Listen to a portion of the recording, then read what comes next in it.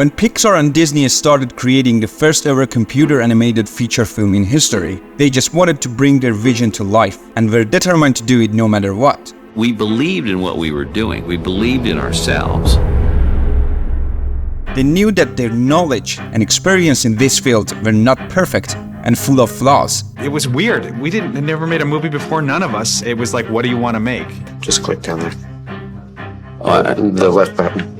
But they were insistent on making it and took action, starting it at any cost. This is awesome. Just go back and watch Toy Story 1 again. For example, look at this clock.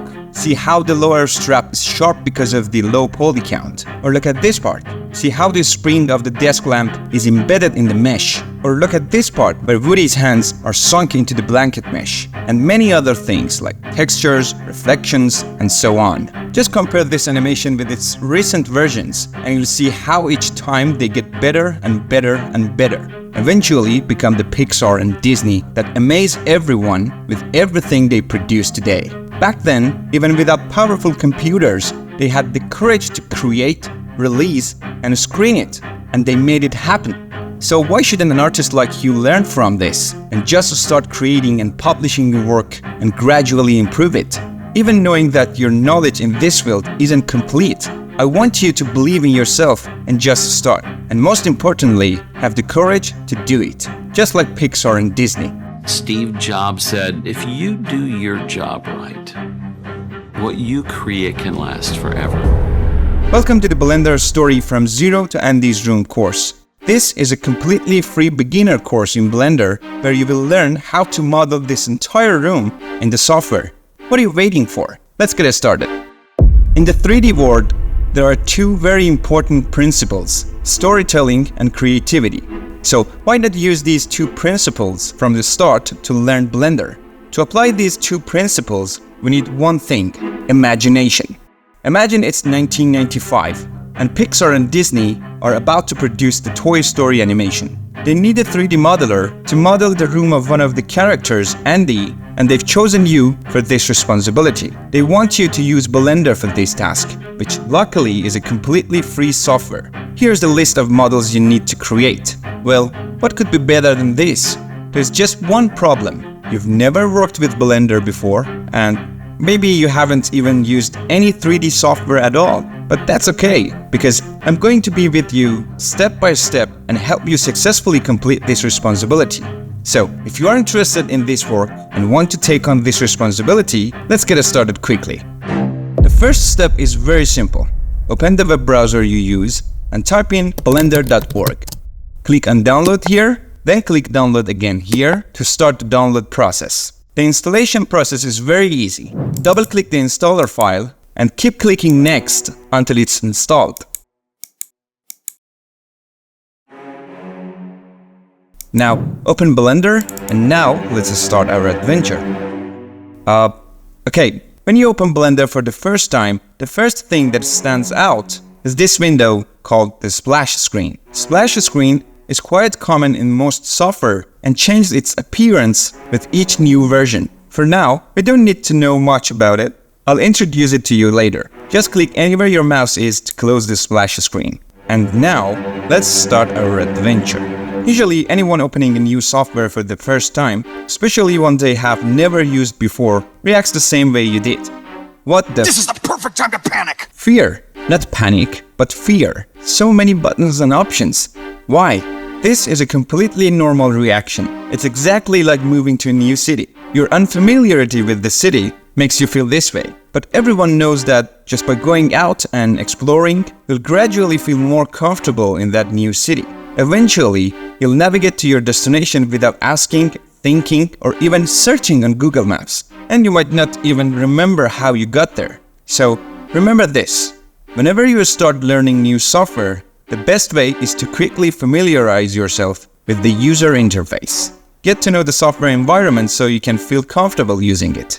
So, don't worry too much about these icons and windows. To help you focus, hover your mouse over the middle of your screen and press Ctrl Space. Don't worry, if you press Ctrl Space again, the software will go back to its original state. These types of shortcuts are called toggle keys. They just have two states. So, Ctrl Space will make the user interface less cluttered, allowing you to focus on your work. Now, at this stage, you need to familiarize yourself with navigation in Blender. This way, you can easily view all parts of your 3D object.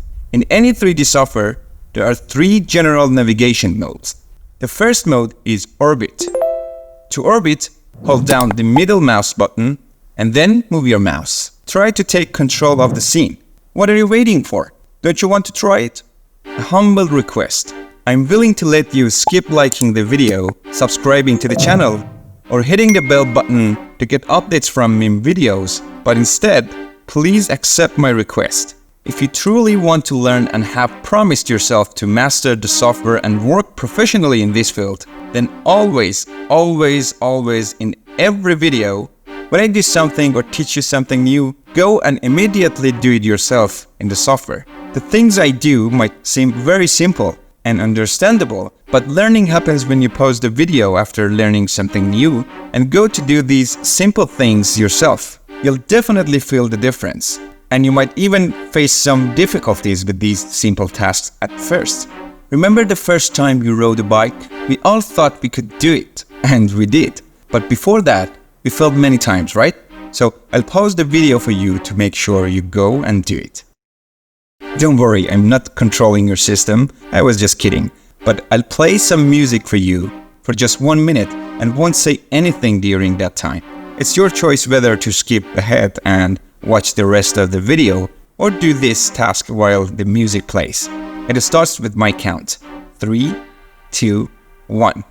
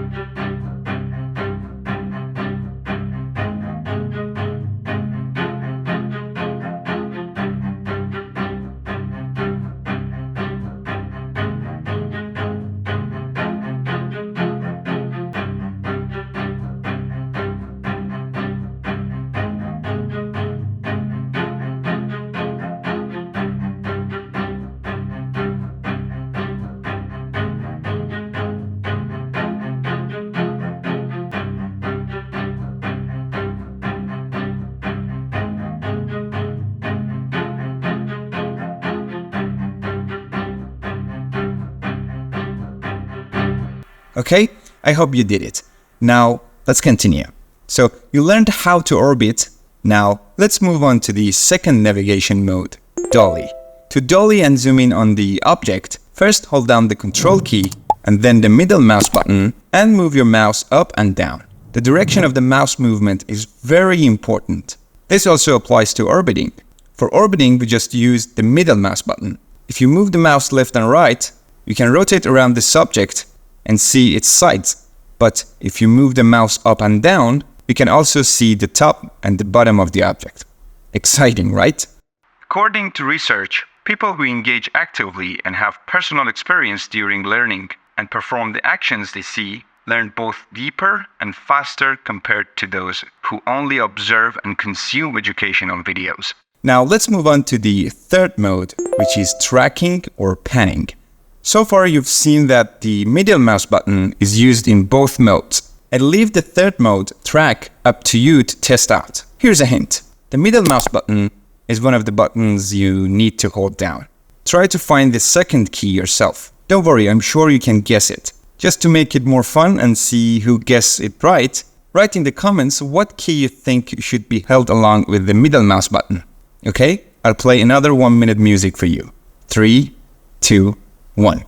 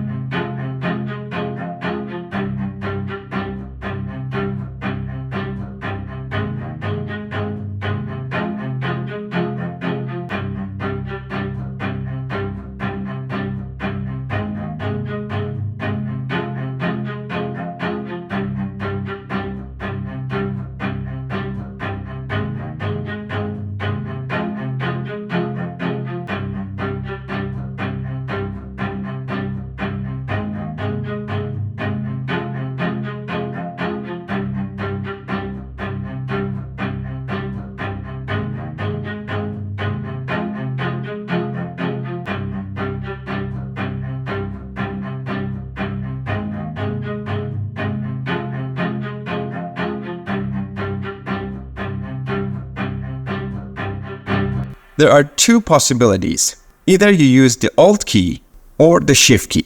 Well, there's also a third possibility that you didn't use either of these keys. In that case, since I can't guess what happened, close the software and reopen it. Those who used the Alt key experienced a new method and switched from perspective to orthographic mode. To exit this mode, just hold the middle mouse button and move the mouse to exit the mode. But the correct answer was the Shift key. You can first hold down the Shift key, then hold the middle mouse button and move your mouse up and down or left and right to track or pan in the 3D viewport. What's the 3D viewport? It's the window where you learned to navigate. I mean, this part. Now, let's do a recap and review the important points. In this section, we learned 3 navigation modes in the 3D viewport. Let's make sure you remember. What were the shortcut keys for the orbit? That's correct. Middle mouse button. What about dolly? Correct. And what was the hotkey for track? Correct. Okay, now tell me, what shortcut did we use to make the viewport less cluttered? Correct. Control space. Now, here in the top right corner of the screen, we have the navigation gizmo, which is also common in most 3D software. You can use it to navigate in the scene. To orbit, just hover your mouse over the gizmo, hold down the left click, and move your mouse. If you click on any of these axes, you will center the orthographic view of that axis. I'll explain more about axes later, so don't worry too much about it. To exit this mode, just hold left click button on the gizmo and move your mouse. Or you can use the middle mouse button, which you are familiar with. To dolly, hold down the left click button on this icon and move your mouse forward or backward. To track, hold down the mouse button on this icon and move your mouse left or right. By clicking on this icon, you can switch the viewport between orthographic and perspective mode. Alright, that's it for now. In the next section, you'll learn how to move and reposition objects in the scene. And don't worry about the responsibility Pixar has given you. In part 3, we're going to create our first 3D model. And if you believe in yourself, you can upload it on the web and show the world how serious you are. And you'll also show Pixar that they definitely made the right choice. Remember, don't like, don't subscribe, and don't hit the bell, but go and do the things you've seen and experienced so that you're ready for the next part. See you there.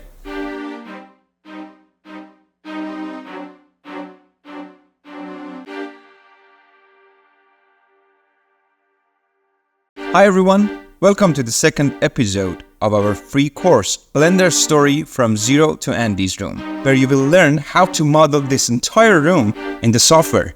What are you waiting for? Let's get started. In this episode, we'll get to know the transform tools in Blender. There are 3 main transform tools in Blender: Move, Rotate, and Scale.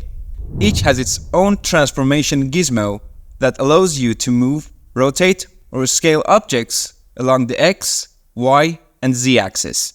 Remember, the navigation methods we briefly covered in the last episode and the transform tools we'll learn today are some of the most frequently used features in Blender. Working in 3D software without these tools is nearly impossible, at least until today. So make sure to practice them well so they become second nature because you'll use them all the time. In Blender, as in other software, there are often multiple ways to do the same thing. But in this course, I won't show all the methods. For beginners, seeing all the available methods can be confusing.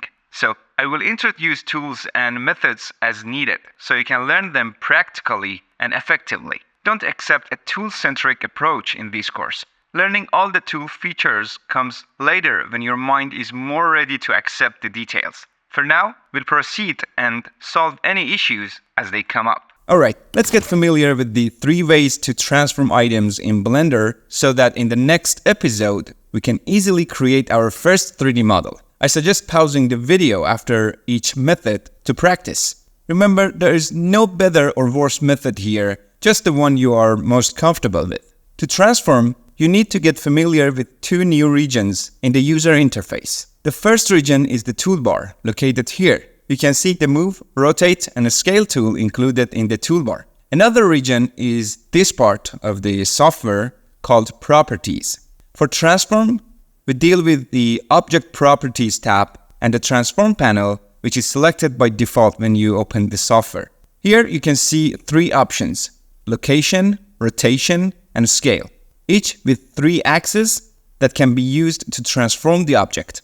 Remember, these 3 items are linked to the 3 tools in the toolbar. This means when we use these tools in the toolbar, the values in these fields change accordingly. For a bit of fun, let's first select this cube and delete it by pressing the delete key. Now press Shift plus A to open the Add menu, and don't worry about this menu for now. To quickly introduce it, you can add various objects that Blender offers to your scene using this menu. You'll get to know it better later. Just follow along. Move your mouse over the mesh option and click on monkey. Now things are getting interesting. Okay, let's look at the first method of using the transform tools through the toolbar. The hotkey for the toolbar is T, which toggles it between hide and unhide. You can also close it by dragging the edge to the left and reopen it by clicking on this small arrow. Okay, let's start with the move tool. By default, the select box tool is active, which allows you to select items in the scene. You can select items with the left click or drag to select multiple objects. But once you click on the move tool, you can select and move items. The move, rotate, and scale tools are also selection tools. You could call them select and move, select and rotate, and select and scale. But for simplicity, we just call them by their main function. The first thing you need to do is make sure the item you want to transform is selected. So I come here and select the monkey object, and now when I click on the move tool, you can see the transform gizmo on the object. If I click anywhere in the empty part of the scene, you'll notice that even though the move tool is active, the transform gizmo doesn't appear because the object isn't selected. So I select my object and you'll see it highlighted in orange, indicating that it's selected. And now by holding down the left click on any axis and dragging the mouse, you can move the object along that axis. In the transform properties section, you can also see that as you move the object, the value for that axis changes, showing how much the object has been moved along that axis. It's that simple. If you move the mouse over the small circle in the center and click and drag, you can move the object freely along all axes simultaneously. Although this method is less common, as we usually want to move objects along a specific axis. Using the other 2 tools is just as simple. This time, I'm selecting the rotate tool. As you can see, the rotation gizmo appears with its specific controls. You can easily rotate your object around a chosen axis by clicking and dragging on that axis. If you move your mouse away from any axis, a faint circle will appear in the center, allowing you to freely rotate the object around all axes simultaneously. As I mentioned with the move tool, this type of rotation is not very common and is rarely used. The last tool is scale. The scale gizmo has its own specific controls, like the other tools. You can click and drag on the desired axis to adjust the object's scale along that axis. However, with the scale, the central circle is actually very useful, unlike with move and rotate. It allows you to scale your object uniformly, so its shape stays consistent. Therefore, in scaling, all the axes are important. So, you've already learned the second method for using transform tools, right?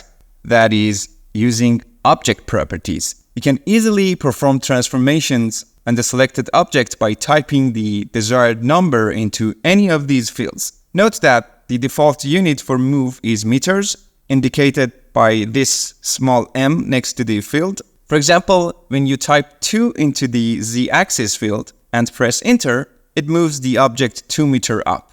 It's worth noting that you can change the unit in Blender, but we'll cover that later. You can also click and drag on any of these fields to change the values. If you want to adjust all fields simultaneously, you can click and hold the mouse on one of the fields drag downward to make all fields editable at once, and then type in your desired number. Regarding rotation and scale, there is no need for further explanation as they work similarly. Just type your desired number into the appropriate fields. Don't worry about the mode in this section. You won't need to change it unless you're learning rigging in Blender. So if you're not familiar with rigging, just forget about it. Now, there's another tool in the toolbar called Transform. When you select it, all the gizmos become available simultaneously, so you don't have to go back and forth to select each tool individually.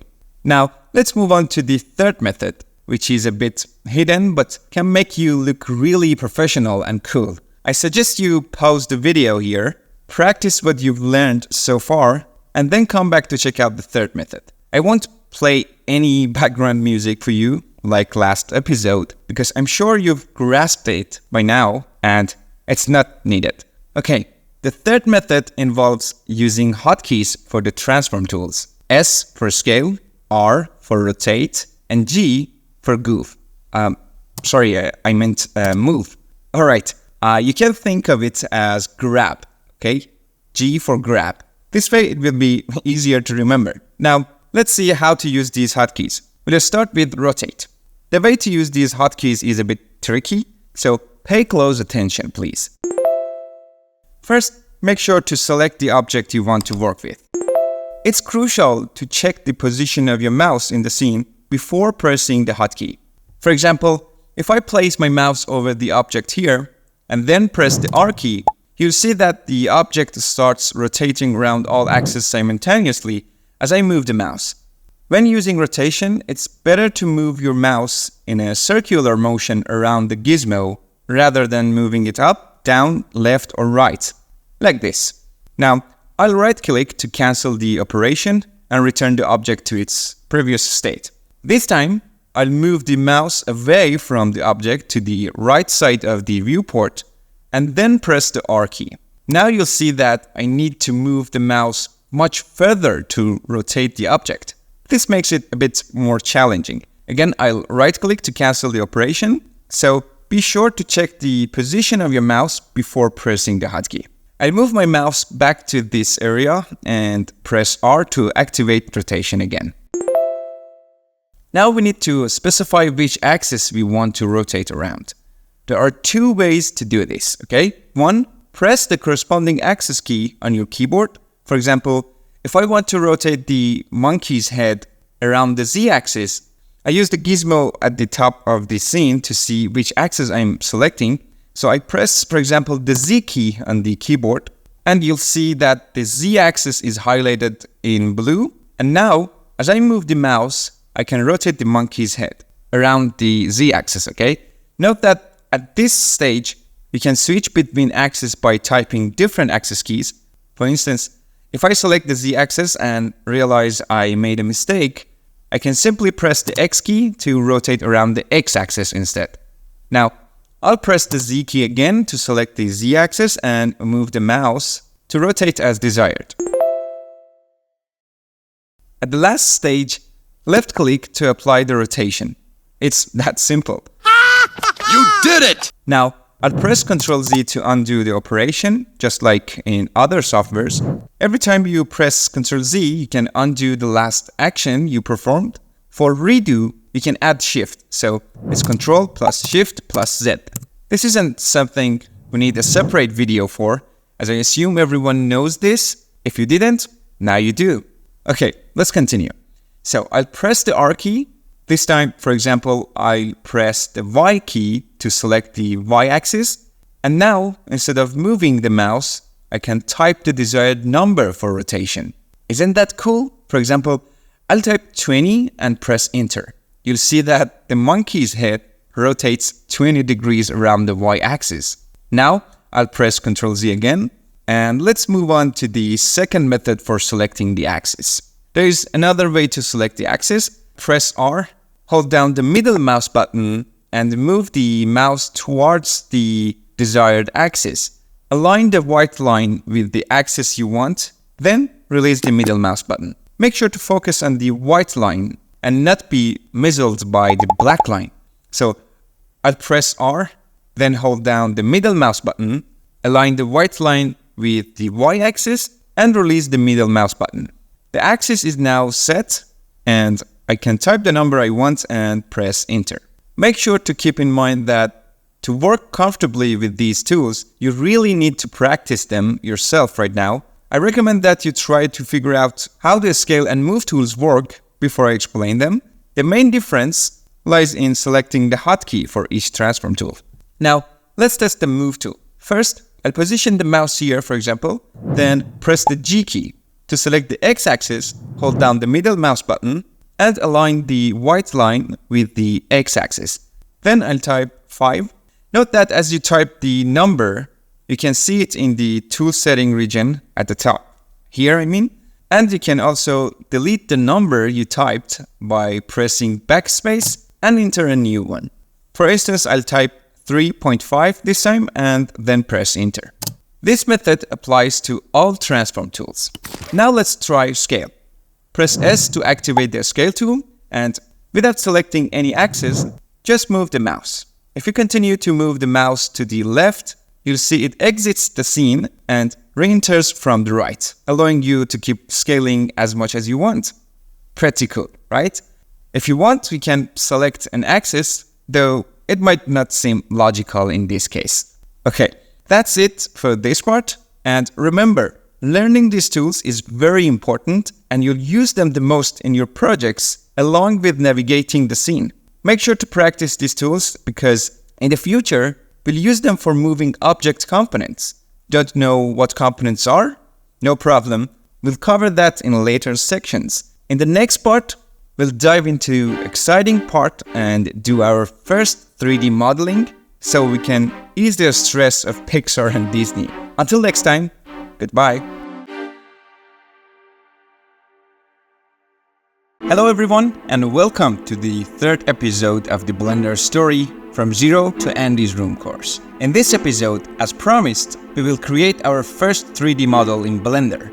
Our first model will be this trash can. This is awesome.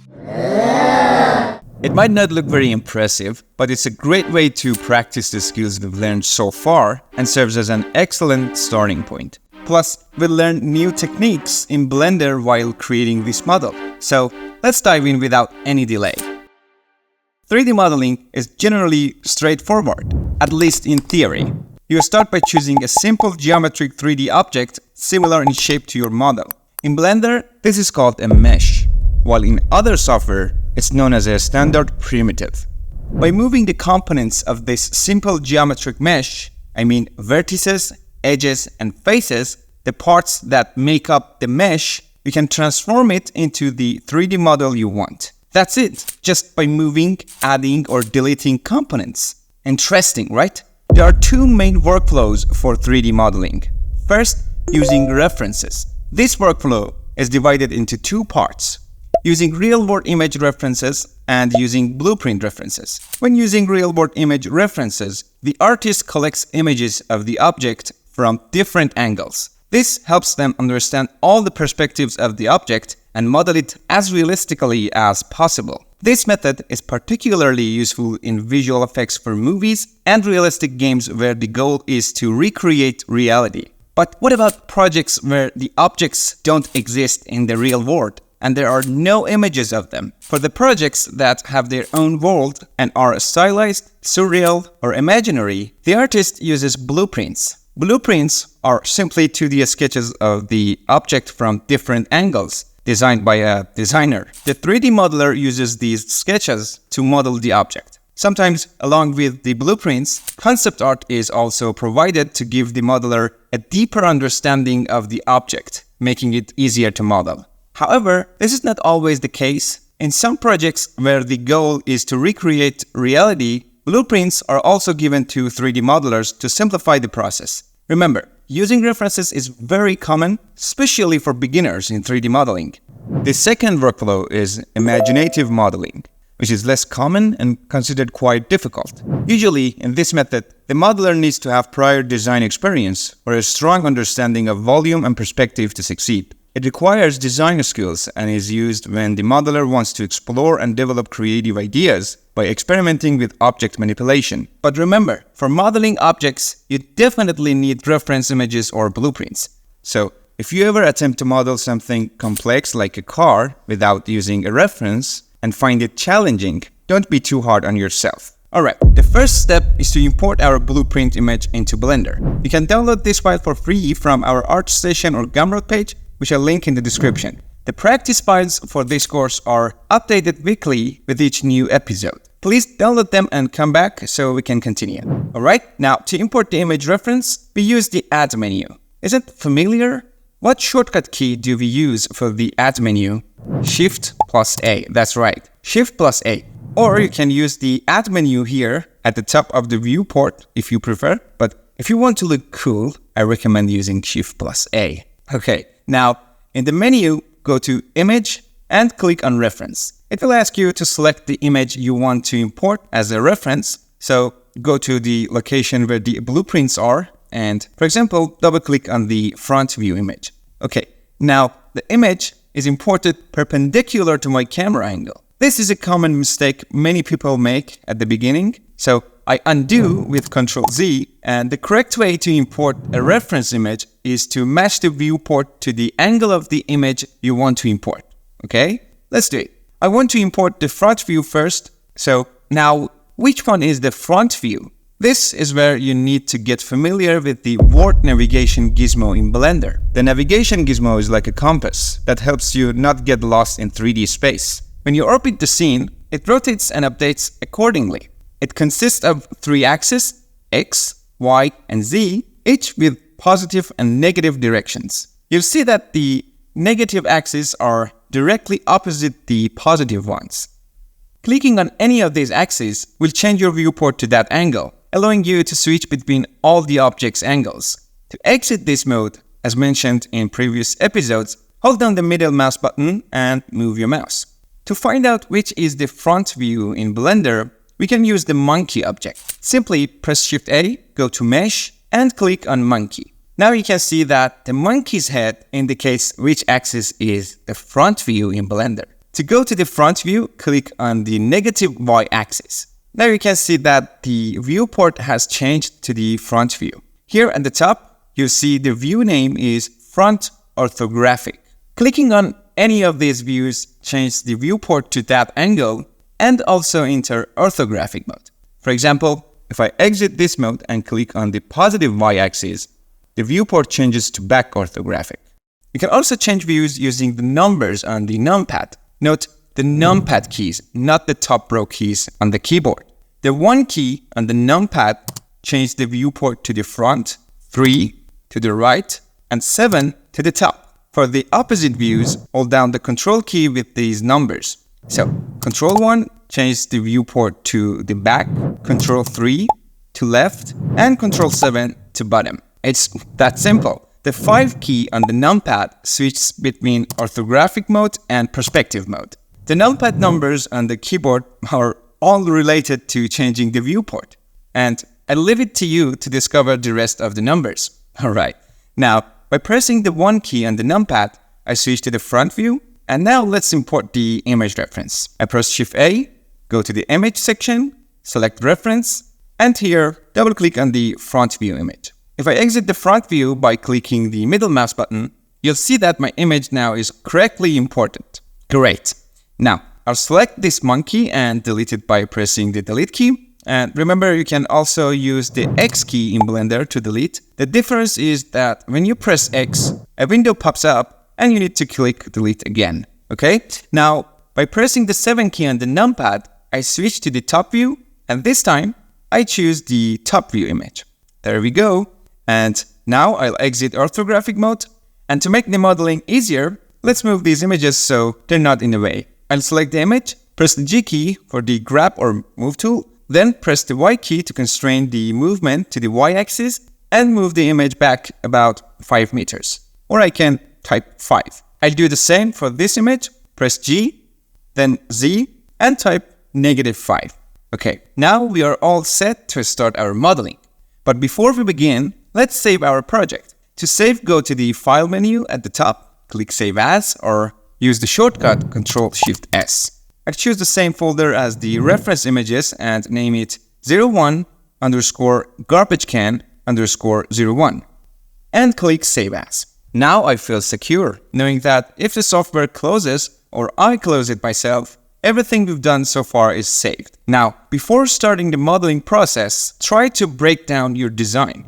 Visualize the design in its simplest possible form and pay attention to the features and details. For example, by looking at this design, I can see that I need a cylinder and a torus or a donut-shaped volume to start, okay? For the curved edges at the bottom, I'll probably need to use Bevel tool. Your skill in breaking down different parts of the design will improve with practice, modeling various 3D objects, and gaining experience. Eventually, you'll be able to quickly visualize how to model an object just by looking at the design, okay? For now, just follow along with me. I promise that by the end of this course, after modeling all these objects, you'll see real-world objects differently than others do.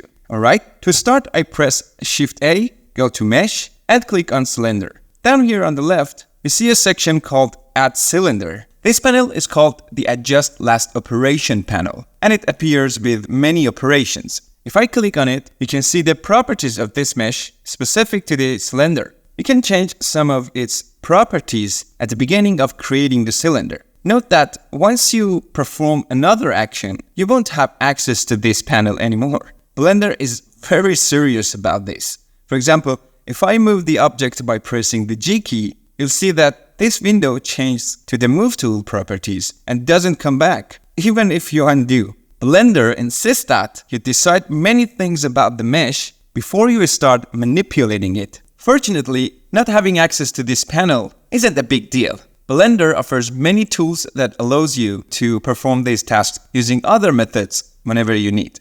Now I'll delete the cylinder and create it again. Most of the options here are straightforward and can be understood by simply adjusting them. But one important property is called vertices, which allows you to increase or decrease the number of sides of the cylinder. I'll explain more about vertices later, but for now, set this number to 64 to make the cylinder look smoother. Now, press the 1 key on the numpad to switch the front view and adjust the radius to match the reference image. Okay.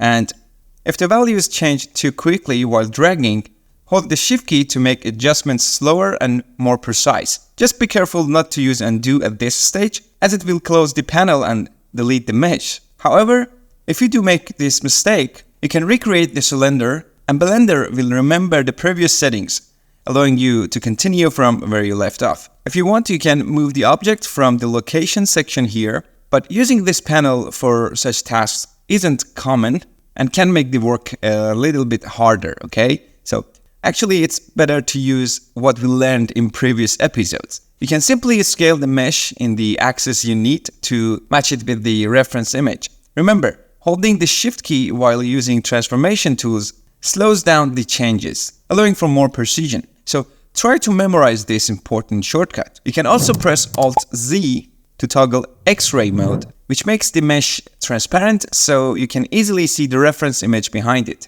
Great! We've created the bottom part of our model. Now you see that the mesh still doesn't look smooth and has faceted shading. To smooth it out, right-click on the object and select Shade Auto Smooth. This makes the shading of the mesh smooth by removing the faceted look. If these steps don't make much sense to you yet, please don't worry and just try to follow along with me.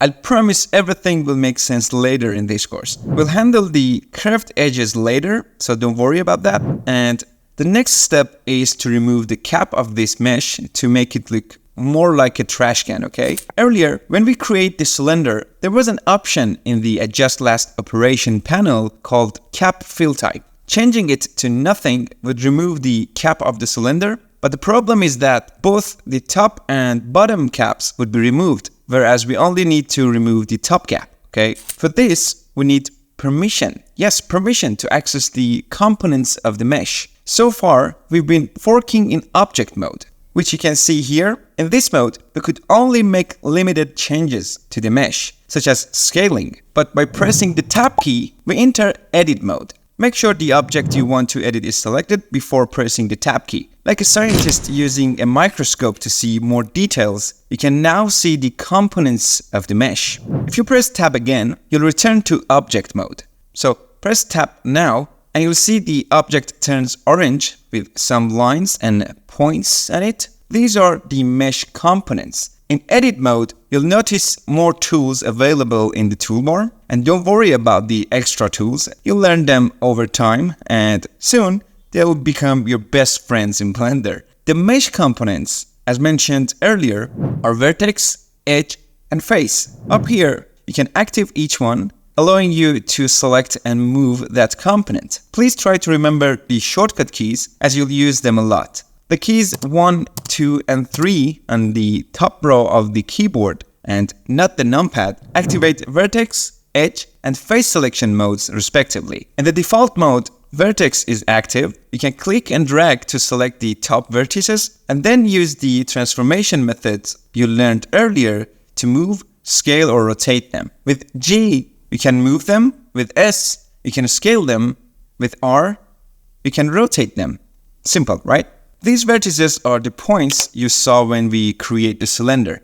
In the Adjust Last Operation panel, when we set the vertices to 64, we were changing the number of these points. The next component is Edge. Pressing 2 activates it, and you can select the edges you want and transform them just like the vertices. For the Face component, press 3 to activate Face Select mode, and now I come here and select the top cap of the cylinder, then press the Delete key. The Delete menu opens here, and don't worry about the other options, just click on Faces. Alright, and that's exactly what we wanted to do, right? This simple step removed the cap. Alright, now we want to smooth the lower edges to make them look like our reference. For this, we need to use a tool called Bevel. Bevel is usually applied to edges and can shape the edge of the object in various ways. To do this, we need to select the lower edges. Obviously, we don't need to select them one by one. You can hold the Shift key and click on the edges to select them one by one. But this is not practical in this case. We want to select all these edges. So it's better to use click and drag. Just be aware that the camera angle is very important for selecting these lower edges. For example, if my camera angle is like this and try to select this area by clicking and dragging, you'll see that when I orbit the camera, the back edges aren't selected. So be careful with selecting. If I now click and drag from an angle where I can see all the edges, you'll see that all these edges are now selected, okay? Interestingly, in the previous angle, if you activate X-ray mode by pressing Alt-Z and then click and drag in X-ray mode, the edges get selected. So this is another method you can use, okay? Another way is to hold the Alt key and then click on one of these edges, like this. Alright? Just use whichever methods you're comfortable with. And we'll get to know more about selection methods in Blender later. After selecting these edges, we use the Bevel tool. Make sure all the edges are selected. Press 1 to go to the front view, then press Alt-Z to activate X-ray mode. And now to apply the bevel, position your mouse correctly, just like the previous episode, where mouse position was crucial for the transformation methods. Remember? Alright, move the mouse over the edge you want to bevel, then press Ctrl-B to activate bevel, and move your mouse slightly upward. Now, you see the edges are sharp right now, and we need them to be curved and smooth. For this, scroll the mouse to add edge loops. For example, scroll up 5 times and move it down a bit. Now you can see the bevel panel opens, meaning you can still change the bevel setting if you want, and try not to use Ctrl-Z or undo here. Okay, let's get to know some of its more useful options. The first option determines whether the bevel is applied to the edge or the vertices. By changing the width option, you can adjust the bevel area. The segments option determines the number of edge loops, which we controlled with the mouse scroll. And the shape option, if set to 0, applies the bevel internally and in a step-like manner. If set to 0.5, it becomes smooth and curved as we need. And if set to 1, the edge of the object remains unchanged and only adds edge loops to this area, which has its specific use that you'll learn about later. Okay, I set this back to 0.5. Knowing this much about bevel options is enough for now. I suggest you definitely try the bevel tool and see where you encounter problems. If you face any issues, go back and watch this part of the video again to understand where you went wrong. Okay, that's it for beveling the edges. Now I press the Tab key again to return to object mode so I can see the object more easily. As you can see, it looks great. Now it's time to model the protruding edge at the top of this trash can. For this, simply press Shift A and select Torus from the mesh section. You'll see that the torus, like the cylinder, has its own properties. By changing the major segments, we can increase or decrease the surrounding edges, and with the minor radius, you can change the vertical edges of the torus. These are quite intuitive options. You can understand their function simply by changing them. I set the major radius exactly the same as the cylinder, which is 64. I want to make the remaining changes without this panel. So just like what we did with the cylinder, I right-click on it and select Shade Smooth. If you click on Shade Auto Smooth, you'll see it doesn't give us the result we want, okay? So just make sure you select Shade Smooth. Now I press 1 on the numpad, then press G and then Z to move this mesh up according to the reference. Next, I press S and move the mouse without selecting any axis to uniformly scale it and match it with the reference. Now, I just need to adjust its thickness. To adjust it, I want to teach you a trick that's very helpful. To change the thickness of this mesh, first go to Edit mode by pressing the Tab key, and it doesn't matter which of the 3 modes you are in, vertex, edge, or face, it doesn't really matter. Just press A to select all the active components. Then, instead of pressing S, press Alt-S, okay? This is actually another type of scale, an alternative scale, which is why you need to hold the Alt key. And this way, you can change its thickness by moving the mouse. Hold the Shift key as well to make the changes slower. This thickness looks good, so I left-click to apply it. Now I press S to scale it uniformly and match it with the reference. Finally, don't forget to save the project by pressing Ctrl S, or you can press Ctrl Shift S to save as. And guys, that's it. Congratulations! This was your first 3D modeling in Blender. I really hope you enjoyed this episode, and once again, I urge you to try making the model yourself to face all the challenges and get the hang of the software. If you encounter any issues, be sure to write in the comments so I can help you. Once again, congratulations, and until next episode, goodbye.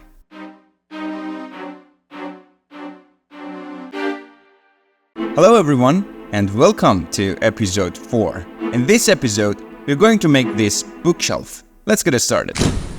The first step is to import the blueprints which you learned in the previous episode. You can download this file for free from our ArtStation or Gumroad page, which I'll link in the description. The practice files for this course are updated weekly with each new episode. Please download them and come back so we can continue. Alright, I'll delete the default cube. Press 1 on the numpad to go to the front view, then press Shift A, go to Image, and click Reference, and select the front image. Press 3 on the numpad to go to the right view, and select the right image, and finally press 7 on the numpad to go to the top view, and select the top image. Now, with middle click and drag, switch to perspective mode, and move the blueprints a bit so they don't get in the way. To make sure these images don't get selected and bother us during modeling, we can make them unselectable using the Outliner panel. The Outliner is a simple panel that lists every item in our Blender scene. Every item we create gets added to this list. Each item in the Outliner has its own icon. For example, the items with the image icon here are our blueprints. In the Outliner, you can easily select items, delete, or rename them by double-clicking on the name or pressing F2. You can also rename items by hovering over the viewport, pressing F2, and changing the name. But make sure the object is selected first, okay? The Outliner is an important part that you'll get more familiar with later, so don't worry about it right now, okay? Now if I hover over the eye icon in the Outliner and click and drag down, you'll see the eye icon closes and the blueprints hide in the scene. The shortcut for this is H. To unhide, you can use Alt-H. But we don't want that. We want to reference images to be unselectable. To do this, click on the filter icon at the top and in the menu, activate selectable under the restriction panel. Now you'll see a selectable icon for each item, and by deactivating it, the items become unselectable. You'll see I can't select the blueprints right now. In this episode, we'll frequently switch between object mode and edit mode. If you are new to these modes, it's perfectly normal to find it a bit confusing at first, but don't worry, by the end of this course, as we model each object together, the differences will become clear. To help you keep track, I'll highlight whenever we enter edit mode with a red bar at the top of the screen. This episode is particularly important, so be sure to practice and build the model yourself. And if you get stuck or have any questions, just drop a comment and I'll be there to help. Now let's start modeling the bookshelf legs. The mesh that resembles the legs the most is a cube, so press Shift A and select the cube. As you can see, the cube is added in the outliner as well. So outliner, viewport are somehow linked to each other. Press 1 to switch the front view, press Alt-Z to activate X-ray mode so you can see the reference image better. Now please pay special attention to what I'm about to say. Modeling the legs of this shelf is really simple, but there are two main methods for modeling in Blender that you must understand because not knowing them can be very frustrating later on. Therefore, we'll model the legs using one method and the shelves using another. You'll understand the difference at the end. The first method is the one you're already familiar with, and we used it to model the trash can in the previous episode. Select the cube, press G, then X to constrain the movement to the X-axis, and move the cube to about here. You see this small yellow dot in the center of the cube?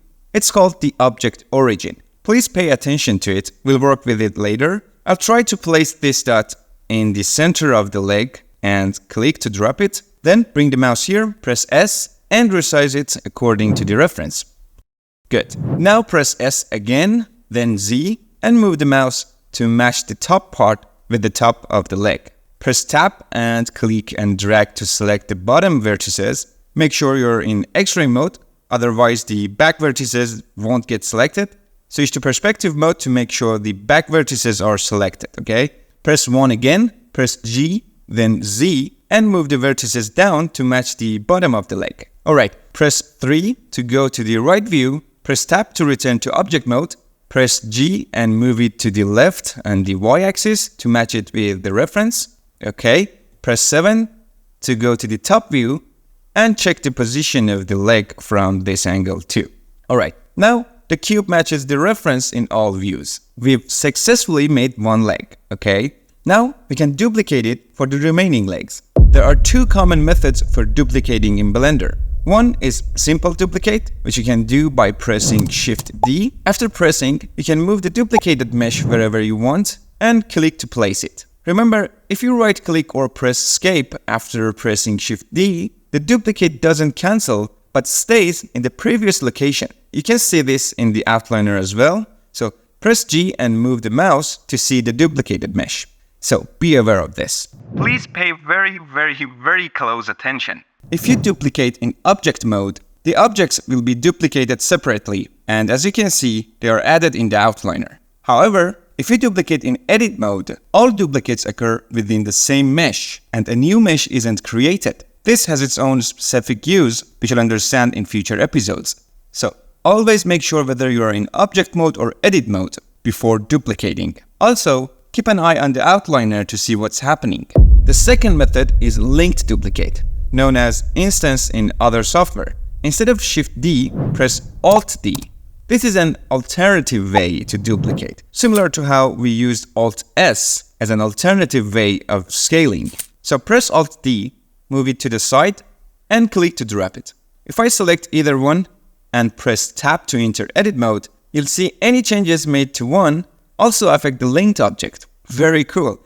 Press Tab again, select this mesh, press Tab, and modify it. You see they are linked and changes happen to both. Just keep in mind that this linking effect doesn't occur in object mode for move, rotate, and scale operations. It only happens in edit mode where any changes you make are linked. So if I perform these operations in edit mode, you'll see that they affect the instances or linked objects as well, okay?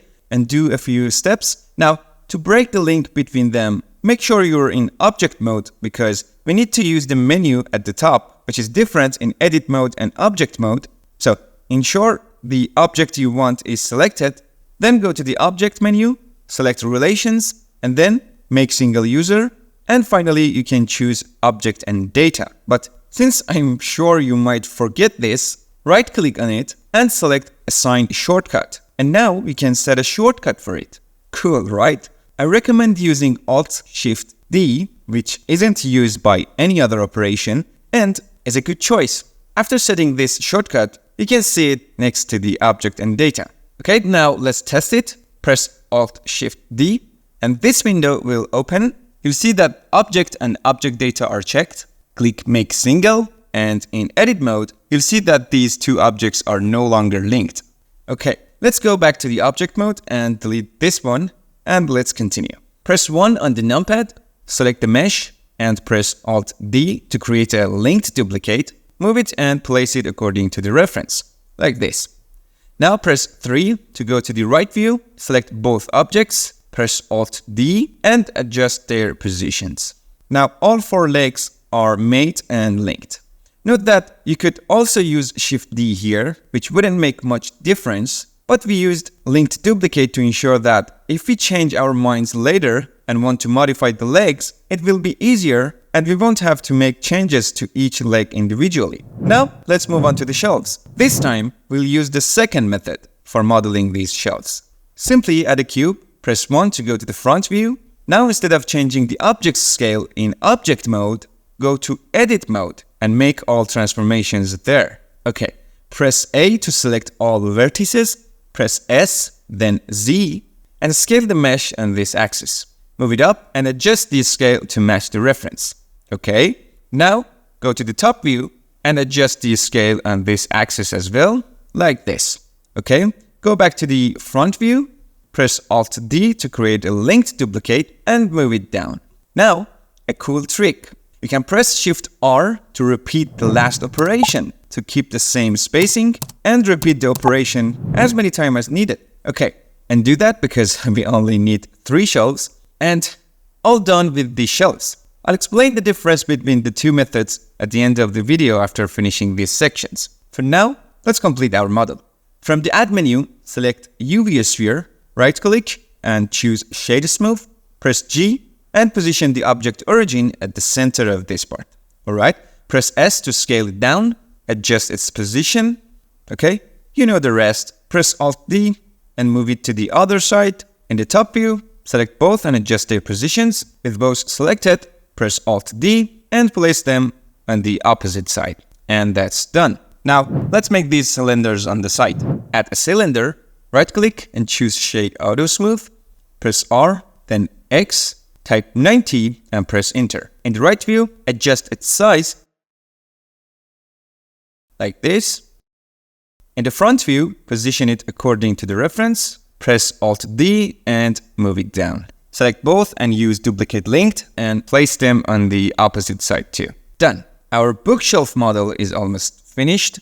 And now we just need to add some fine details. One of these details is to bevel the sharp edges to make them look more natural. Okay? As you know, in reality, no object has perfectly sharp edges. Even the edge of a knife has a slight bevel if you look closely. Surprising, isn't it? This time, we're going to use a different method for bevel. I'll select one of these legs and then in the Properties panel, and click on this wrench icon known as Modifier Properties. Then I'll click on Add Modifier and select Bevel from the Generate section. As you can see, the bevel has now been added as a modifier here, and it has the same properties as the bevel tool. The major difference is that this bevel is applied non-destructively, meaning if we make other changes in the software, the bevel stays in place and we can modify it anytime.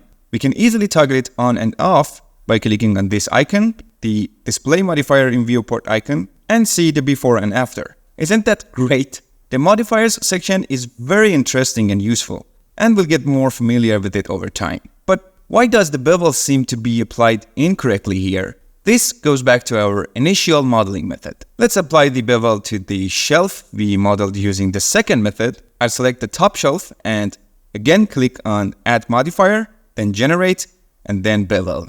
Now I'll press the / and the numpad, and don't worry, all objects are still there. We've just entered local mode, which means this object is isolated so we can focus on it. It's a very useful shortcut. If you press the / again, you see all objects returned, okay?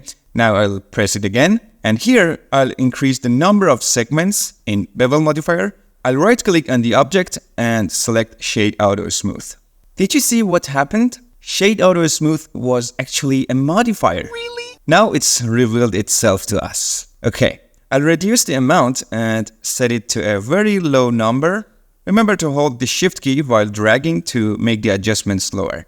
I think this amount is enough. Now if I click on this icon to toggle the modifier on and off, you can see its effect. It's a very subtle change, but it has a significant impact on the final output, making your 3D prop model look more attractive and realistic. And most importantly, you can see the bevel is correctly applied.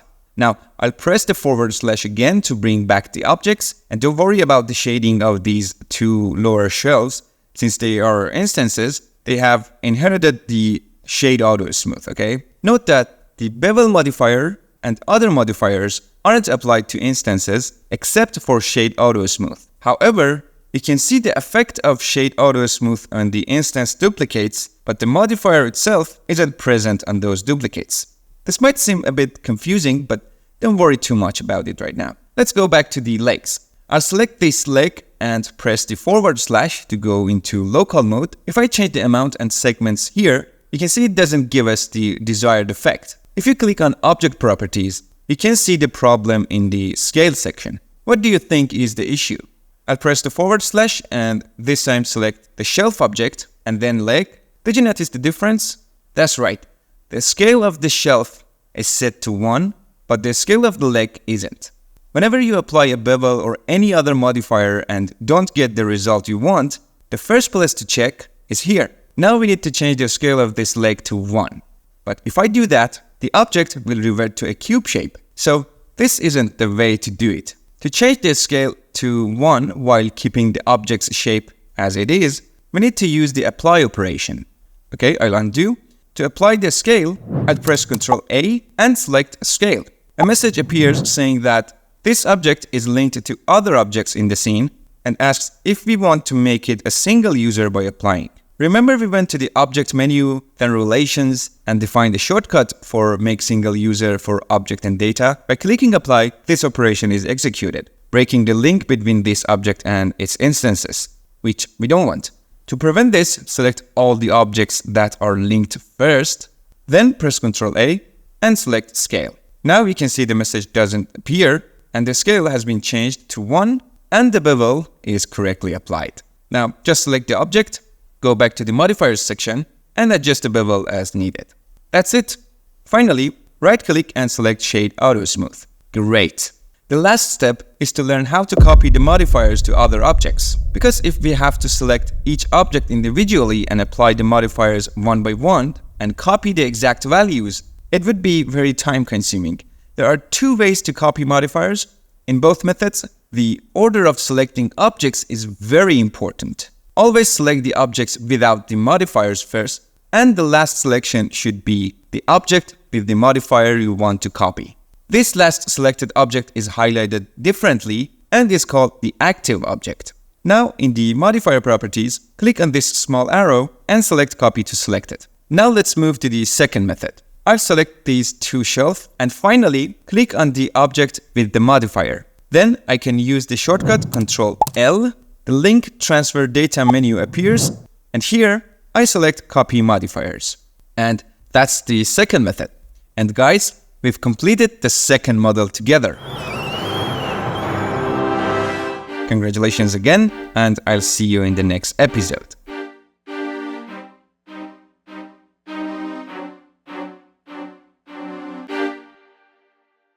This is one of the most important episodes of the Blender Story course. So if you're not in a good mood or don't feel up to it, I strongly recommend saving this lesson for another time.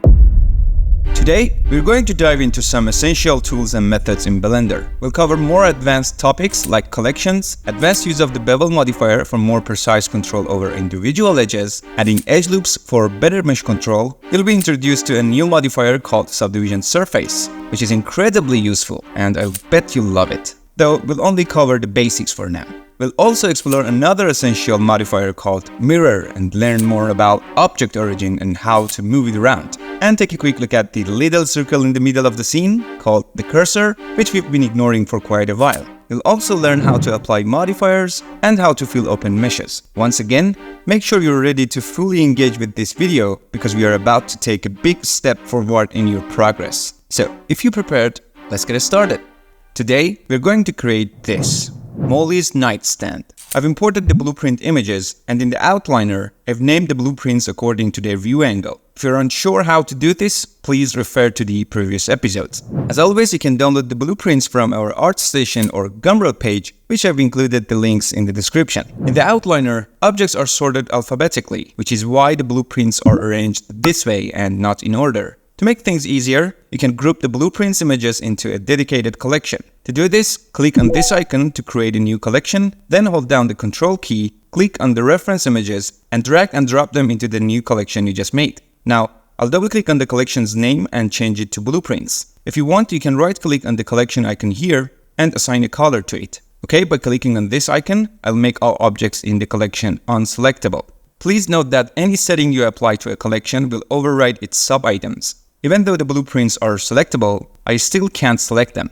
So you've now learned two main uses of collection in Blender: organizing and sorting items in the scene, and overriding settings for items all at once. Another important thing to remember about collections is that any object you create will be a part of the currently selected collection. For example, if the blueprints collection is selected and I create a cube, the cube will be a part of that collection. But don't worry, you can always drag it to another collection if needed. And don't worry too much about the other options in the outliner for now. Knowing this much is enough, and we'll cover more features as we need them. Okay, I'll delete the cube, create a new collection, and name it Molly's Nightstand. I'll make sure it's selected, and now we're ready to start modeling. Creating collections isn't essential, but if you start organizing and working cleanly from now, it will significantly speed up your workflow and make the work less exhausting. Even if you return to your project years later, you'll easily understand what's going on in your scene. In team projects, your colleagues will appreciate working with you more if you're organized, but if you're not a people person, feel free to skip collections and naming items. By pressing the 1 key on the numpad, I'll switch to the front view, I'll create a cube, press Alt-Z to enable X-ray mode, and then press Tab to go into edit mode, where I'll make all the changes. I'll select the top vertices, move them up, and press S to scale and adjust them according to the reference. Notice that I didn't select any axis, so the scale is changing uniformly across all axes. Now, I'll move to the bottom vertices and adjust their position and scale according to the reference. Next, I'll press 3 on the numpad, and you'll see that the vertices don't match the reference. If I try to adjust the vertices in the right view to match the reference, they won't match to the front view reference. This is a common issue because blueprints aren't always perfectly aligned. Sometimes you may need to adjust the blueprint itself. I'll undo the changes until my mesh matches the front view that I had aligned earlier, and now I'll switch back to the right view so I can select the right view blueprint. Now I'll come here and enable the selectable option for this collection. I'll select the right view image, switch to object mode, and then move the blueprint slightly up along the Z-axis. So I'll match it with the mesh this time. Click on this icon again, so the blueprints won't be selectable anymore. As you can see, the nightstand isn't straight and needs some curvature. But when I switch to perspective view and enter edit mode, I notice there's no component in the middle that I can adjust. So we need to learn about a new tool called Loop Cut.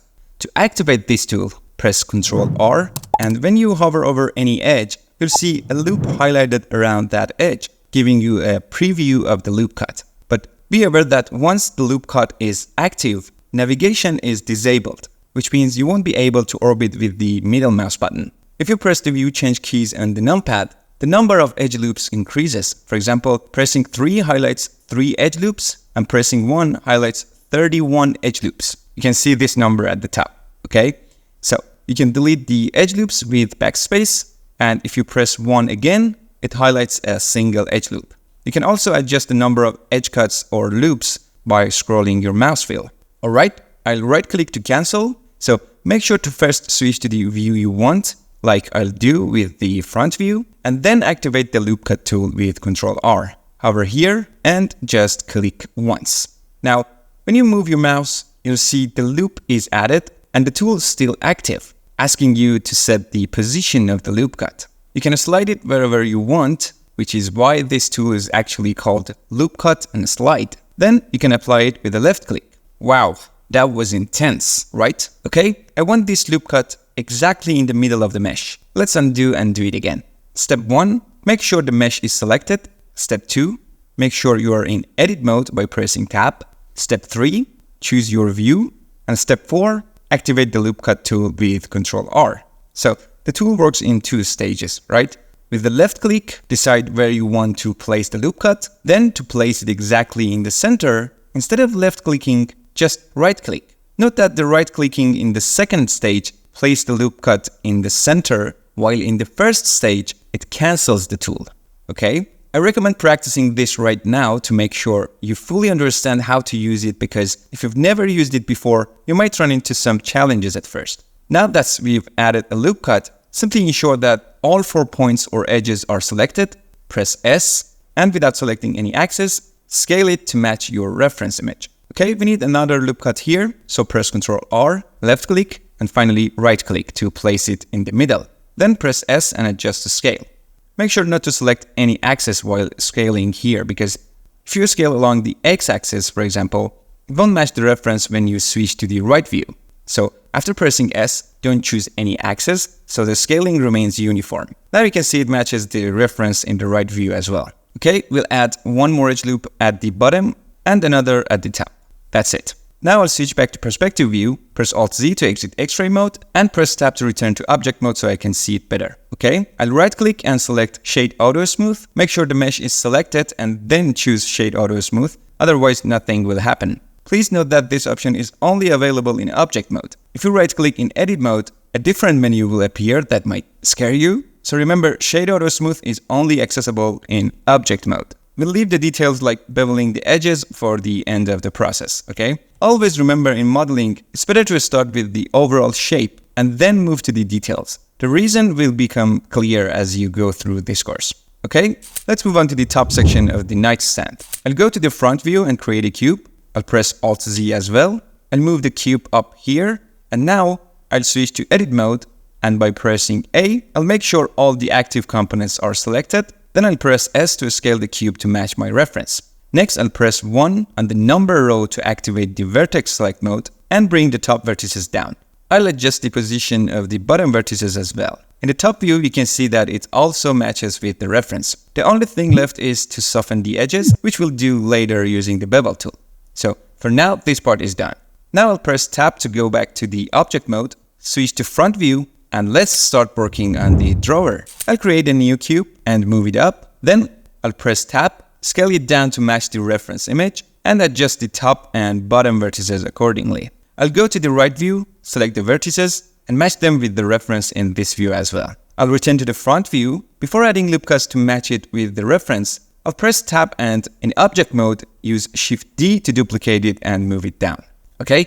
Since the size of these parts are different, there is no need to duplicate them as linked objects. Also, notice that I did the duplication in object mode, not in edit mode. This is very important, okay? Now I'll press Tab and in edit mode, select these vertices and move them down, and adjusting their scale as well. In the right view, I'll also position them slightly back, and keep in mind that the blueprint isn't very accurate, so don't worry too much about it, just get it roughly close to the reference. I'll go back to the front view, and now that we are in edit mode, let's add loop cuts to this mesh. I'll press Ctrl R, left click, and then right click. Okay, I'll press S to scale and adjust it. Now I'll add a vertical loop cut, then I'll click and drag to select these vertices, and by holding Shift, I'll click and drag here to select these vertices as well. Notice that the middle vertices were not selected, okay? You can use Shift to add to your selection, and by holding Control, you can remove from your selection, okay? So these hotkeys are very useful. Now I'll adjust the position of the vertices, okay? Next, I'll go to the lower section and move the vertices to match the reference. I'll switch to the right view, select these middle vertices, and move them slightly forward. Okay, remember I said the modeling is easy in theory? You just need to move components around and shape the mesh into what you want. Now we are experiencing it. Isn't so cool? Alright, now let's move on to the top drawer. Again, we'll use the same techniques. There's nothing new here. Just add components and match the vertices with the reference. That's it. Also, don't worry about adding too many loop cuts to create exact curves. Later, we'll learn about a modifier that works like magic and smooths out all these curves for us. Just no rush. Just follow along with me until we get there. Now let's work on the legs. Simply create a cube, bring it down, and adjust the vertices to match the reference. I'll bring these vertices down, then select these and move them up a bit, and adjusting their scale as well. And move these vertices slightly to the right too. Just try to align this edge with the curve of the main body of the Nightstand. Okay, go to the right view and adjust the position of the vertices in this view as well. Alright, this looks good. For the other three legs, we can use the mirror modifier, which we'll discuss when we get to adding the details. And we'll leave the drawer handles for the final steps, okay? What we've done so far is called blockout in modeling. It's when we simply model the different parts of the asset with meshes without adding details and position them according to the reference. So the next step is to add details. Let's start with the main body of the Nightstand. I'll click and drag to select all meshes. Now I want to deselect the main body. Okay, what's the shortcut for that? Yes, Control. But if I hold Control and click, it doesn't select. Be careful. When holding Control, you must click and drag to deselect, okay? A simple click won't work. Just click and drag to deselect. Alright, now I'll press H to hide the selected meshes. And now let's soften the edges. To do this, we can either use the Bevel tool or the Bevel modifier, which, as I mentioned before, is non-destructive and gives us more control. So for this, I'll make sure the object is selected, then go to the modifier properties, and under the generate section, I'll click on Bevel. Make sure that in the object properties, the scale is set to 1 in all axes. If it's not, as I explained before, press Ctrl A and then click on Scale. Okay, I'll go back to the modifier properties and set the segments to 3 and adjust the amount. But as you can see here, the softness of the top and bottom edges is different from the edges around the mesh. But right now, the bevel is applied evenly to all the edges. What's the solution? Another bevel? Well, sort of. The solution lies in this option within the bevel modifier, the limit method. By default, it's set to angle, and the angle is set to 30 degrees. This means the bevel will be applied to any edges that has an angle of less than 30 degrees. Not even 30 degrees, just less than 30. To understand this better, consider this cube. Its angles are 90 degrees, right? If I set the angle to 90 degrees here, you'll see that the bevel doesn't apply. But if I change the angle to 89.99 degrees, you'll see the bevel effect appears. So that's how the angle works. But there is another option called weight, which allows us to specify how much bevel is applied to each edge. Okay, let's do it. Right now, it seems like the bevel hasn't been applied, right? Go to edit mode and select the edges around the mesh. Hold Alt and click on this edge and make sure to click a little higher so that this vertical edge gets selected. Now let's move on to the next edge. This time, hold Shift along with Alt because we want to add to our selection, right? So Shift, Alt, and click.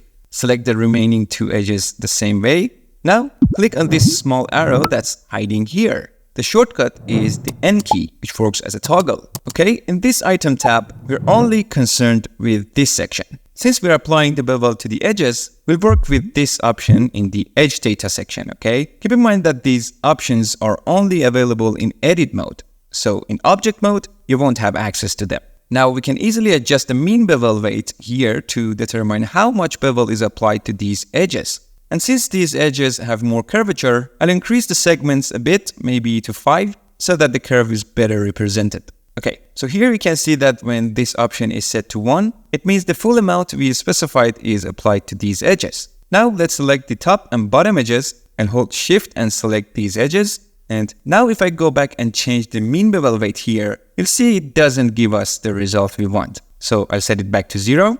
Now that we've specified that the bevel modifier should only apply to these edges with this amount and not affect to the other edges, we can apply a second bevel modifier. This time, leave the limit method set to angle and just adjust the amount and segments to get the desired result. Keep in mind that because the first bevel softened the edges, the second bevel won't affect the edges due to the change in angle. Okay? One very important thing about modifiers is that their order matters. Modifiers are applied from top to bottom. This means if I click and drag this icon to rearrange the bevels, you'll see it has a completely different effect. So always be mindful of the order of modifiers. Okay, I'll undo to restore the original order of the modifiers and press N to close this panel. Remember, you can use this icon to toggle between the before and after, which is very useful. And that's it for the main body of the nightstand. Okay, I'll press Alt-H to unhide all the objects. And now let's move on to the top section. This time, I'll select everything except this mesh and press H to hide them. I'll select the object, make sure its scale is correct, and in the modifier properties, I'll apply the bevel modifier. Okay, I'll press Tab and then the N key. I'll select these top edges, and don't forget to set the limit method to weight. Alright, I'll come here and set the mean bevel weight to 1. Now I'll switch to the front view and adjust the bevel setting to match the reference. Alright. I'll press Tab to go into object mode so I can enable the shade auto smooth option. Okay, I'll go back to edit mode. These edges also need to be beveled, so I'll select them and adjust the mean bevel weight again. I'll switch to the top view and match it with the reference. Okay, now I'll press Alt-H and that's it for the top part. I'll press N to close this panel too. Alright, let's move on to the drawer. The drawer is really simple. I'll select it and add a bevel modifier. I'll set the segments to 3 and adjust the amount until I get the result I want. Okay, I enable Shade Smooth and I'll do the same for this bottom mesh. I'll apply a bevel modifier, set the segments to 3 and adjust the amount accordingly.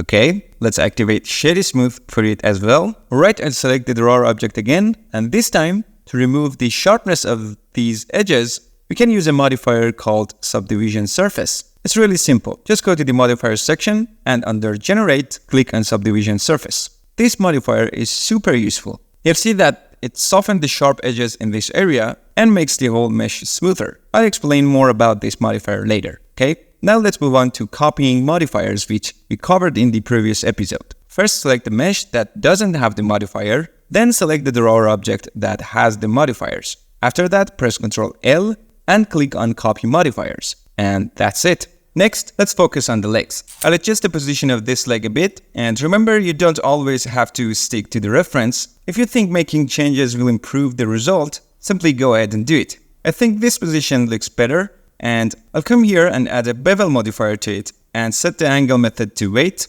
I'll go into edit mode and select the surrounding edges. I'll press N and set the mean bevel weight to 1. Then I'll press N again to close this side panel. Then I'll tweak the bevel setting until I get the desired result. Now I'll select these vertices and move them a bit to the side.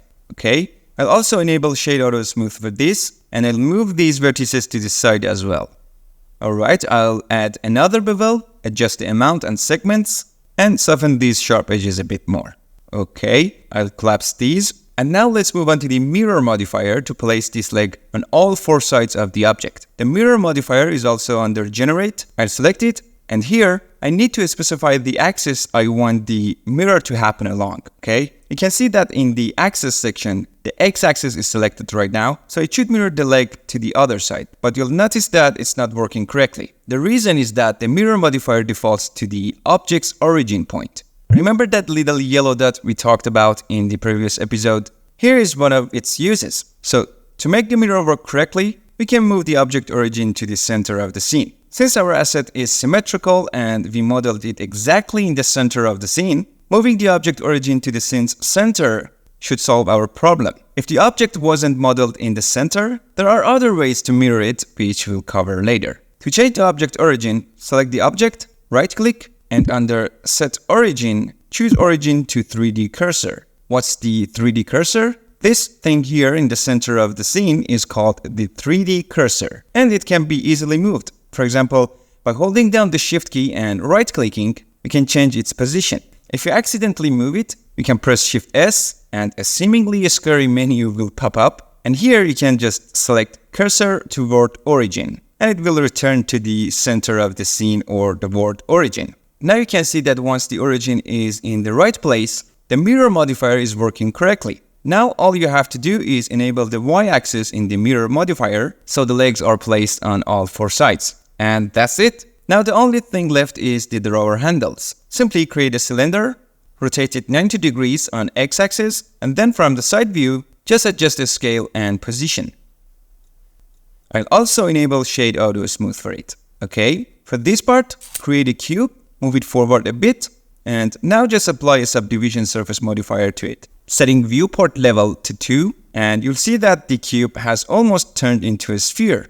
Okay, now I need to delete the faces of half of this sphere, but when I press tab, you'll see that I can't access these new faces in edit mode. I can still only manipulate the cube's faces. To access these faces, I need to apply the modifier. For this, just come here, click on this little arrow, and I should click on apply, but you see that this option is grayed out. This means I need to be in object mode to apply it. Okay, so I'll go back to the object mode, return to this section, and now I can click on apply. Alright, now you can see that the modifier has been applied and I no longer have access to it. Okay, so now if I go back to edit mode, you'll see I can easily select the faces. I'll press the delete key and click on faces. Now I'll adjust its position and scale according to the reference. I'll press S, and since the object origin is right here, I'll select the y-axis and adjust the scale. Okay, I'll enable Shade Auto Smooth and apply a subdivision surface modifier to make it smoother. And that's it. I'll press the / to enter local view, and now I want to close the back of this object. To do this, I press tab to go into the edit mode, make sure edge select mode is active here, and by holding Alt, I'll click on this edge to select all of these edges. Then, since we want to fill this part with faces, I'll click on Grid Fill under the Faces menu. And I'll set the viewport level to 2 here to make it smoother. And that's it. But keep in mind, this isn't the best way to fill this part. But to keep things simple for now, just use this method, okay? And since the back of this object won't be visible, this shading issue doesn't matter at all. Okay, I'll press the / to exit local view mode. I'll select these 2 objects, press Shift D, and move them down here. Done. And now, our Nightstand model is finished. Since we learned a lot of tools and techniques in this episode, I strongly urge you to practice and create this model to make sure you've understood everything we covered here. Otherwise, in the upcoming episodes, where the topics get more advanced, you might run into a lot of problems. Remember, you're not here to watch a movie, you're in the process of learning, and learning without doing is never possible. The only secret sauce that sets you apart from others is practice and doing. Alright, I wish you success and see you in the next episode. Goodbye. In the previous episode, when we modeled Molly's nightstand, we skipped over the details of modeling the drawer.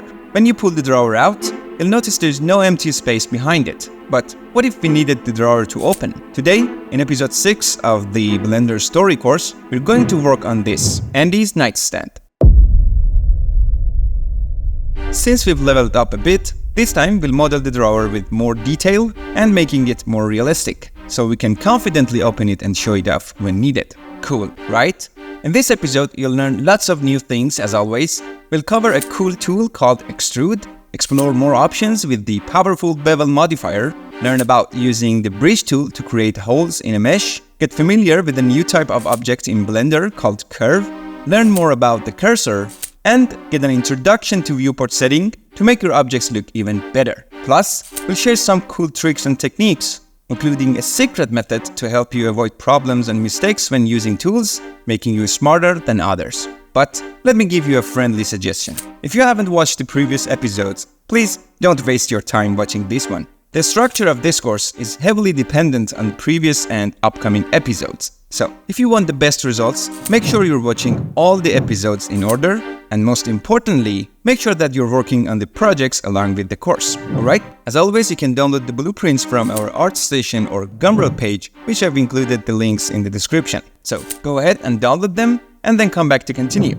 Since you already learned how to model Molly's nightstand in the previous episode, getting the model to this stage shouldn't be hard for you, right? I'll quickly review the modeling up to this point to make sure there are no mistakes in your work, and then we'll dive into the main topic. First, I imported the blueprints into the scene, positioned them, and placed them in their own collection. I also renamed them according to their view, and clicked on this icon so the blueprints wouldn't be selected. It's the same setup as always, right? Then I created a new collection, selected it, and started my work. For the legs, I simply created a cube, adjust its height and thickness according to the reference, and then added our favorite bevel modifier to soften the edges. And I didn't forget to apply Shade Auto Smooth. Next, I moved the origin of the leg to the center of the scene and applied a mirror modifier with the X and Y axis, placing it in all 4 corners. For the top part, I used a simple cube, adjusted its thickness according to the reference, and applied the bevel modifier and Shade Auto Smooth as well. So far, nothing new, right? For this part, I also created a simple box and matched it to the reference, but since we'll be creating a hole for the drawer, I haven't applied any modifiers yet. The drawer itself is just a simple box with no modifiers applied for now, okay? If you're still not sure how to model these parts, I suggest going back to the previous episodes. And guys, did you notice what happened? Since your brain is now more comfortable with the software, you understood how to model this up to this point in just 1 minute. Wow! Before, even navigating in the 3D viewport was tough for us. It feels like magic, doesn't it? Okay, now we're ready to start our work. First, let's start by making the space for the drawer to fit into. I'll select these 2 objects and press the / key to enter local mode. Now I need to create a face in the middle that I can adjust it to make space for the drawer. As you learned in the previous episode, you can activate the loop cut tool by pressing Ctrl R and add an edge loop around the drawer to create this face. But this method isn't very precise and it's not recommended for people with OCD, because how do we know if the edge loops are equally distant from the edges on both sides? So we can use a new tool for this. First, I'll undo to remove the loops we created. Then I'll press Ctrl R, create an edge loop here, and remember to left click and then right click to place the edge loop in the center. I'll create another edge loop in the center here as well. And now, since this edge loop is still selected, move your mouse slightly above it and instead of pressing Ctrl R, press Ctrl Shift R. Then move your mouse upwards. Very cool, right? This tool is called Offset Edge Slide. It's super useful, okay? I'll click here, and now I'm sure the distance between these edges and the borders is equal. Alright, there are 2 important things to remember when using this tool to avoid getting stuck. The first one is, if your mouse was above this edge loop before pressing the hotkeys, moving it downward won't give you the result you want. You need to move it upwards. But if your mouse was below this edge loop before pressing the hotkeys, you need to move it downward, the opposite of the previous case. So that's the first tip. And the second tip is that after pressing the hotkeys to activate this tool, right-clicking won't cancel it.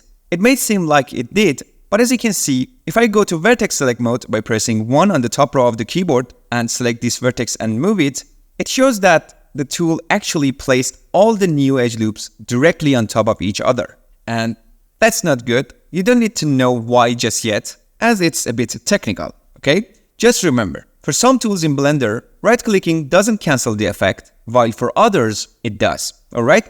I think it's time to share the secret. Knowing this secret will help you even when testing new tools. The secret is, whenever you cancel a tool with a right-click, just keep an eye on this area in the bottom left. For example, when I activate the Offset Edge Slide tool by pressing Ctrl Shift R and then right-click, you can see the Adjust Last Operation window appear down here. And that's the secret. Whenever you see this window after right-clicking, just be alert. For example, if I select this edge and activate the Bevel tool by pressing Ctrl B and then right-click here, you'll notice that the window doesn't appear. And this means the operation was actually cancelled. Alright, let's keep going. First, I make sure this edge loop is selected, then I press Ctrl Shift R, move my mouse, and click here. Alright, I'm gonna select this edge loop as well and offset it too. Okay, and that's done. Now, the distance of these edges from the surrounding edges is perfectly equal. And congrats to everyone with a bit of OCD like me. Okay, now I'm going to select these faces, and if I press G and try to move them backward, you'll see that it doesn't work the way that we want. So it's time to get familiar with another tool, which is as useful as Bevel, and that's Extrude. To activate it, just press E, and you'll see that the correct axis is selected by default. And all you have to do is move your mouse to extrude these faces inward. Alright, one interesting thing here is that unlike when we used the Loop Cut tool, where we couldn't navigate the scene while the tool was active, with Extrude, you can still orbit the view. But not just by using the middle mouse button alone, you have to hold down Alt as well. See? even while the extrude tool is active, I can still orbit around. But it's better to get used to the previous method, which means after selecting the components, first switch to the desired view angle. For example, I'll go to the right view, then press Alt-Z so I can better see what's happening inside the mesh. Then I press E to extrude and move it about here. Okay, I click, and that's that. Just note that extrude is one of those tools where if you right-click, it seems like the operation was cancelled, but as you've learned, you can see in the bottom part of the screen that it actually wasn't. So, if I select these faces and move them, you see that they were actually created on top of each other. As you saw, we were able to model the empty space for the drawer in this mesh pretty easily. And now the problem is that we can't see the indentation clearly due to the lighting and shading. So I think it's time to get familiar with some viewport setting and make our work look more appealing. Once you get the hang of these settings, I promise you won't be able to resist using them all the time. At least, I know I can't resist, and I've held back for 6 episodes so far, but I can't take it anymore. From now on, I'm always going to start modeling with these settings on. Alright, the viewport settings are located in the top right corner, and for now, we'll only focus on the shading section. So we'll get to know the other options in detail later, so try not to get too distracted. First, make sure that among these 4 viewport shading options, the solid display option is selected because we want to open the setting for it by clicking on this small arrow. And I bet you're tempted to click on the other options too. And while nothing major happens when you do, one day you'll fall in love with them. They definitely need some explanations, so don't rush into it just yet. Alright, I'll click on this small arrow again. And in this lighting section, you have 3 modes: Studio, Matcap, and Flat. When you select each of them, some of the lower options will change accordingly. You can also click here to check out different light options. Keep in mind that these are just settings for the viewport and won't affect your final render. Alright, for now, we need to select the Studio mode. You can choose whichever option you like, but I'll stick with the default one for now. There are many options here, but we'll focus on just 2 for now. The first one is the shadow option. You can see that by enabling it, we can simply view the shadows. You can also adjust the darkness with this slider. Alright? The next option is Cavity, which, when enabled, opens up its own settings. You'll notice that the edges of the objects are now highlighted. And just by enabling these 2 options, the object looks much cooler, more visually appealing, and most importantly, easier to understand the shape, just compared to how it looked before. Huge difference, right? Okay, you can also tweak the cavity settings if you want to achieve your desired result. For example, I'll set the cavity type to both, so the settings for both board space and screen space are displayed below. In the board space section, the ridge option controls the white highlight around the raised edges. And the valley option darkens the recessed edges, kind of like ambient occlusion, making the areas where 2 or more edges meet darker, okay? The ridge and valley options in screen space do the same things, but the difference is that they only affect the edges themselves, not the surrounding areas. You see that they make these edges highlighted and darken these inner edges. It's kind of like a stroke effect. Pretty cool, right? You can adjust these settings however you feel comfortable, and now you can go back here and select the light setup you like the most.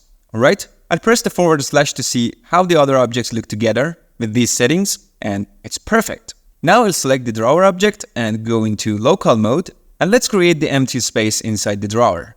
I'll go to the back of the object, select this face, and now we need to get familiar with another tool that will allow us to define the thickness of this drawer. By pressing the I key, I activate this new tool called Inset. Okay, I'll move my mouse to define the drawer's thickness, and I think this amount looks good. So I click, and now we need to extrude this backward. I'll bring back the other meshes with the /, go to the right view, activate X-ray mode with Alt-Z, and then press E to extrude.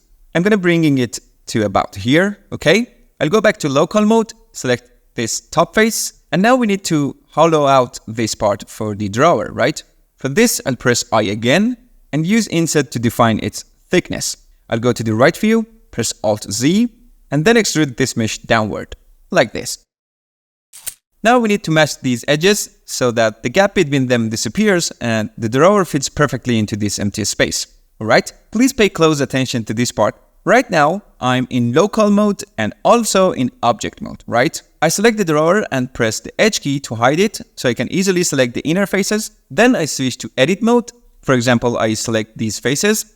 And now, notice that I want to scale them on the x-axis to bring the 2 sides closer together. But now I need to unhide the drawer, right? However, if I press Alt-H to unhide everything, you'll see that the drawer doesn't come back. So make sure to first return to object mode and then press Alt-H to bring the drawer back. Then switch back to edit mode and Blender remember which faces you had selected last. Looks like some faces got selected by mistake. Let me quickly deselect them by holding down Alt and clicking and dragging. Alright? And now we can scale the edges on the x-axis to bring them closer to the edge of the drawer. So you've learned something new, right? The hotkeys H and Alt-H are generally used for hiding and unhiding things. However, in object mode, they work for meshes, and in edit mode, they work for components. For example, don't accept hidden objects to unhide in edit mode when you press Alt-H, okay?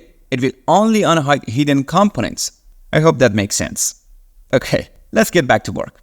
As you saw, I brought the two sides closer, but this caused the surrounding edges to become slanted and lose their vertical alignment. And that's why it would have been better to move the vertices instead of the faces. So let's do it the right way now so you can see the difference. This time I activate vertex select mode, and in X-ray mode, I select these vertices. I hold down Shift and add these vertices to the selection. Alright, I press S and then X and scale them, like this. Now you will see the same thing happens as before, but this time our mesh is more organized and the edges didn't get slanted. Okay, next let's do the same thing for the top and bottom parts. Just select the top and bottom vertices, press S, and this time scale them on the Z-axis. Done. You can move the drawer to check if it's in the right place or not. And if you want, you can turn off shadows to avoid any confusion. Alright. Now let's add a bevel modifier, but here you can see I need to apply the scale first, okay? So I press Ctrl A and click on scale. Now let's add bevel, and as you can see, there is no problem with the outer edges. But for the inner edges, we have an issue. The problem is with the bevel settings. To make it easier to see, I press Ctrl W to activate wireframe mode, though if you try it, nothing will happen because I've set up a custom shortcut for it. But you can activate it by going to Viewport Overlays here and enable wireframe. You can also right-click here, select Assign Shortcut, and set up your preferred hotkey for it. In my case, since I already assigned Ctrl W, it shows Change Shortcut instead. Right now, let's back to the bevel modifier. The problem lies in the way the mesh is structured at the corners. You can fix this by going to the Geometry section of the bevel modifier and changing the Mirror Outer option. Right now, it's set to sharp, which is what you see right now. Patch changes the mesh like this, which still isn't what we want. And finally, arc is exactly what we need. You'll see that the mesh now follows the curve correctly and giving us the proper edge flow. To fix shading issues in these areas, just apply a subdivision surface modifier and change levels viewport to 2. For the drawer, you can simply copy the modifiers from this object. First, select the drawer, then select this object, press Ctrl L and choose copy modifiers here. Now hide this object and wow, a new problem. Alright, to fix this, let's first swap the order of these modifiers. And now you might notice that the problem seems to get worse. But don't worry, there is an easy fix. Just change the subdivision method from cat_Clark to simple. And you'll see that the issue is mostly resolved. Okay? Now increase the segments in the bevel modifier, and you can also increase the levels viewport if you like. And that's it. If this seems a bit complicated, that's totally normal. For now, I just want you to follow along and do exactly what I'm doing. In the next episode, I'll explain the subdivision surface modifier in more detail, and you'll get more familiar with it. But for now, it's important to just experience this process without worrying too much about the logic behind it, okay? Just don't worry. By the next episode, I promise your mind will be more ready to understand how these tools work. Alright, now let's move on to the drawer handle and finish up this project. To start, I want to create a cube on the surface of the drawer. For this, we can use the 3D cursor. So let's go ahead and do it. By switching to edit mode, I select this face. Do you remember the shortcut for moving the cursor that we used in the previous episode? That's right, Shift S. Previously, we used cursor toward origin. We simply move the cursor to the center of the scene. But this time, we can click cursor to selected, which places the cursor right in the middle of the selected face. Okay, now if I switch back to object mode and create a cube, you'll see that the cube is created exactly where the cursor is located. Okay, I'll scale it down. And as you can see, the cube's object origin is exactly on the cursor. So now you've learned another use of the cursor, right? The primitives you create will be placed exactly where the cursor is. Alright, we don't need the cursor here anymore, so I'll press Shift S and click on Cursor Toward Origin to return it back to the center of the scene. Now I'll go to the front view, activate X-ray mode, and select our favorite subdivision surface modifier from the modifier properties. Okay, this modifier is so useful that it even has its own hotkey. Okay, let's test it. First, I delete this modifier by clicking on this X icon here. Make sure you're in object mode, select the mesh, and this time press Ctrl 1. Just make sure you're using the numbers on the top row of the keyboard, not on the numpad, okay? If you press Ctrl and use number 1 on numpad, it will take you to the back view instead. So use the numbers on the top row of the keyboard, okay? So I press Ctrl 1 and you'll see the modifier has been applied. You can also set the levels viewport by holding down Ctrl and pressing any number from 1 to 5. For example, if I press Ctrl 5, the subdivision surface modifier will be applied with levels viewport set to 5. Alright, I'll press Ctrl 3 because setting levels viewport to 3 is good enough for now. Then I'll press S and then X and scale it along this axis. Okay, I match it up with the reference. I'll also scale it a bit along the Z-axis. Pay attention that I'm matching it with this inner line because we're going to add this edge later, and that's it. Now I'll switch to the right view and adjust the scale along the Y-axis. Alright, let's enable Shader Smooth. Now we need to delete half of the faces on the back because we don't need them anymore, right? If I press Tab, you'll see that I still don't have access to these faces. So what should I do? If you watched the previous episode, you might have guessed that we need to apply the modifier. But before applying it, set the levels viewport back to 2, since we are going to apply another subdivision surface modifier later, alright? Now I'll go back to the object mode and apply the modifier from here. And remember, the apply option is disabled in edit mode, so this is a little reminder from the previous part. Alright, I'll select these back faces, press X, and choose faces to delete them. Great. Now I'll press Ctrl R to activate the loop cut and add an edge loop here. I'll exit local mode and press 3 to switch to face select mode. By holding down Alt and clicking on this edge, I can select all the faces along this edge loop. Make sure not to click on the face itself, just click on the edge. Alright, next I'll go to the front view, and this time we'll use a different type of extrude. For this, press Alt E, and here choose extrude face along normals. Alright, now move your mouse to adjust it. Okay, click to confirm. Now I'll go back to object mode and press Ctrl 1 to apply the subdivision surface modifier we wanted, okay? I'll enable Shade Smooth as well. And I think setting levels viewport to 2 is better. Okay, I'll return to edit mode, press Ctrl R to activate the edge loop tool, and click here to add an edge loop in this area to make the edge we created more pronounced. Okay, and that's it for this section. Next, I'll go to the front view, hold down Shift, and right-click around here to place the cursor. I'll create a UV sphere, scale it down, and move it a bit forward.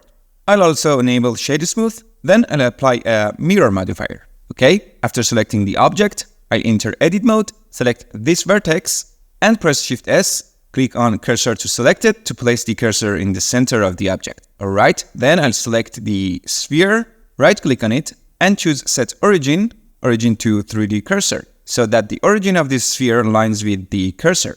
Okay, so since the default axis in mirror modifier is set to X, the mirror is applied correctly. Alright, this is one of the advantages of modeling your object along the correct axis. As you can see, many of the default settings in the modifiers are designed to work without needing adjustments, assuming you model on the correct axis. Now to create this object, we can use an interesting method, a new item in Blender called Curve.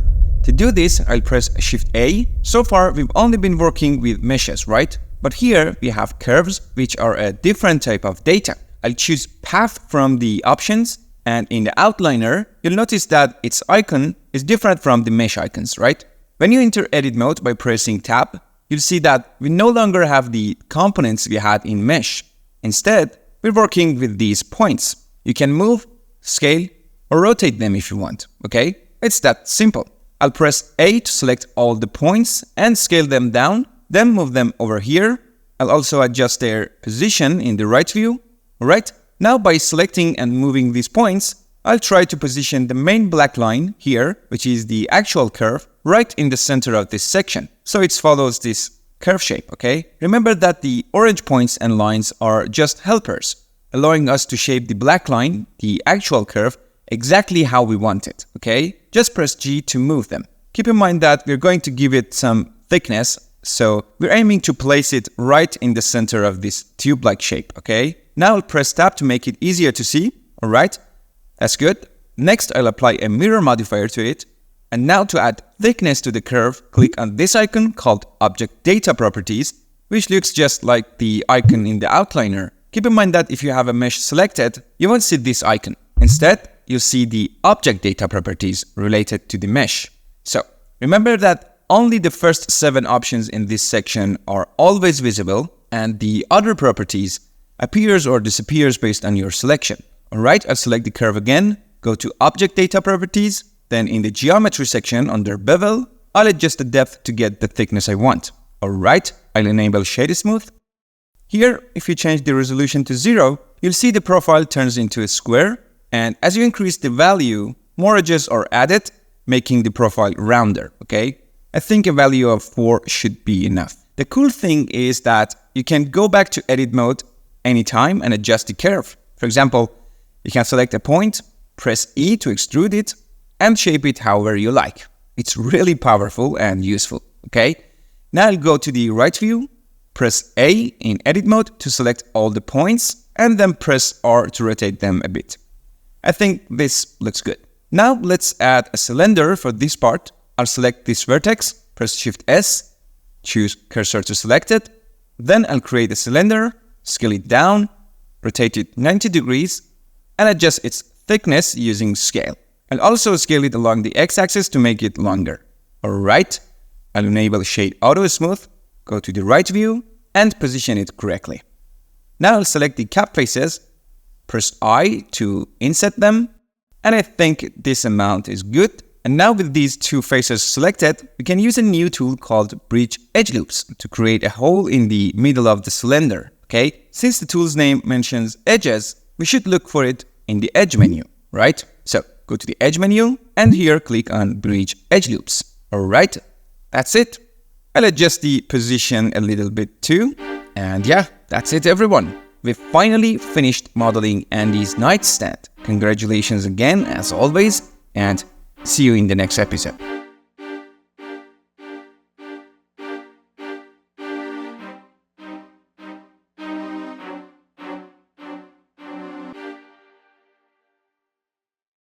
Look closely at the details of his shoes, pants, jacket, shirt, hands, and head. This short animation, Jerry's Game by Pixar, made in 1997, just 2 years after Toy Story 1, is a landmark in animation history. Why? Because it was the first Pixar short film with a human main character, produced with the goal of taking human and cloth animation to new heights. It was also the first time the famous subdivision surface method was practically used to model parts of a character like the ones we just mentioned. This method was introduced in 1978 by Edwin Catmull, the co-founder of Pixar, and James H. Clark, the founder of Silicon Graphics. Wait, did that sound familiar? Yes, we're talking about the Catmull-Clark method. This method created a wave that revolutionized the entire animation industry. Today, it's still a cornerstone in almost every 3D software out there. Maya, 3D Max, Houdini, and of course Blender, where we've already played with this magical modifier in the last episode. Before this animation, in Toy Story 1, characters like Woody were modeled using a type of geometry called non-uniform rational B-spline. Fancy name, right? But don't worry, we can just call them NURBS. However, NURBS had many limitations. While it's still used today, mainly in industries where precision is crucial, like in industrial 3D modeling, it's not as common in animation anymore. So, you don't need to worry too much about it. Now, as promised, in this episode, we're going to dive deeper into subdivision surface and use them in a more hands-on way to model this episode's project, which is Andy's chair. So, what exactly is a subdivision surface? And what's the benefit? Okay, let me show you. As you can see, this plane is made up of 4 vertices, 4 edges, and one face, right? When we apply the subdivision surface, if we change the method to simple, it divides each face into 4 smaller faces in each step. Here, the steps are controlled by the levels viewport. In the second step, these new faces are again divided into 4, making 16 in total. With each additional step, the number of components keeps increasing, making the mesh denser and adding more detail. With the Catmull-Clark method, not only does it divide the faces, but it also smoothens the mesh, giving us a softer surface. But here's the catch. We can't directly interact with these new components until we apply the modifier. And that's actually a big advantage. Why? Because it lets us work with a simpler, low-component mesh, giving us way more control and saving us tons of time. This simplified mesh is called the control mesh, and it makes modeling much easier, since you can work with fewer components to shape it however you want. Remember in the last episode when we were modeling that 3-key drawer handle? Imagine if we had more points to deal with instead of just 4. It would have been a nightmare to shape that curve, right? Remember that edge of the clock in Toy Story 1 that I showed you in the first episode? The Catmull-Clark method could have been easily fixed that problem, right? So, why didn't Pixar use it? Catmull-Clark algorithm had been devised in 1978. They definitely knew about it and could have used it. But the thing is, while subdivision surface make modeling easier, they also use more of your system's resources. The more higher the viewport levels, the denser the mesh, making the scene heavier and harder for the computer to handle. In a sense, there is never just one prop. There are many models which can make the scene extremely heavy. This is why Pixar focused on optimizing the scene, giving more detail to the main assets and characters and less to the background models or the models that were far from the camera. Even though Pixar had powerful computers for their time, they still weren't capable of handling too many geometries, so they had to optimize carefully. This is also why in Blender, the subdivision surface modifier gives you 2 properties, one for the viewport and one for rendering. For instance, if your viewport level is set to 1, but the render level is set to 4, your mesh will render at a higher subdivision level, keeping your scene light and avoiding those dreaded crashes. Okay, I had to show you the render button, and speaking of rendering, I know you're itching to hit that render button. It's like magic, turning all your hard work into a polished piece of art. But don't rush just yet. That button is your gateway to greatness in the 3D world, but we've got a bit more ground to cover before you're ready to make money with it. Patience, my friend. Alright, so that's the story of the Catmull-Clark method in subdivision surface. Just remember, don't increase the viewport levels unless you really need to, okay? We can achieve amazing results by just enabling shade smooth and keeping the viewport levels low. Now it's time to download the blueprints for this episode from the link in the description, and let's dive into creating Andy's chair with this new technique we've just explored. Alright, I've imported and set up the blueprints as usual, but there is one small difference this time. We're working with back view blueprints for the first time, so the setup is a bit tricky. For importing the back view blueprint, make sure to first switch to the back view by pressing Ctrl 1, then go ahead and import the back view image, okay? Now let's say I create a cube and switch to the back or front view, and you're gonna notice that the blueprints are blocking the view, making it impossible to see the object. So to fix this, I switch to the front view, where the front image is the one blocking the view. In the outliner, I click on this red image icon for that image, which opens up its data properties here. And here under the depth option, select back to push the blueprint behind the object, so you can clearly see what you are working on, okay? I'm gonna do the same thing for the back view, select the back image, and set its depth to back as well, okay? Now the blueprints are properly set up, and we are ready to start modeling, okay? Let's begin by modeling the chair frame. You might consider using the same method we used for modeling the drawer handle with curves, adjusting the points to shape the frame. But while this approach works, there's actually a simpler way to model this object. First, we need to install an extension in Blender, okay? Just don't worry, it's nothing scary. You might have encountered extensions in other softwares. They simply add extra features to the software and making our work easier. The extension we're going to install will add more mesh to the mesh section in Add menu. To install it, go to the Edit menu and click on Preferences, then head over to the Extension section. And if you don't see this section, please update Blender. I'm currently using version 4.2. Make sure you're connected to the internet and here type extra mesh in the search bar and install the extra mesh objects add-on. And that's it. Simple as that. You'll see that the add-on is installed. And now if I press Shift A and go to the mesh section, you'll notice there are a lot more mesh options available. Very cool, right? Just feel free to click on each one and test them out if you want. Alright, let's switch to the back view. Press Shift A, go to mesh and hover over single vert and click on add single vert. Alright, now if I press G and move my mouse, you'll see that a single vertex is created. No edges or faces, just one vertex. Very simple, right? I'll move this vertex up here and try to center it in this section. Okay, press E to extrude, click here, press E, click, again E, click, and try to extend this line along the center of this frame all the way down. But let me undo that. Actually, there is a better way, okay? Instead of doing it all in one go, I'm gonna extrude once, bring the vertex about here, and then extrude again to place the next vertex over here. Great. I'm gonna adjust this vertex slightly to make sure the line stays centered in this section. Now I'll select the vertex and press Ctrl B to activate bevel. And as I move the mouse, nothing happens because by default, Blender wants to bevel edges, but we want to bevel the vertex. So I'll press V. And now as I move the mouse, you're gonna see the bevel is applied to the vertex. Very cool, right? Alright, I'm gonna use the scroll wheel to increase the number of points and click to apply the bevel. Down here, you can see that vertices is selected, whereas before we were working with edges, right? Don't worry about the other side for now. We're gonna fix that with a mirror modifier. Right, let's switch to the right view and match it with the reference. I'm gonna select all the vertices, move them to the right and rotate them. Remember, you can hold Shift to make finer adjustments. Okay, I'm trying to ensure that this line stays centered in this view as well, okay? Now I'm gonna select the lower vertex, press E to extrude, and move the vertex to about here. Okay, now I want to adjust it slightly, so let me show you a neat trick. If you press G once, you can move the vertex freely as always, right? But if you press G again, now we can move it along its axis. Very cool. So GG, and I'm gonna move the vertex. Alright, next I'll press Ctrl B, then V to bevel it and shape this curve according to the reference. We are really getting good at modeling, aren't we?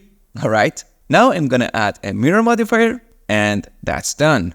Okay, let's add some thickness to it. Since we are currently working with a mesh and earlier we were using a curve, remember that the bevel option for adding thickness is specific to curves, okay? Not meshes, just curves. So we need to convert this mesh to a curve to add thickness. Don't worry, it's very simple. I'll switch back to object mode, select the object, right click, convert to curve. Now our mesh is simply converted to a curve, but notice that the mirror modifier is applied automatically and we can't adjust it anymore, okay? I'm gonna click on the curve data icon, and as you can see, we're now in the curve data properties here. I'm going to head to the geometry section and adjust the bevel depth to achieve the desired thickness. Now that we are familiar with the magical cat multi-arc method for subdivision surface, we know that we can use it to smooth things out, right? So I'm gonna reduce the resolution to 2, activate Shade Smooth, and press Ctrl 3 to apply a subdivision surface with viewport levels set to 3. And there you go. We've modeled this part with ease. Now let's move on to the lower frame. You should be able to create this on your own by now, but let's do it together. Okay, I'm going to select this piece and hide it with H, add a vertex, move it slightly higher, extrude it to here, and extrude once more to place it over here. Okay, now I'm going to adjust the vertex positions, press Ctrl B, then V to bevel and match this curve to the reference. Select all the vertices, switch to the front view, move them to the right, rotate, and match them to the reference in this view as well. Okay, I'm going to tweak the lower vertex to ensure it's properly positioned in both views. Okay, now add a mirror modifier, change the axis to Y, press Tab, right click, and convert to curve. I'm going to go to the object data properties, adjust the bevel depth, reduce the resolution to 2, activate Shade Smooth, and press Ctrl 3 for a subdivision surface with level 3. Finally, I'll add another mirror modifier, and we're done. Press Alt-H to unhide the object we hid earlier, and there you have it.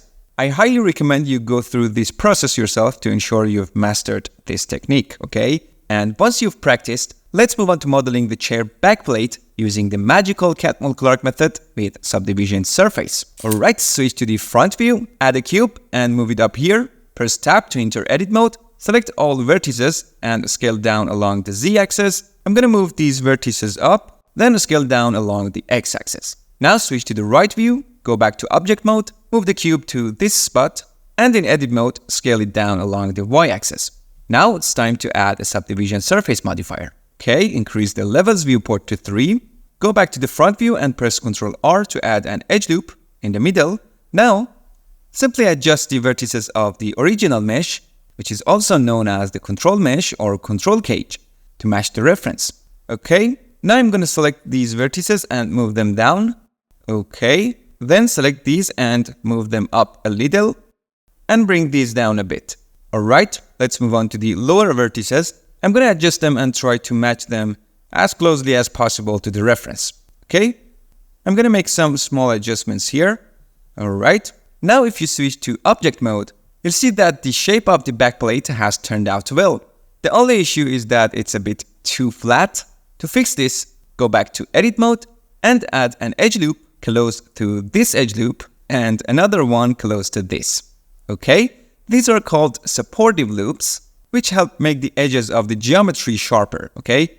And also don't forget to activate Shade Smooth. And you'll see it looks great. Now it's time to give this plate a slight curve. To do that, let's get familiar with another awesome modifier. Alright, select the object, go to the modifiers tab, and this time go to deform section and choose simple deform. Immediately you'll see some cool stuff happening. This is a very useful and beloved modifier. Just keep in mind that the position of the object origin is very important for this deformer. So make sure the origin of your object is centered for the modifier to work correctly, okay? Since we want to bend the model, simply select bend here, and if you adjust the angle option, you'll see the object start to bend. But it's not bending along the right axis right now, okay? So we'll choose the z-axis here. Then change the angle to a negative value to bend it in the correct direction. And there we go. Now switch to the right view, go into edit mode, select all the vertices by pressing A, and rotate them slightly in this direction. And that's it for modeling the chair backplate, okay? Modeling the seat is very straightforward. Add a cube, go into edit mode, and scale it according to the reference in this view. Switch to the right view, and adjust the vertex positions here as well. Okay, add an edge loop in the middle here, and another one here. Now, add a subdivision surface modifier, and set the viewport levels to 3, okay? Now, to make the thickness more noticeable, you simply need to add 2 supportive edge loops here. Alright, now let's deform it.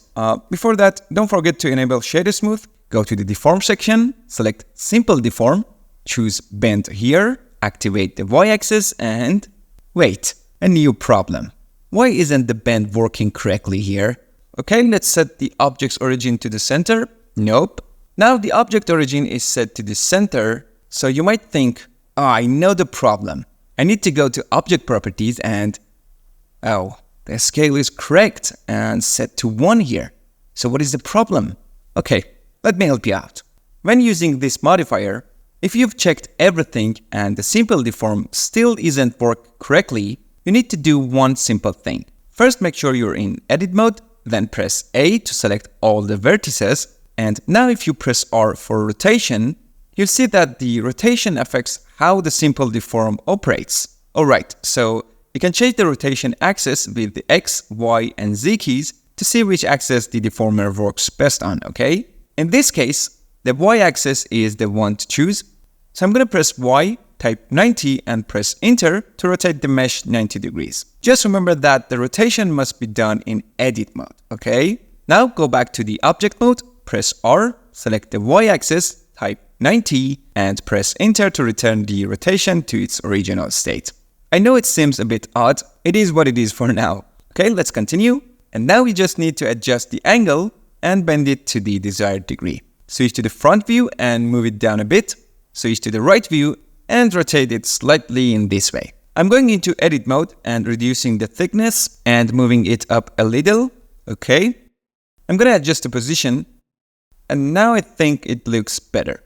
Alright, here you can see the front of the seat is bent down a bit, but if you select these vertices and move them down, you'll see it doesn't quite look right. So we need an edge loop here to better control these vertices. Press Shift R and add an edge loop around here, then select these vertices again and move them to about here. Just rotate them a bit and move these vertices up slightly.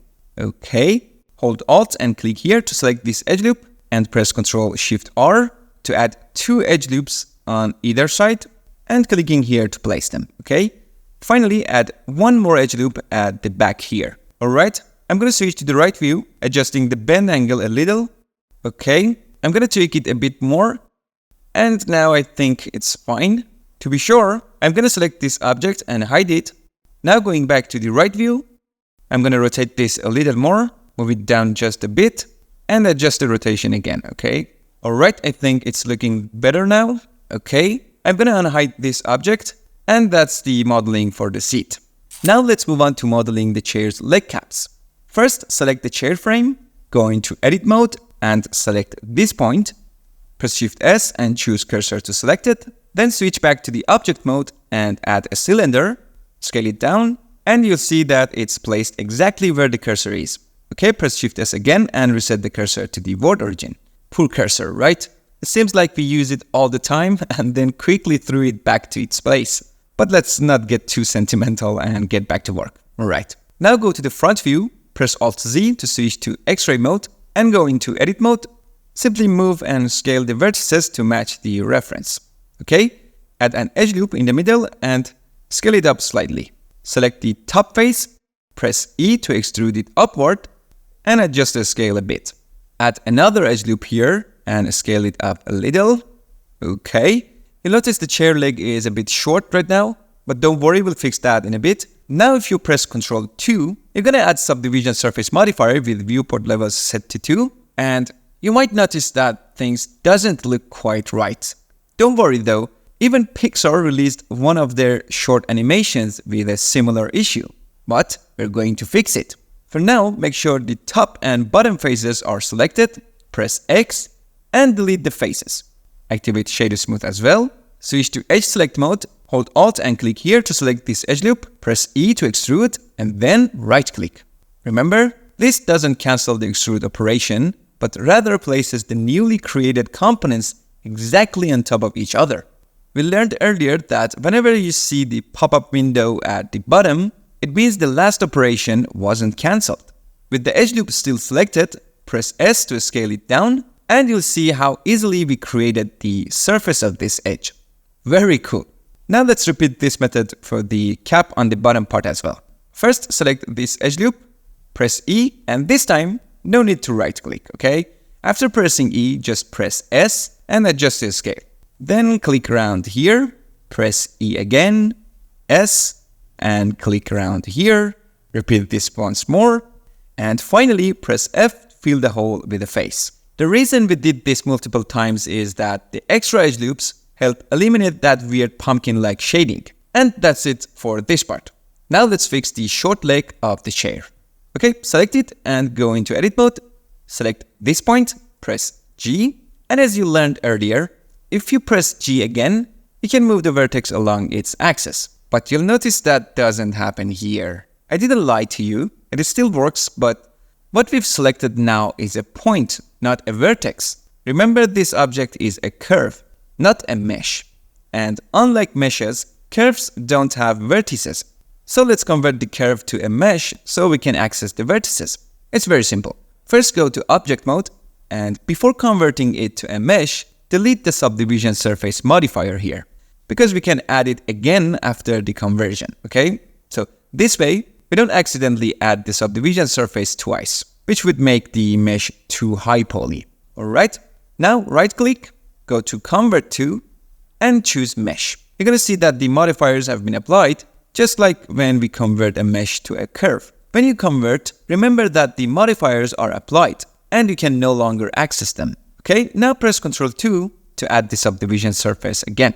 Alright, go into Edit mode, select all these vertices and now press G twice, okay? As you move your mouse, you'll notice that it doesn't allow you to move the vertices further.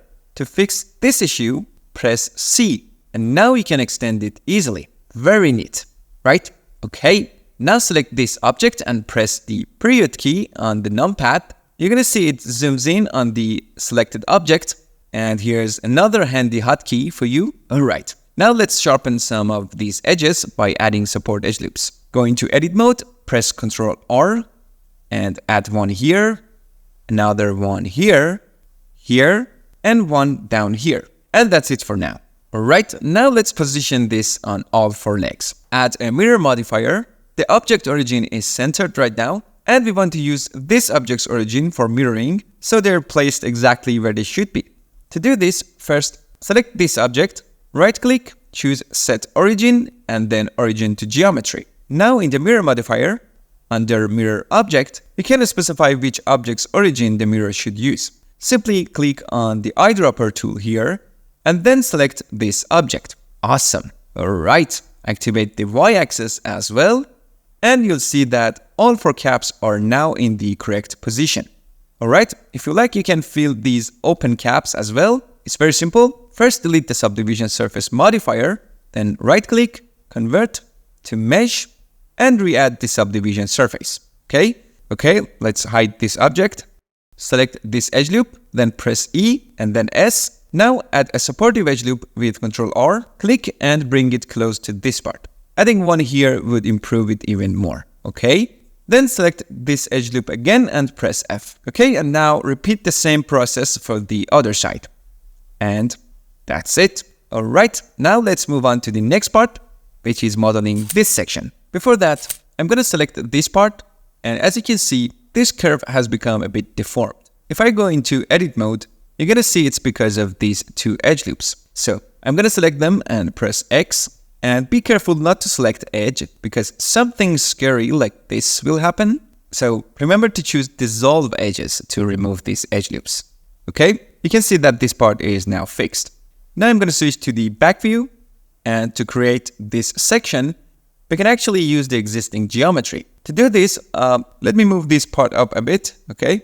To do this, I'm going to simply press Shift D to duplicate it, and then right-click to place it exactly in its original position. Now I'm going to temporarily hide the main object. I'm going to select these two edge loops, then press G and G again to slide them up a bit. Alright, here's a really cool trick. Press S to scale, and now I want to flatten this edge. To do that, it's very simple. Press Z to select the Z-axis, type 0, and press Enter. You can see that the edge loops are now flattened easily, okay? Now I'm gonna add an edge loop here.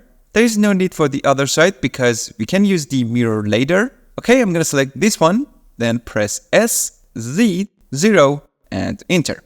Now I'm gonna select these faces and press Ctrl I to invert the selection. Then press X and select faces to delete them. Now I'm going to press the / on the numpad to go into local view and select these back faces. And finally, I'm going to delete them as well. Okay, press / again to exit the local view. Next, I'm going to add a mirror modifier. Okay, I'm going to select this edge, press E to extrude it, and extrude it along the X-axis. As you can see, these edges are intersecting. So I right-click to cancel. And be very careful because the extrude wasn't cancelled. So I'm going to have to undo it with Ctrl Z, okay? To be sure, I'm going to move this edge to check if there is any extra face here. And it's okay, I'm relieved. And now to prevent the edges from intersecting, just enable the clipping option in the mirror modifier here. Okay, now I'm going to extrude this edge. And you can see that no matter how hard I try, these edges won't intersect anymore. Okay, I'm going to click here. And you're going to see that these edges aren't connected. If I disable the subdivision surface, you're going to see that's where the problem is. So I'm going to turn it back on and just swap the order of these two modifiers. So the mirror happens first, and then subdivision surface smoothes the geometry. Once again, we've realized the importance of modifier order. Now I'm going to select this edge and extrude it, press S, and this time to flatten this edge, I'm going to select the X-axis. Okay, type 0 and press Enter. I'm going to add a supportive edge here. Again, S, X, 0, and Enter. I'm gonna add an edge loop in the middle here, then move these vertices a bit to this side. I'm gonna also move this edge a bit, and that's it. Alright. Now to give it some thickness, press A to select all the faces, then press E to extrude the meshes outward. Now just add 2 supportive edge loops to this part so that the edges become sharper and the thickness shows better. Okay, now I'm gonna unhide the object and you're gonna see that this part needs some adjustments. Okay, I'm gonna press Alt Z so I can see the vertices better. I'm gonna select these vertices, press G twice to slide them to this side to fix the problem. Alright. If you like, you can also slide these vertices a bit to this side to make this curve a little smoother. Okay, there's not much left to do. I'm going to create a UV sphere and reduce the segment count to 16. 32 is way too much. I'm going to press R and rotate it 90 degrees along the x-axis. Right, enable Shaded Smooth. I'm going to go back to the back view and scale it down. Press the period on the numpad to zoom in and scale it down a bit more. Okay.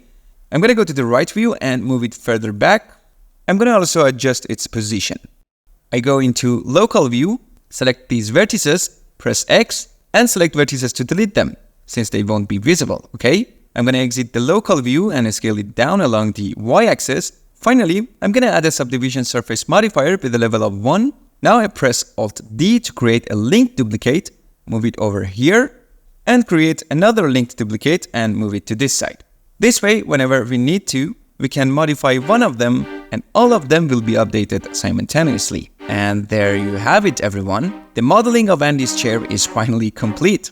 I really hope you found this episode both informative and enjoyable. Your likes and comments truly motivate me, but as I mentioned in the first episode, nothing would make me happier than seeing you follow along and create the models yourself. Keep up the great work, stay inspired, and I'll see you in the next episode. Take care and goodbye for now.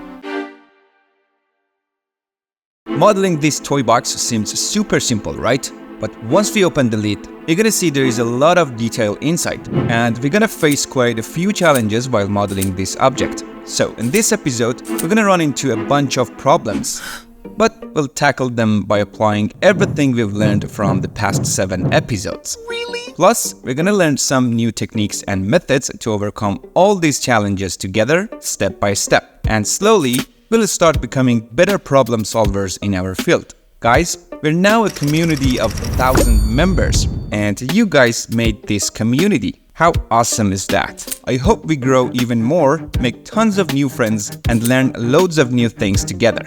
I really want to thank each and every one of you from the bottom of my heart, and your likes and sweet comments have given me so much energy. I really hope we're worthy of all this love and that we can be good guides for you on this journey. Now for a surprise, from now on, we've got a Discord server where you can ask any questions that come up and get help if you're stuck. So make sure to click the invite link in the description, join us, and help grow this amazing community. Alright, as usual, download the blueprints from Gumroad or ArtStation. Links are in the description, bring them into your scene, and let's dive into the work. Practicing with this episode is super important. Since we're gonna solve problems step by step, I recommend saving your project after each step. Then use Save As to start the next step, so if anything goes wrong, we can go back to the previous stages. Alright, first I'm gonna create a cube. I'm gonna switch to the front view, go into edit mode, and scale it on the x-axis to match it with the reference. Then I'm gonna scale it up on the z-axis. I'm gonna enable X-ray mode, select the top vertices, and slightly scale them up on the x-axis.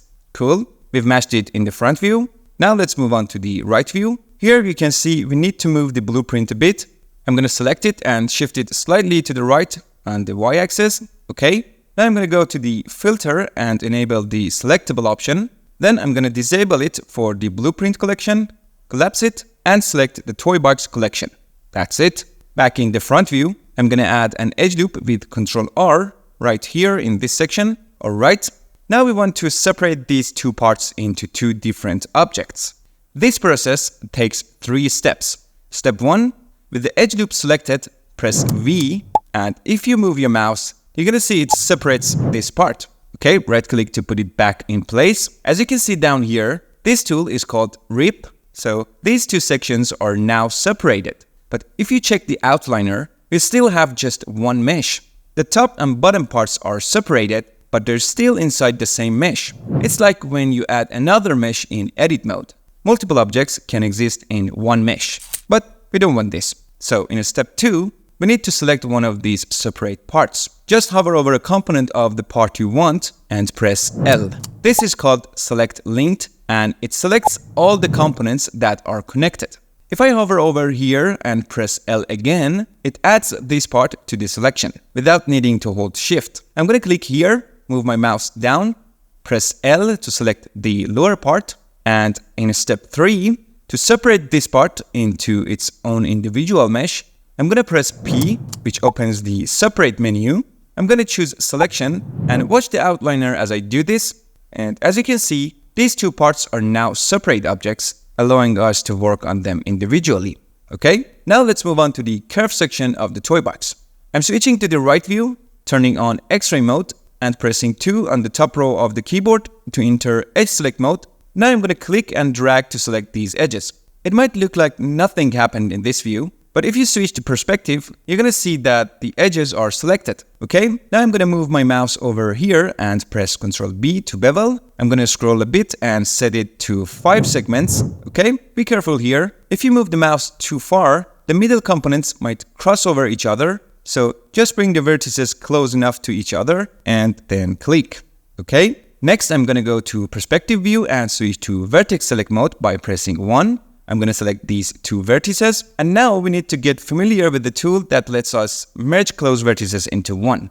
For that, press M to open the merge menu and just click on Add Center to merge them together. It's super easy. Those vertices will move toward each other, meet in the middle, and merge into one vertex. So M and merge at center. Trust me guys, you'll want to remember this shortcut. It's very useful. Okay, I'm going to select these 2 vertices and do the same thing. M and merge at center. Okay, and there you go. I'm going to right click and enable Shade Auto Smooth as well. And done. Now let's focus on the bottom section. I'm going to select this mesh and hide it so we can concentrate on just the lower part for now. Okay, we're going to add some thickness to it. And for that, we'll use a new modifier. Head over to the modifier properties, go to the generate section, and click on Solidify. This is a super handy modifier as you can see because it adds a thickness to your object. You can easily adjust the thickness by changing its value. Positive values add thickness inward and the negative values add thickness outward. To avoid any issues when using this modifier, always add thickness outward, especially, and I mean especially when your object has curved edges. You don't need to know why just yet, but as you get more advanced in Blender, it will make sense. Okay, so I'm gonna set the thickness here. I think -0.02 works well.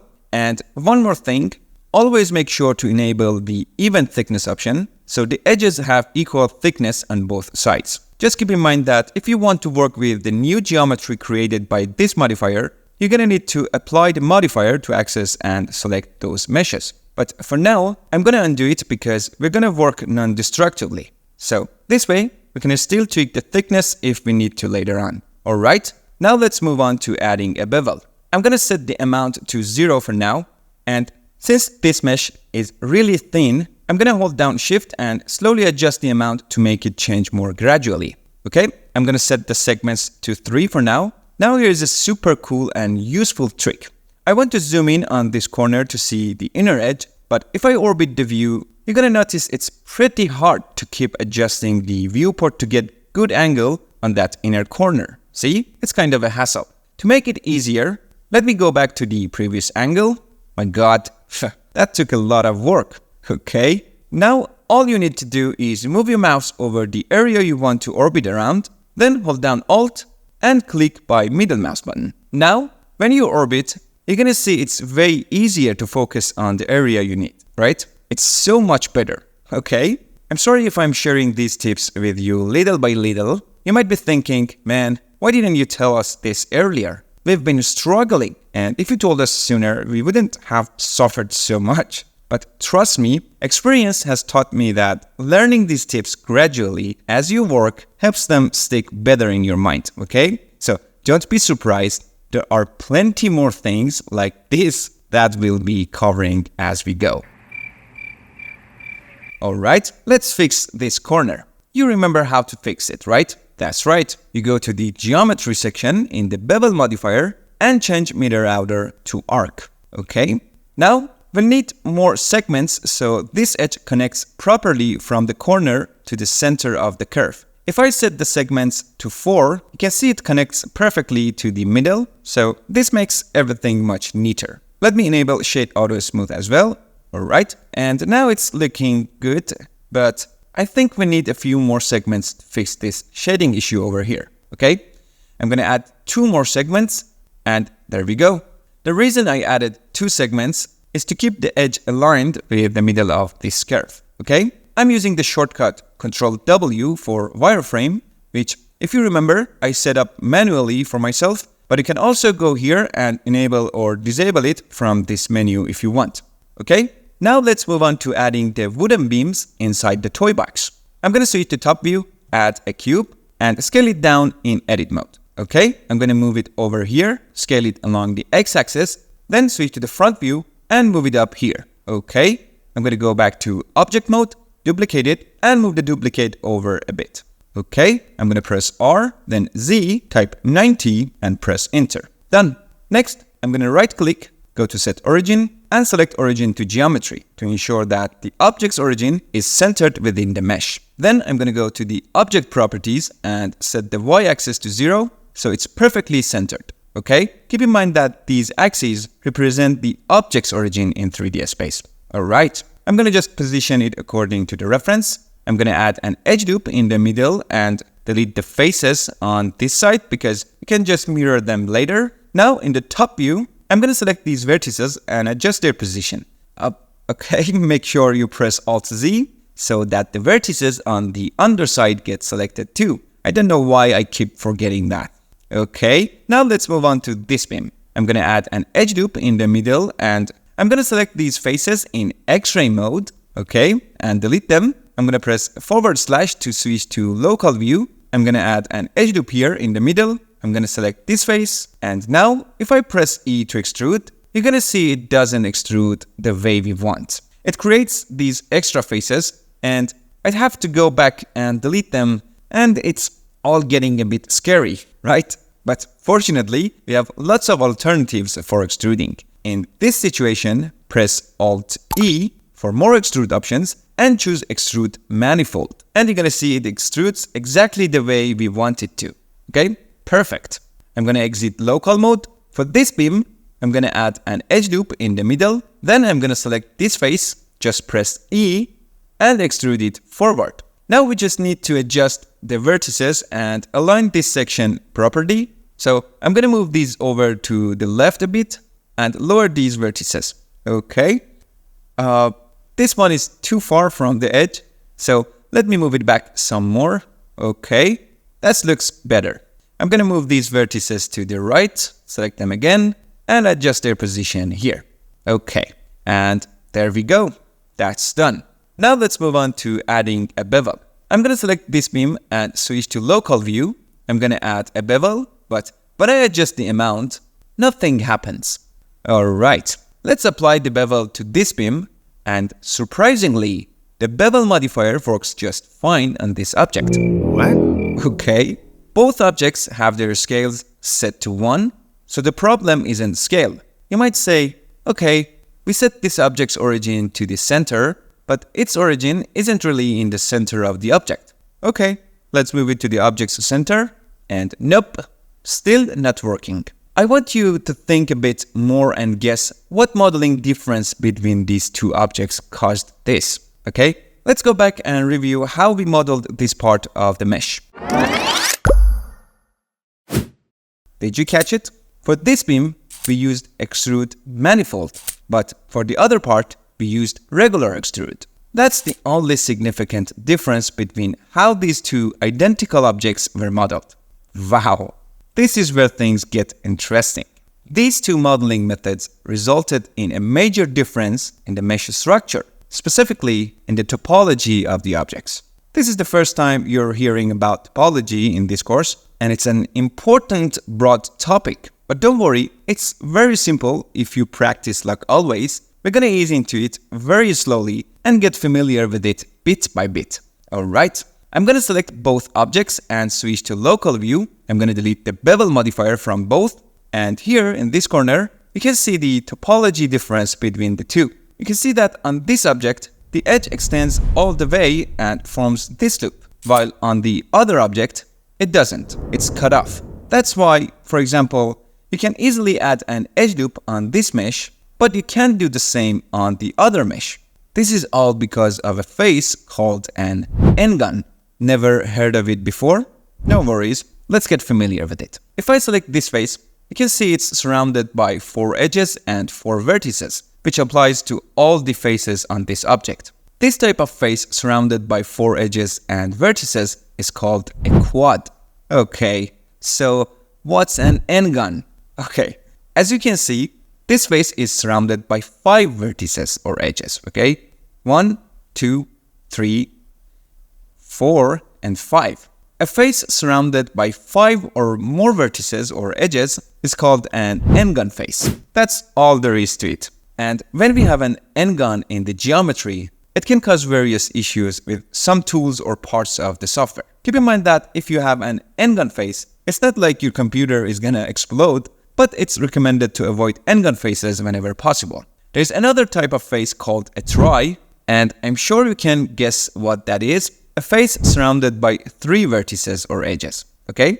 Among these types, the most popular and widely used faces are quads. And remember, using tries doesn't cause as many problems as n-guns though. Alright, enough theory. Let's get back to fixing this issue so the bevel modifier works properly. I'm gonna switch to edit mode, pressing Ctrl R to add an edge loop here, then moving it a bit to this side. Okay, to connect these 2 vertices, I'm gonna switch to vertex select mode, select these 2 vertices, and simply press J to join them. See, they're now connected with an edge. I'm gonna do the same thing for the bottom part, select them and press J. Now, we've gotten rid of the n-gun face. Okay, I'm gonna take a look at it from the top view. Okay, this edge is vertical, which is good. Now using Ctrl 7, I'm gonna switch to bottom view. Okay, I'm gonna press G twice to move this vertex a bit and make it straighter. That's it. Let's check if we can add an edge loop now. Of course. As you can see, the edge loop now goes all around the object perfectly. Awesome. I'm gonna undo that. Let's apply the bevel modifier again. And there we go. It's working. Okay. I'm gonna adjust the amount, change the viewport angle to see this corner better. And now let's fix this corner. In the geometry section, I'm gonna change mirror outer to arc. I'm gonna also enable shade auto smooth. I'm setting the segments to 6 and tweaking the amount until I get the result I want. I think this amount looks good. Alright, and now the next issue we have is this shading line that you can see along here, and there is a bit of it over on this side as well. So keep this in mind. Whenever you have a long object like this, it's better to add a few edge loops in the middle. I'm gonna explain the reason for this later on, but for now, I don't want to go into too much detail and make it complicated. So I'm gonna simply add a few edge loops and let's see what happens. Okay, as you can see, the line that was there has now shortened. If I add another edge loop here, you're gonna notice it's get even shorter.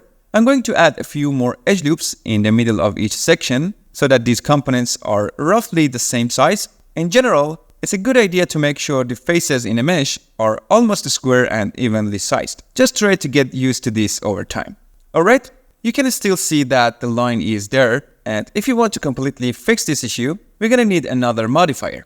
It's super simple. This time, from the normals section, I'm gonna add the weighted normal modifier. And immediately, you're gonna see that the problem is completely solved. Now let's move on to this beam. I'm going to add a bevel to it, and you know what? Let's use the modifiers from the previous object. So I'm gonna select this beam as well, making sure it's my last selection, then press Ctrl L and choose copy modifier.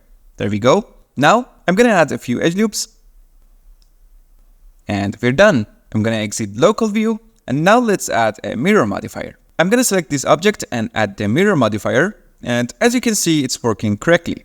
Now I need to move the object's origin to the center of the scene so the mirror works properly on the other side too. So right click, select set origin, and then origin to 3D cursor. Now I'm going to activate the y-axis. Now I'm going to select this beam, add a mirror to it, and the origin needs to be fixed as well. So right click, set origin, and origin to 3D cursor. Alright, I'm going to activate the y-axis, and there we go. Okay, this shading issue you see in the middle of the beams is because of the mirror modifier, but once you apply it, this problem will be fixed. So don't worry right now. I'm going to undo the changes to bring the mirror back, and later when I'm sure everything is set, I'll apply it. Okay, now let's move on to adding the inner vertical beams. I'm going to add a cube, and in edit mode, I'm going to scale it down, then increase its scale along the z-axis. I'm going to move these vertices down and adjust its position. Back in edit mode, I'm going to select these vertices and move them down. Okay, I'm going to move them a bit lower, and I think that's fine now. And next, I'm going to increase the scale along the x-axis to make it wider. I'm going to select this face and move it inward a bit. Alright, I'm going to duplicate it and move it over to this side. I'm going to add a bevel modifier. Let me check the scale. Yep, we need to apply the scale. So Control A, apply the scale. I'm going to zoom in a bit and go back to the modifier properties. I'm going to tweak the amount and segments until I get the result I want. It's that simple.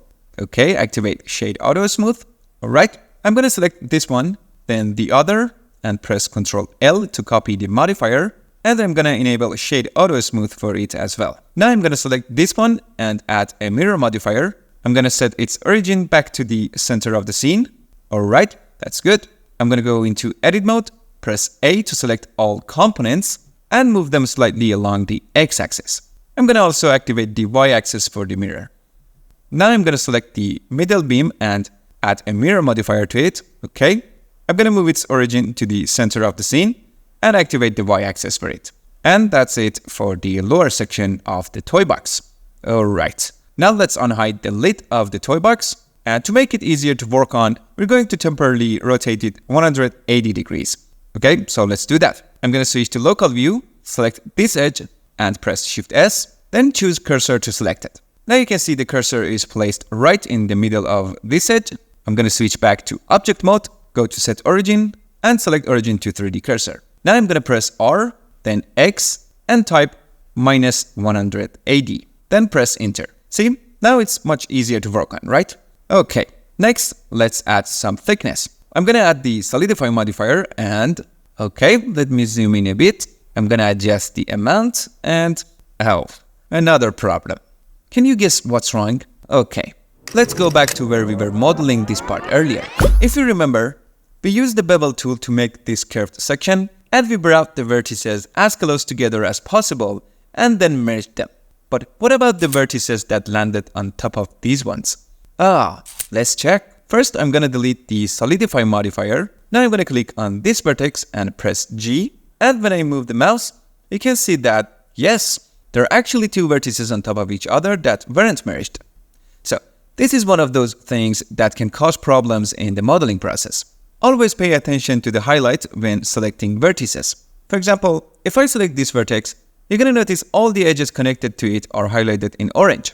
But when I select this other vertex, you see that this edge isn't highlighted, meaning something's wrong. And there are probably two vertices on top of each other. This is something you should always avoid in modeling.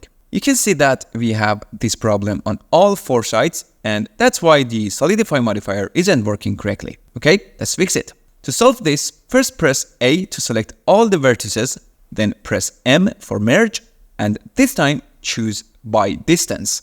This will merge vertices that are within a certain distance of each other, and you can adjust this distance here.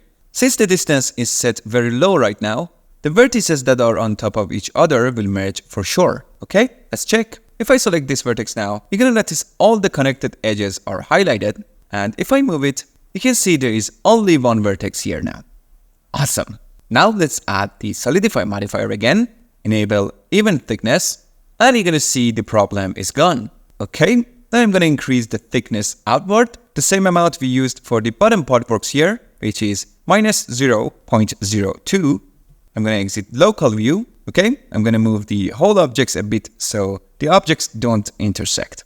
Alright, now let's add the bevel. I'm going to change the segments to 6 and adjust the amount while holding Shift. Okay, in the geometry section, I'm going to change mirror outer to arc, and so far everything looks good. Now to smooth this object, I'm going to add a subdivision surface modifier, and here is the next problem. Inner peace. Inner peace. Okay, this problem is similar to the one we encountered in episode 6 when modeling Andy's nightstand drawer, which we fixed by simply changing the modifiers order and switching the subdivision surface method to simple.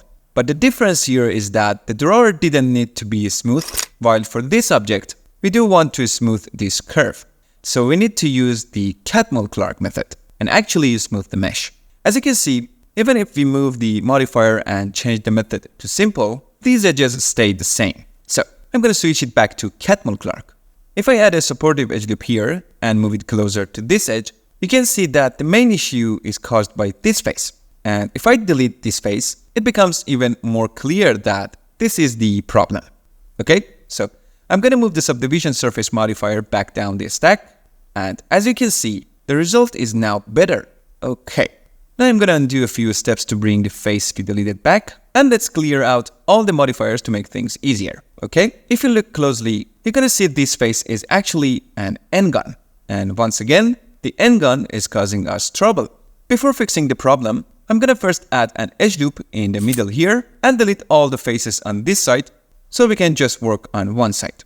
Okay, now I'm going to select this face and press I to use the Inset Face tool. And if you remember, we used this tool when modeling the drawer, right?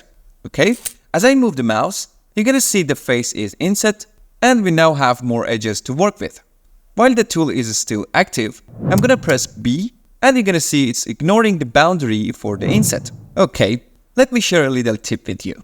It's one of those things where you say, man, why didn't you tell me sooner? Okay, so when you activate the tool, down here in the bottom right corner, it gives you a bunch of helpful shortcuts for other options you can use with that tool. Pretty cool, right? So as you can see, B is for boundary. Alright, so I'm gonna click around here, press X, and delete this face. Alright, now let's fill in this gap. First, I'm gonna select these two edges and press F to fill them. Then I'm gonna add an edge loop here in the middle, moving to the front view, and instead of using Ctrl-Shift-B, which causes problems here, I'm gonna use Bevel by pressing Ctrl-B. I scroll once to add an edge in the middle with two edges on either side. Then I'm gonna add an edge here in the middle and another one on this side too.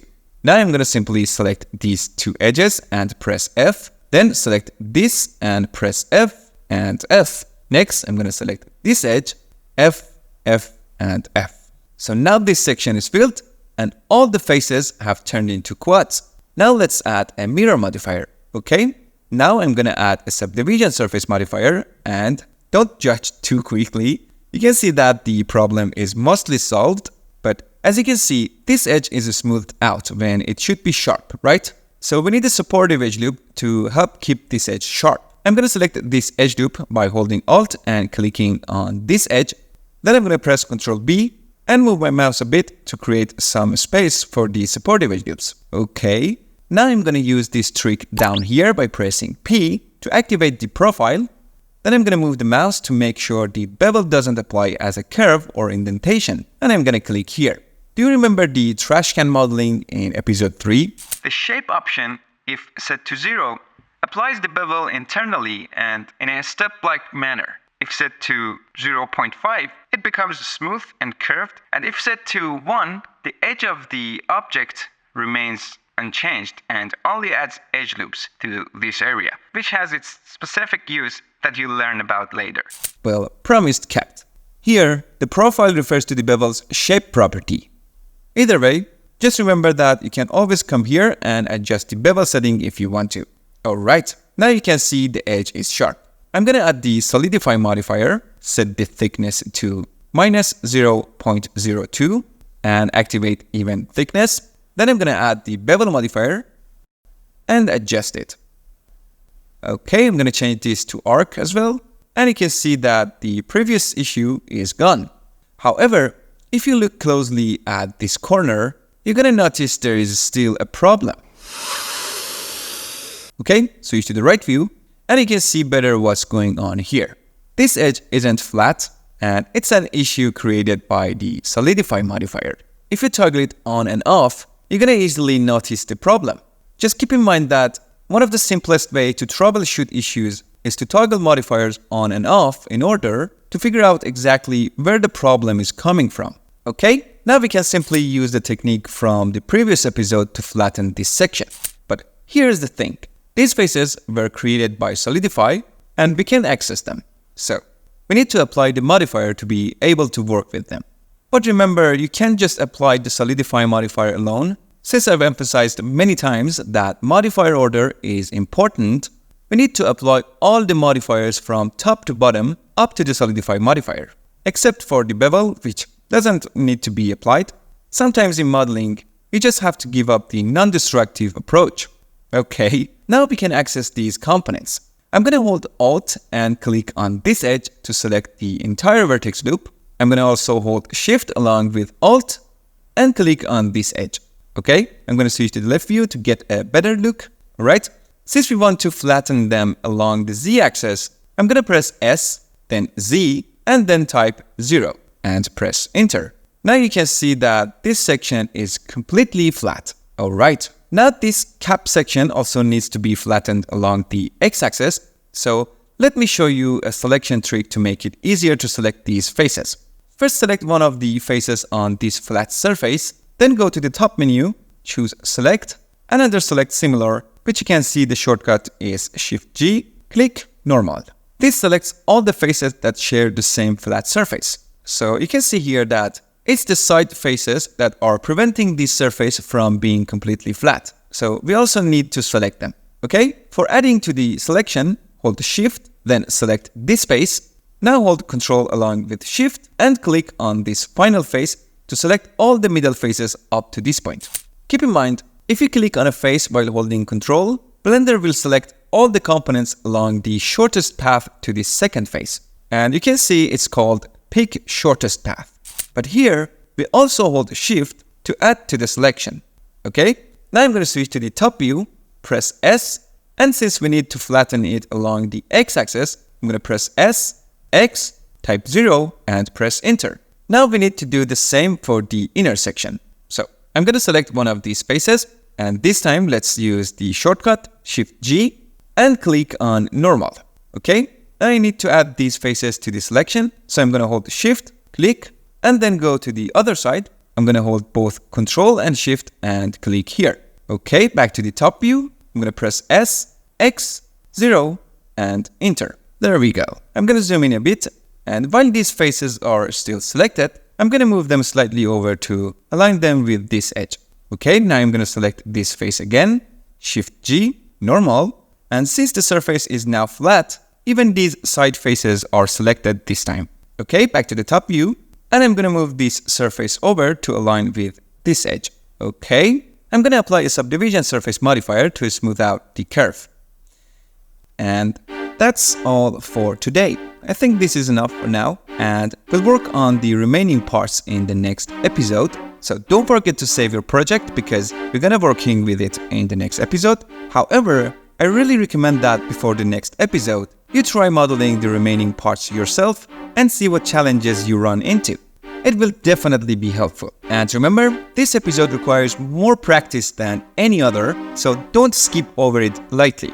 And finally, if you encounter any issues, don't hesitate to bring them up in the Discord. Alright guys, good luck, and I'll see you in the next episode. Dinner, please. Dinner with peas. Hi everyone, and welcome to part 2 of episode 8 of the Blender Story course. In this episode, we're continuing right from where we left off, so be sure to watch the previous one before diving in. But first, a huge shout out to Daniel for completing the toy box model all on his own and sharing it on our Discord server. Great job, Daniel. Your work was amazing. It's so exciting that you finished the project even before part 2 came out. Now, to everyone else, what are you waiting for? This Discord server is made for you. Just click the link in the description, join in, and don't hesitate to share your work, no matter what stage you're at. Show it off and let us see what you've been up to. Let's make this community stronger, a place full of energy where we can all learn from each other ask questions, and grow together. I can't wait to see what you've created. Alright, let's get started. First off, I want to mention that the shading issue we encountered with this section of the beam was a quick fix.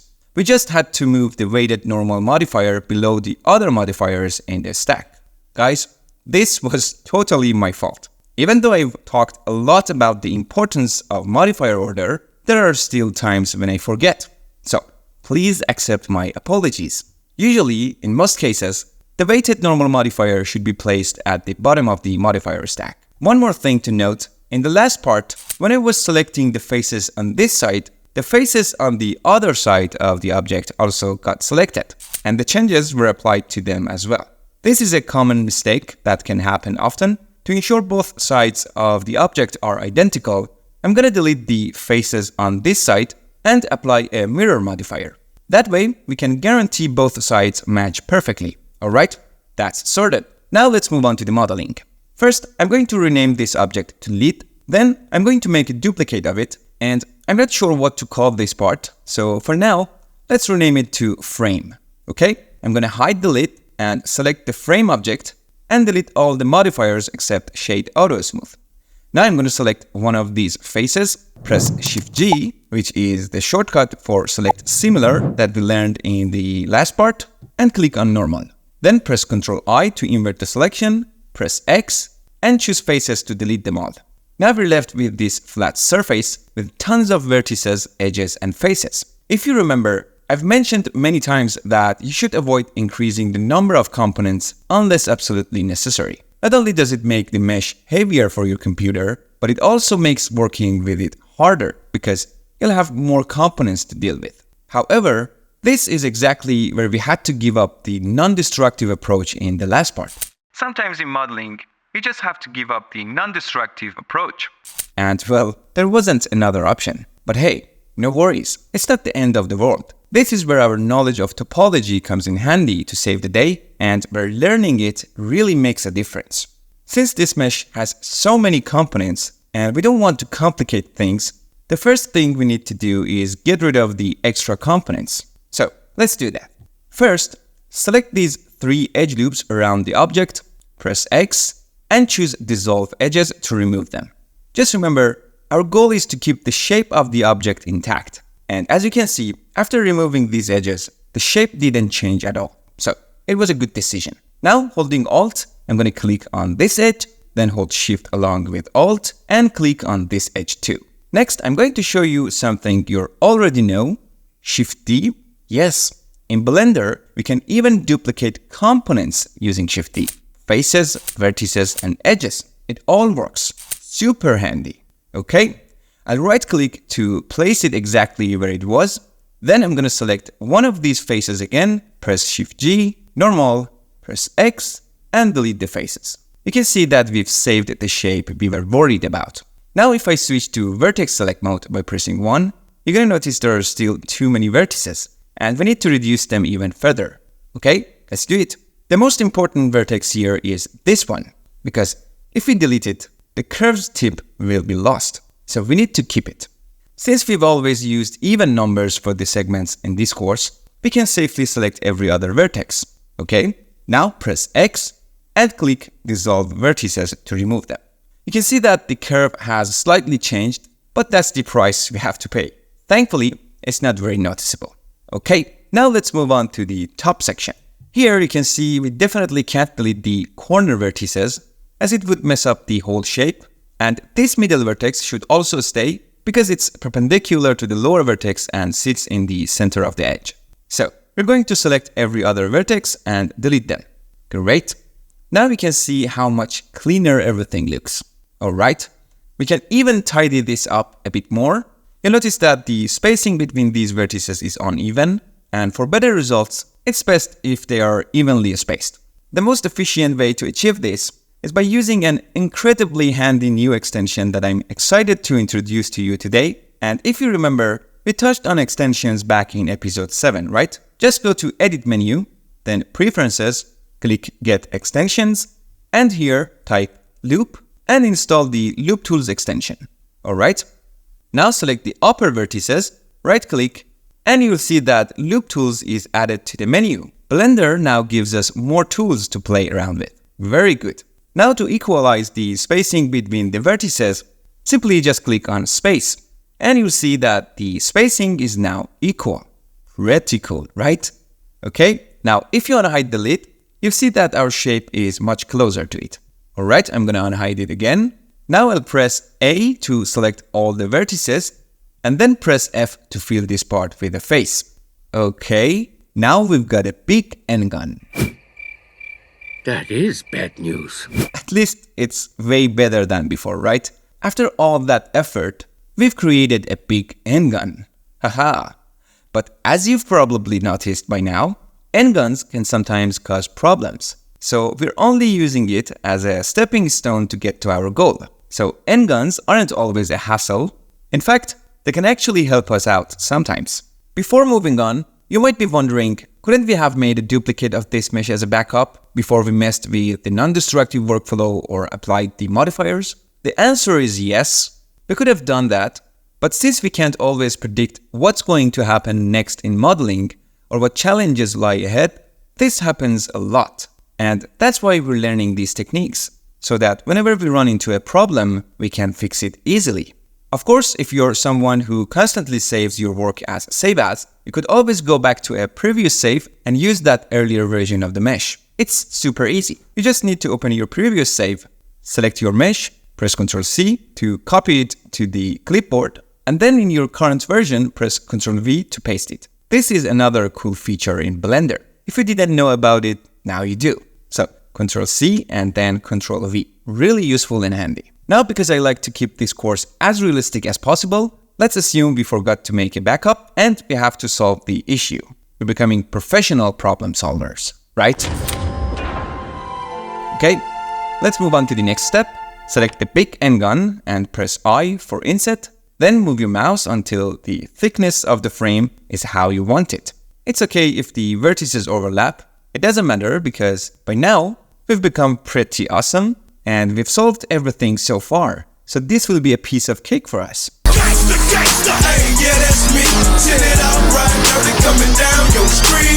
Okay, right now the thickness is all that matters. I'm gonna click here and now we need to fix the overlapping vertices. While the face is still selected, delete it, and this clears things up a bit so we can focus better. Next, let's merge these vertices. I'm going to select these two vertices and then click on this one. Notice how the last one you select is highlighted in white, then press M, then choose at last. This will merge the selected vertices into the one you clicked on last. I'll do the same thing on the other side, press M and at last. Now press A to select everything, go to the top view, press E to extrude, and give it some thickness. Okay, now I'm gonna unhide the lid, hold Shift and select it, then press Ctrl L and choose Copy Modifier. Okay, I'll set the viewport levels to 2 to make it smoother and enable Shade Auto Smooth as well. Okay, you can see that the mirror is working properly, and that's that for this section. If we take a closer look, you'll notice that it doesn't fit perfectly with the toy box lid, and that's because we slightly changed the shape by reducing the vertices. But since it's very unlikely that the camera will be positioned at such an angle, it's no big deal. Also, if you look closely at the corners, you might see some shading issues, but again, since we usually won't zoom in this much on such parts of the object, it's totally fine. It looks good from this angle, right? Okay? And remember, in production, it's not necessary to spend too much time on areas that won't be seen up close by the camera. Of course, these issues are fixable, but for now, we won't focus too much on them or complicate things. As we move forward and get more comfortable with the software, we'll tackle these kinds of issues which are closely related to understanding topology in more detail. Okay? Now let's move on to adding the beams for the lid. This part is really simple. I'll move the cursor to the center here, create a cube, and scale it down. Then I'm going to scale it up along the x-axis. I'll bring the bottom vertices up a bit. Now I'm going to select it, hold Shift, and select one of the beams. Then press Ctrl L and choose Copy Modifier. I'm going to select it again and remove the mirror and weighted normal modifiers since we don't need them. Alright, let's go ahead and add the other two beams. I'll duplicate this one, move it here, and adjust its position in the right view. In edit mode, I'm going to tweak the scale a bit. Okay, looks good. Now I'm going to copy the middle beam's modifiers to this one. Okay, I'm going to add a mirror modifier, use this object as the mirror axis, turn off the x-axis, and enable the y-axis. And that's it. Now that's what I call a proper lid. Alright, let's move on to the hinge part. We'll start by modeling the leaf. Okay, we can actually use this same beam here. First, I'll double click on it and rename it to horizontal beam. Then I'm going to duplicate it. I'm going to call this leaf. I'll hide the horizontal beam with H to keep it safe. And now for this one, I'm going to remove the bevel and weighted normal modifiers. I'm going to apply the mirror modifier, select these 4 faces, press Ctrl I to invert the selection, and delete them. Now we can unhide the other one. Alright, what you're seeing here is called Z-fighting, and this happens when 2 faces overlap exactly in the same spot, and the software doesn't know which one to display. Don't worry, it won't cause us any real problems. Okay, I'm gonna just move it a little bit to the side and adjust its scale slightly. Okay, now I'm gonna select these faces, press E to extrude, and give them some thickness. Now I'm gonna select the back vertices and move them over here, and yes, done. Now let's move on to modeling the screw holes. Alright, we need to create 2 holes on this surface. For now, delete the faces on this side because we can add them later using mirror. Okay, so we need to model 1 hole in the middle, right? Please pay close attention to this part because this technique for modeling holes will be super helpful in the future. As you can see, this edge isn't centered because we just moved the back vertices, so it's no longer in the middle. So I'm going to select this edge loop with Alt and click, press X, and choose Dissolve Edges. Then I'm going to add a new edge loop so it falls right in the middle. Now I'm going to add an edge loop here and then another on each side. Now you'll see we have a vertex in the center. Select it and press Ctrl B to activate the bevel tool. And what's the shortcut for beveling vertices? That's right, press V to bevel the vertex and scroll up once to add 2 segments in the center and click around here. Alright, now we need to turn these vertices into a circle. And since we've installed the Handy Loop Tools extension, we can do this super easily. In edit mode, with the vertices selected, right click and here select circle. Just like that, the vertices turn into a perfect circle. Awesome! You can adjust the setting down here, but we won't mess with that for now. Okay, now press E to extrude it down a bit and press S to scale it inward slightly. And if you look closely, you're gonna notice we've got 4 N-gun faces around the screw hole. So let's fix that. It's super simple, right? Just select these vertices and press J. Very easy. Press J, J, and J. That's it. The N-gun faces are now quads. Okay, let's add a bevel modifier. I'm going to increase the segments and adjust the amount. We also need to specify which edges should be affected by the bevel and make sure it doesn't affect the other edges. So as you can see, the bevel is being applied to the inner edges here, which we don't want. Remember how to fix this? Okay, first, change the limit method to weight. Now we need to select only the edges we want the bevel to affect. To make it easier, I'm going to go into local view and then I'm going to start selecting the edges. Okay, just remember to hold shift so you can keep adding to your selection. Alright, I'm going to select the edges at the bottom and then the ones on this part too. Alright, these are all the edges where the bevel should apply. Now press N to open the side menu and change the mean bevel weight to 1. Okay, finally, let's add a subdivision surface modifier with the viewport levels set to 2. And that's it. Now I'm going to add a mirror modifier and we need to set the object origin to the right spot. So I'm going to select this vertex, press Shift S, cursor to selected. I'll go back to the object mode, right click, set origin, origin to 3D cursor. Okay. Now I'm going to add another mirror modifier, this time using the eyedropper tool to select this middle beam using its object origin as the mirror axis. And there we go. Notice that the object origin of the middle beam is perfectly centered, which is why the mirror works correctly. So if you move this object, you see it affects the mirror, so keep that in mind. Alright, that's it for the leaf object.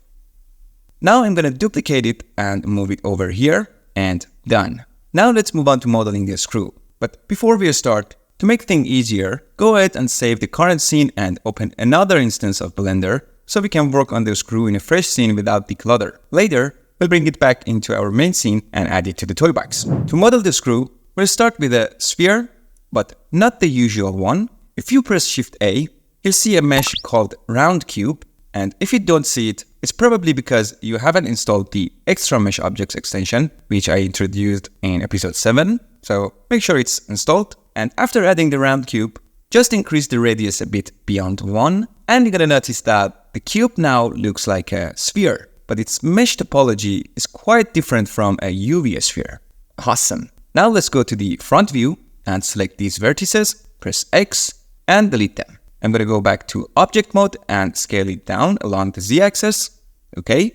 Next, I'm gonna select this edge, hold Ctrl and click on this one. Then while holding Shift, I'll click this edge. Now I'm gonna hold Ctrl Shift and click on this edge. Alright, press Ctrl B to bevel it, scroll once to add an edge in the middle and click.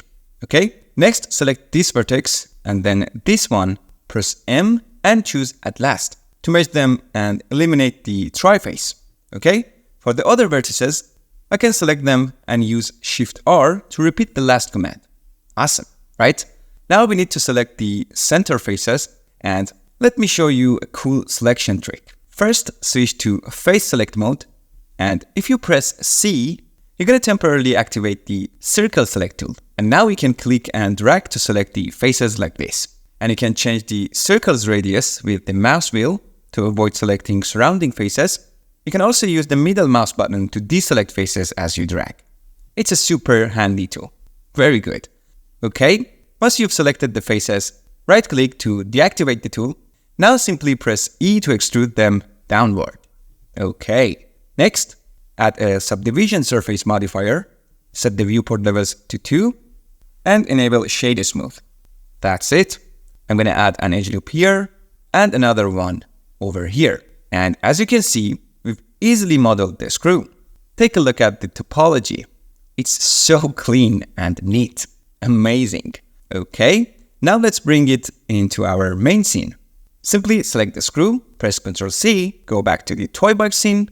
Here, make sure the toy box collection is selected, and then press Ctrl V to paste it. The screw is now added to our scene. Okay, now go ahead and save the scene. And if you want, you can close the screws scene. Now let's adjust the position and scale. I'm going to go to top view and position it here.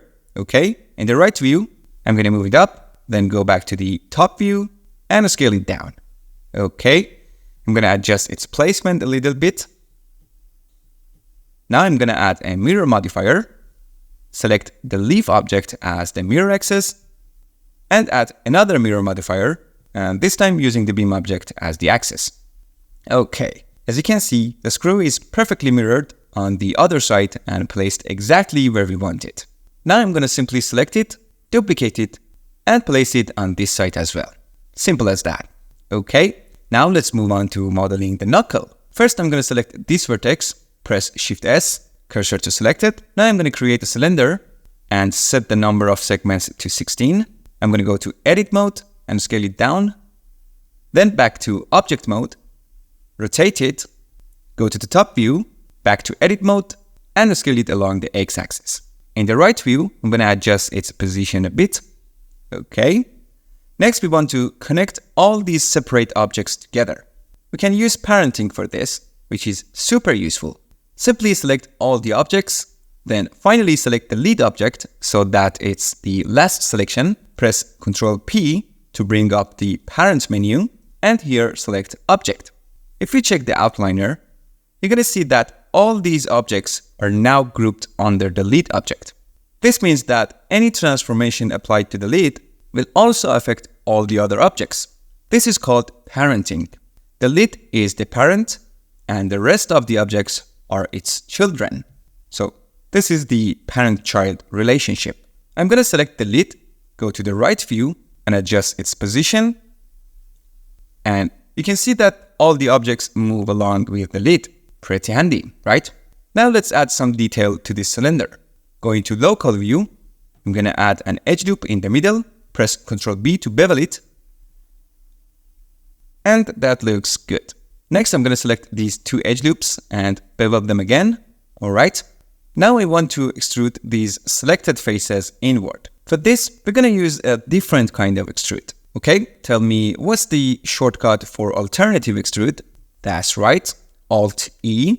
And this time, select extrude faces along normals. Okay, I'm gonna move my mouse a bit and click here. You see how easy it was to create this indentation? Very cool. Okay, now if we add a subdivision surface modifier, you're gonna notice some issues appear, but don't worry, they are all familiar to us, right? Okay, let's fix them together. Add an edge loop in the middle, and first delete all the faces on this side, okay? For now, I'm going to turn off the subdivision surface. I'm going to select these edge loops, press Ctrl B, add one segment in the middle, press P, and move my mouse so the edges stay sharp, and add a supportive edges on both sides of the selected edges. So as you know, pressing P while the bevel tool is active helps to keep the edges sharp. Okay, next I'm going to delete this end gun face, select the edge loop, then press E, then S, and click somewhere around here. I'm going to extrude it outward slightly, scale it inward, press E again, then S, and click around here, and move it forward a bit, then press F. Now I'm going to select these edge loops. This edge loop isn't needed, so I'm going to press Ctrl B, move the mouse to add supportive edges, and we're done. I'm going to turn the subdivision surface back on, enable Shade Auto Smooth, and there you go. Okay, now I'm going to add a mirror modifier, move it to the top of the stack, disable the X-axis, and enable the Z-axis. Okay, I'm going to exit local view, add another mirror modifier, and choose this object as the mirror axis. Okay. And that's how we model the knuckle. Okay, now we want the lid to rotate with the knuckle when we turn it, and luckily you're already familiar with this. First I'm going to select the lid object, which is already a parent, and then select the knuckle, press Ctrl P to bring up the parent menu, and choose object. And now if you check the outliner, you're going to see that the knuckle has become the parent of the lid, and the lid is now its child, while the other objects remain children of the lid. It's pretty easy, right? So now, when we move the knuckle, the lid will follow along, so as a result, the child objects will move with it. Essentially, you can think of the knuckle as the grandparent here. Okay, now all that's left is to activate the rotation, select the X-axis, and rotate it 180 degrees to close the lid. Okay, and if the lid doesn't fit perfectly, you can easily adjust it after rotating to make sure it fits snugly. Awesome! Alright everyone, thanks for watching this video. I hope you enjoyed this part as well, and wishing you all success and happiness, and see you in the next episode. Take care.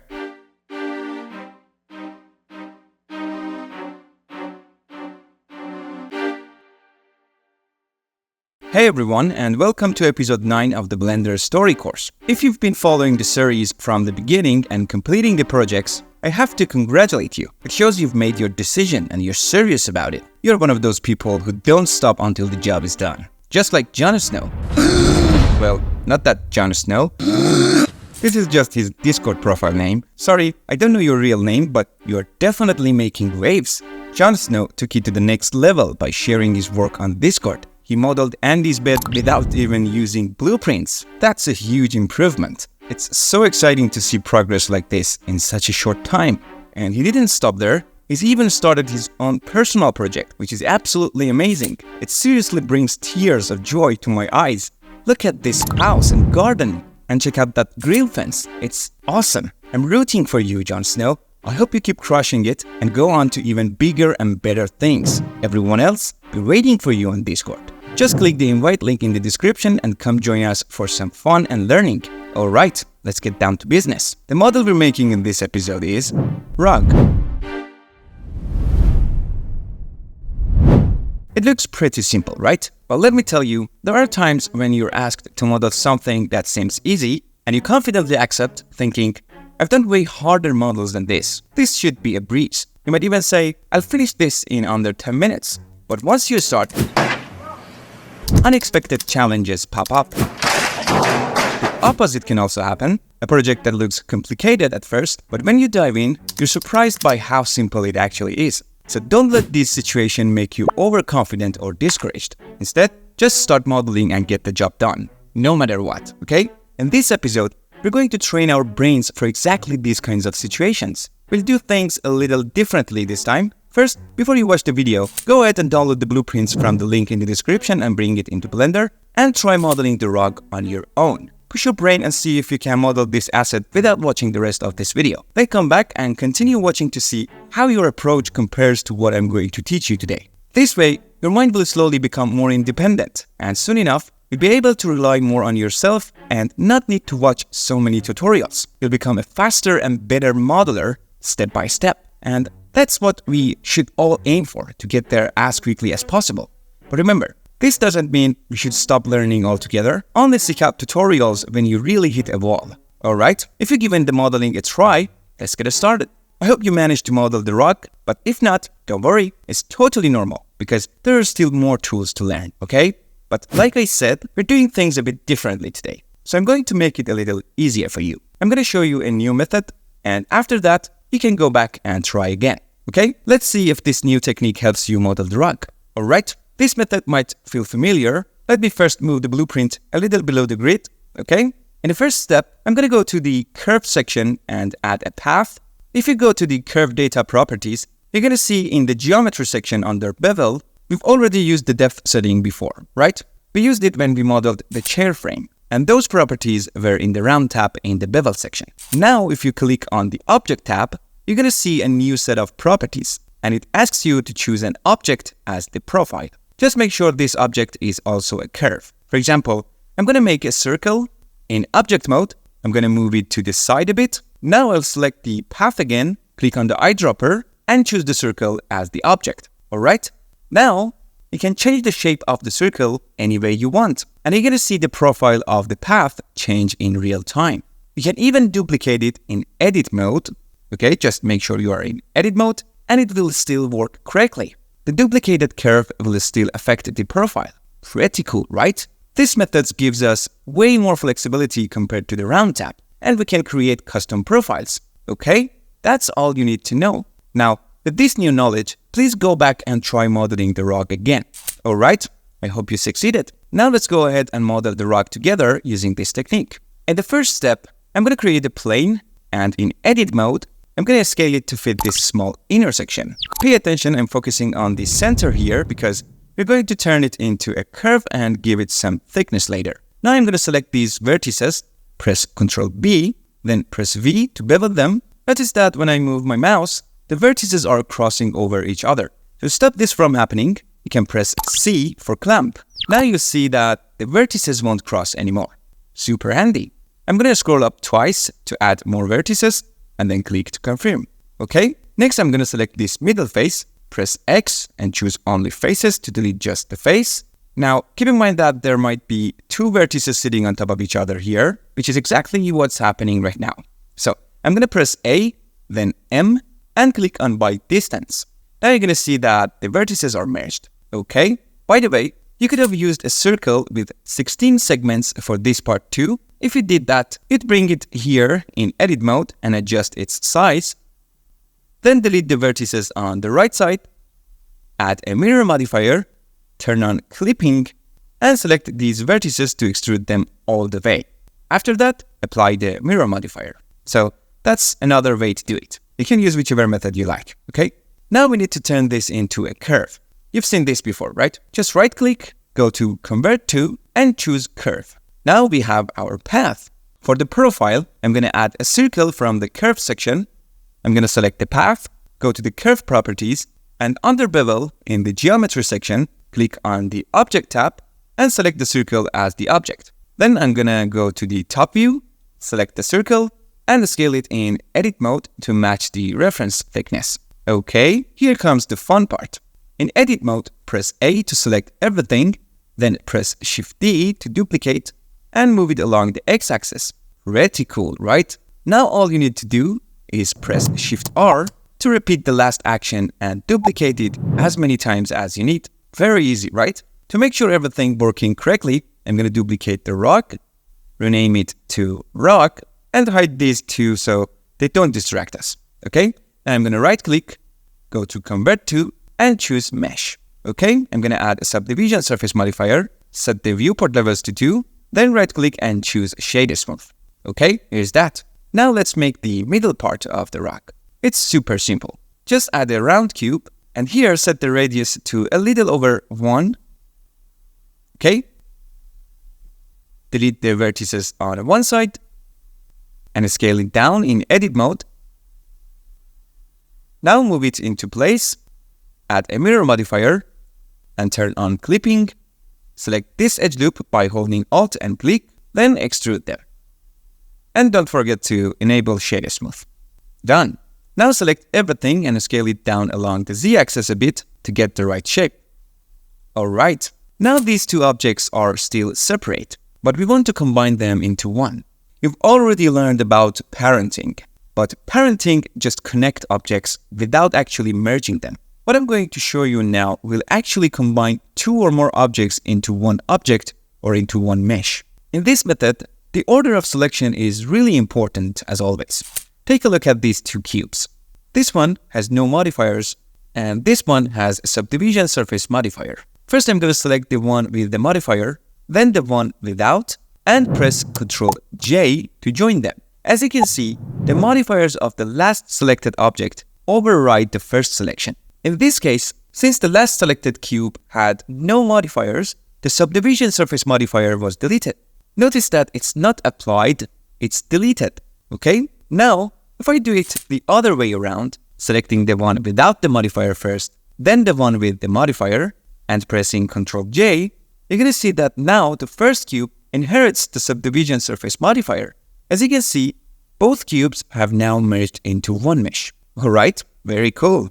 Now to separate them, you need to go into edit mode, press A to select all the components, and then press P for separate. And here in this menu, choose by loose parts.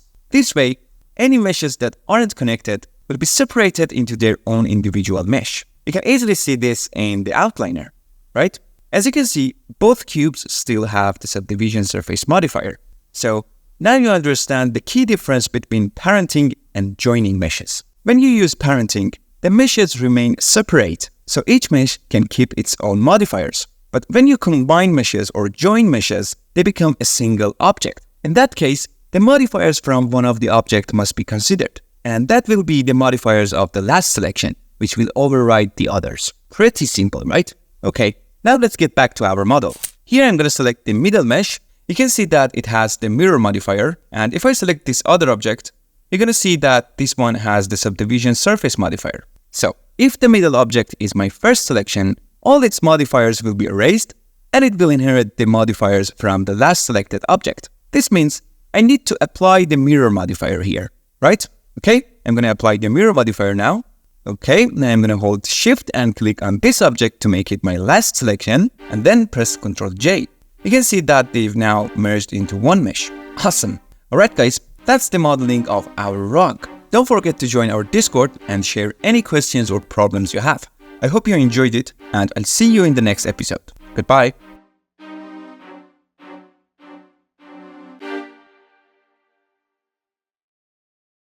If you were asked to model this table lamp, how would you go about it? Wait. You mean... Let me guess. You'd probably say to yourself, I can use a cylinder with 16 segments, adjust the position of the top and bottom vertices, scale them based on the reference, and then add a few edge loops in the middle, adjusting their scale to get the shape I want. Finally, you turn on Shader Smooth, throw on a subdivision surface modifier with the viewport level set to 2, and boom, done. But then you look at it and go, it doesn't quite match the reference. Let me tweak the edge loop scales a bit to get the right shape. Not bad at all, that's not a bad approach, but the truth is, it could be better. Why? Because if you look closely at the shading, you're gonna notice some distortion, and the surface doesn't look as smooth as it should be. Let me show you what I mean. I'm gonna click on this little arrow, then head over to the matte cap and choose a shiny material. Let's go with this one. Now if I change the camera angle in the viewport, you're gonna see that distortion I was talking about is even more noticeable. So, what do you think is causing that? Where is the problem coming from? Hey everyone, and welcome to the 10th episode of the free Blender story course From Zero to Andy's Room. In this episode, we're going to model this, a table lamp. We're gonna learn a technique that'll make modeling smooth surfaced objects like this way easier. This way, you won't run into shading issues, and the surface will be super smooth and perfect. As always, don't forget to download the blueprints from the link in the description, and then let's get started. Alright, have you thought about the question I asked earlier? What do you think is causing that shading problem? Well, one of the main reasons is that, as you can see, the mesh isn't evenly distributed. Notice how the spacing between the horizontal edge loops isn't equal. The uneven spacing is what's causing the shading issue. So this means we might need to use a different approach to model this part. Something more precise. Okay, let's start. First, we need to create the profile of this shape using vertices. So I'm going to press Shift A and add a single vertex, move it down, then extrude it to here. I'm going to extrude again and quickly adding a few more vertices along the curve. Not too many and not too few. Okay, and for now, I'm not even worried about uneven spacing. Just like this. Okay, now I'm going to add a subdivision surface, and if I switch back to object mode, you're going to see that this is the shape we've got. Now back in edit mode, we have the chance to even out the spacing between the vertices before moving on. It's very simple. Just select them, right click, and remember the loop tools add-on we installed in previous episodes? All you have to do is click space, and that will evenly distribute the vertices. Very easy, right? Now I'm going to turn on the uncage option for the subdivision surface modifier here, and this hides the cage and lets us see the result of the modifier directly, which is super helpful in case like this. Next, I'm going to select the vertices again and match them to the reference a bit more accurately. Okay, that looks good. Now I'm going to select them again, right click, and choose a space again to even them out. Okay, I'm going to select these two vertices, right click, and choose subdivide to easily add another vertex in the middle of the edge. Then I'm going to adjust its position a bit. Alright, now let's move on to today's exciting new tool, which is Spin tool. While in edit mode, press A to select all the vertices, then click on the Spin tool here. I think this is the first time we're using the toolbar, right? So far, you've gotten used to these tools, but you've only been using their shortcut keys. Pretty cool, right? Just hover your mouse over each one, and you're going to see its name and shortcut key. Looks familiar, doesn't it? Alright, let's continue. So, the Spin tool. When you select it, this widget shows up. You can click on this little plus icon and drag to spin the profile around a point. And it'll start adding geometry like this. Around what point, you ask? Great question. If I hold Shift and, for example, move my mouse here and right-click, you're going to see that the cursor moves to that point, and along with it, the Spin tool widget also moves. Now, if I click, you're going to see that the spin happens around the cursor. So the cursor's position is super important here. Okay, let's press Shift S and select cursor toward origin to reset it to the center of the scene. And as you can see, the spin hasn't changed. But now, if I click and drag, the spin happens relative to the new cursor position. So keep an eye on that. I'm going to undo a few times to go back. When you select tools from the toolbar, you're going to notice a toolbar setting appears up here. This lets you tweak some properties before using the tool. For example, with the Spin tool, if you change the step count, fewer geometry pieces get added. You can also change the axis of the spin and make the profile rotate around a different axis. Okay, I'm going to spin this along the z-axis. Now, this section over here shows the setting and properties for after we've used the tool. Okay, so this area is for before you use the tool, and this part is for after the last command you executed. For example, if I change the steps here at the top, nothing will happen. But if I use the widget again, those extra steps or segments will be added. Alright, I undo a few steps. I'm gonna set the steps to 16, and here type 360 in the angle field, so the spin completes a full circle. Okay, now, if you tweak these options down here, it's pretty obvious what they do. These three values offset the spin axis relative to the cursor, and these three affect the rotation axis of the spin. If we change any of them to 1, it's like enabling the X, Y, or Z axis up here. Alright, let's turn on Shade Smooth, and we're done. Now you can see how much better this method is. The surface is smoother, the edges are more evenly spread, and the mesh is more organized. As a result, the shading distortion is minimized and barely noticeable anymore. And the cool thing is, you can even improve this further. To do that, we're going to need to install an add-on that's super useful for modeling. And I highly recommend you install it. But this time, the installation process is a little different. The add-on I'm going to introduce is called EdgeFlow, and I've left a link for it in the description. Click on it, then click on Code here, and select Download Zip. Now go to Preferences, click on Add-on tab, click on this little arrow, and choose Install from Disk. Then select the zip file you downloaded, and it'll be installed. Very easy, right? Now if you type Flow, you're going to see the add-on is installed and enabled.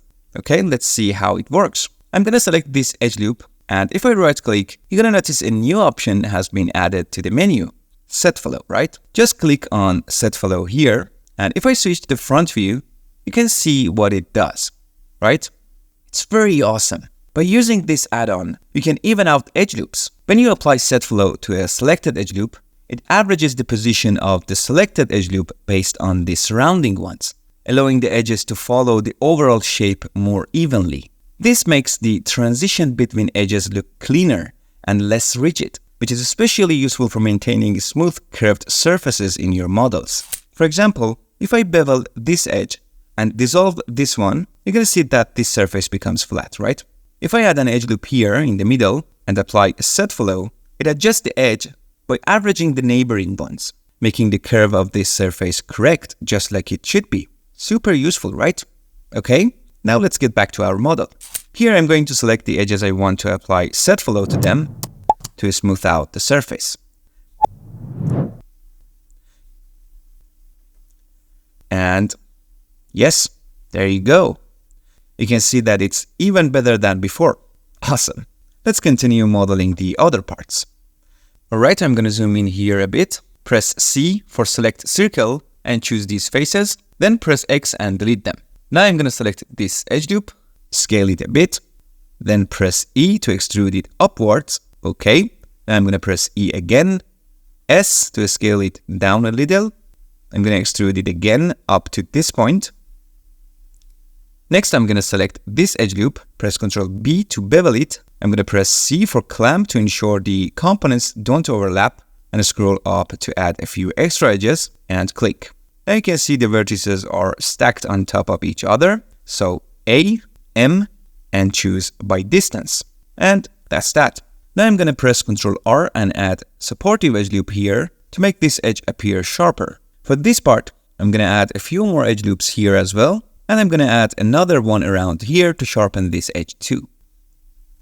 Okay, for this part, I'm going to add an edge loop here. Press Ctrl B for a bevel and create this space without adding an edge in the middle. Now press Alt E, select extrude faces along normals and extrude the faces outward. Okay, I'm going to select these two edge loops. Press Ctrl B and bevel them. I'm going to also adjust the scale a bit.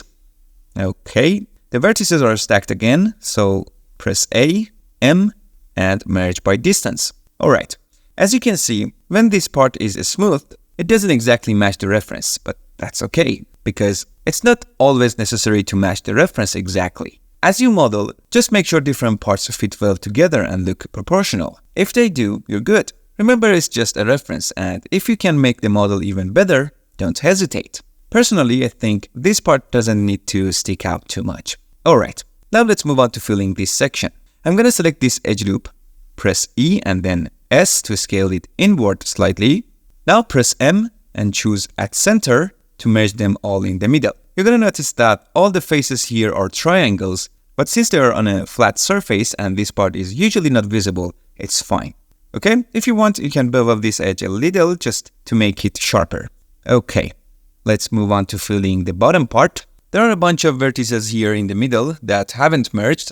Again, I'm going to use select circle to select these faces and delete them. I'm going to select this edge loop, then press M and choose merge at center.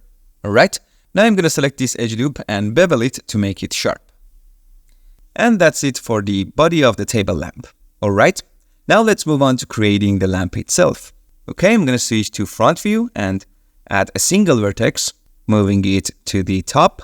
Press E and extrude it down to the bottom.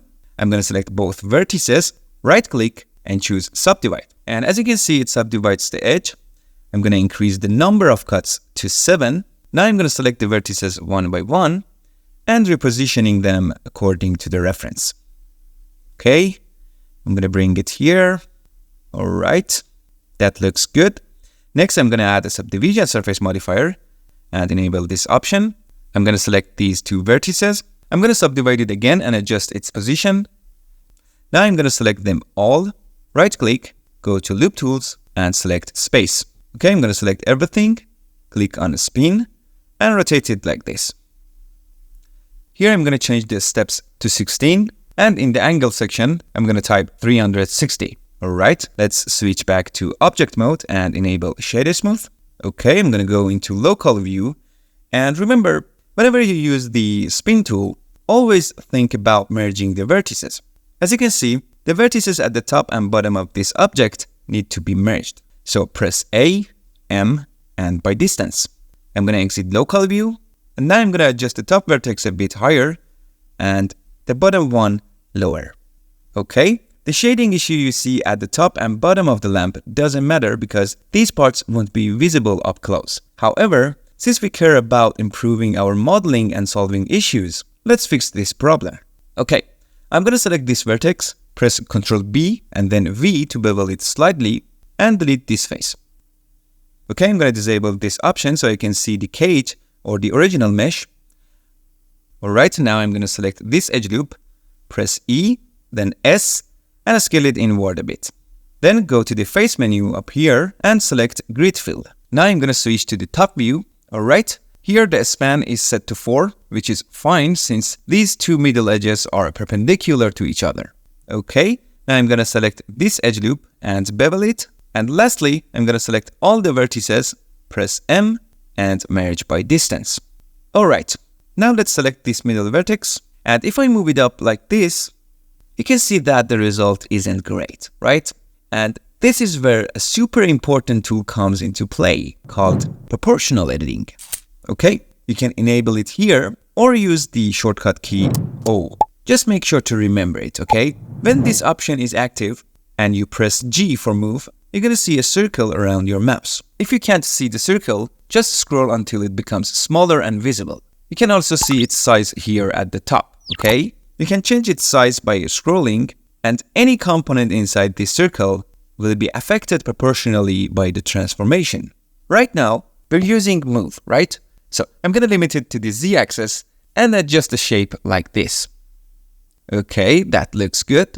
To understand it better, let's take this plane as an example. If I select this vertex and move it while proportional editing is active, you're going to see that the selected vertex is affected the most, and the surrounding vertices, which are inside the circle, are influenced less and less as they move further from the center of the circle. We also have different profiles here, and if you switch to a side view, you can easily see that each profile moves the vertices exactly as its icon suggests. This feature isn't limited to edit mode either. As you can see in this example, these cubes are separate meshes. When proportional editing is active and I move this middle cube, you're going to notice it affects the other cubes too. It's a very useful feature. Please make sure to always disable proportional editing after using it, because it's really common to forget turning it off, just like I did in this video. I forget to switch it off, so from now on, keep in mind that proportional editing should be turned off to avoid any issues. Okay, let's get back to modeling. I'm going to select this edge loop and apply Set Flow, and there you go. Finally, select any edges that you think need edge flow and apply it to them as well. It's that simple. Okay, now you're going to notice that the shading here looks much better than before, right? Okay, that's it for the lamp part. The bottom part isn't even visible, and sure, we could fix it too, but there's no need at this point. As I mentioned, this part won't be seen in the project, so it doesn't make sense to spend time on it. You know that it's not possible for the lamp to stand like this, right? So this part needs more detail in modeling. But in real-world production projects, you don't need to spend too much time on parts that aren't visible. Of course, if we were creating a product visualization video for this table lamp, we definitely need to focus on such details, okay? Anyway, that's it for this section. Now let's move on to the remaining parts and finish up. For this part, I'm going to add a cylinder with 16 vertices. I'm going to move it up a bit and match the bottom vertices to the reference by scaling them. I'm going to do the same with the top vertices. Then I'm going to delete the top and bottom faces.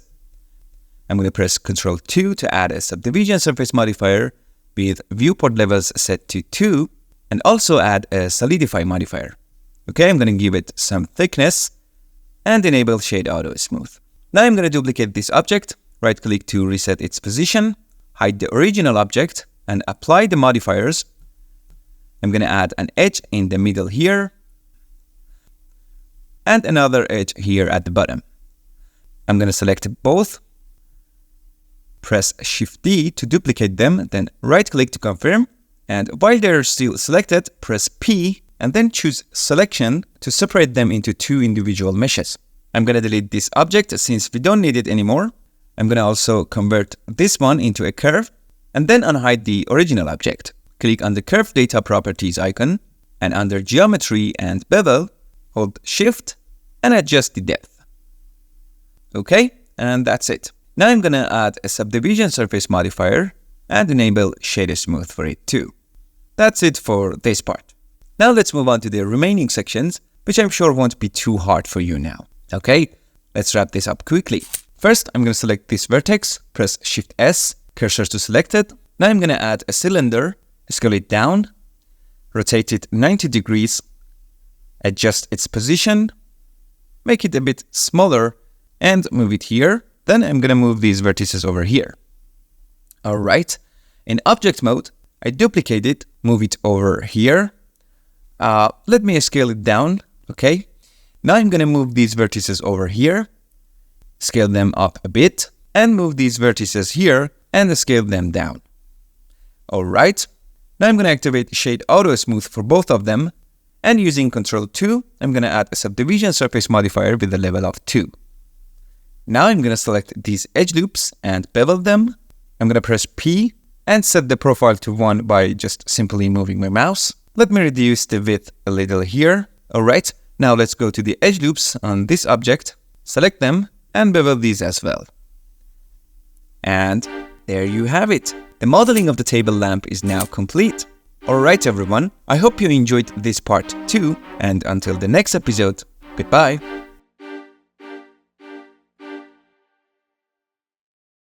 Hey everyone, and welcome to episode 11 of the Blender Story from Zero to Andy's Room course. In this episode, we're going to dive a bit deeper into topology during 3D modeling process, and we'll also learn about another super important and useful technique in the modeling board, which is Booleans. As always, don't forget to download the blueprints from the link in the description, and let's jump right into it.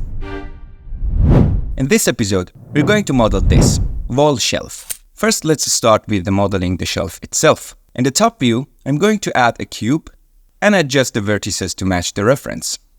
I'm going to also tweak the vertices in the right view to match the thickness based on the reference. Now I'm going to add an edge loop in the middle and delete the left side of the mesh. And since this part will be attached to the wall, the back face won't be visible, so I'm going to delete that face. Next, I'm going to select this edge, switch to the top view, and bevel it, and click about here. I'm going to change the segment to 4 and reduce the shape until it matches the reference, just like this. For the raised edges at the top and bottom, you can either select the face, press I for inset, and push it in a little, then press Alt-E and choose Extrude Face along normals to pull them out a bit. Or we can use Bevel modifier for this part. Let me show you how to do that.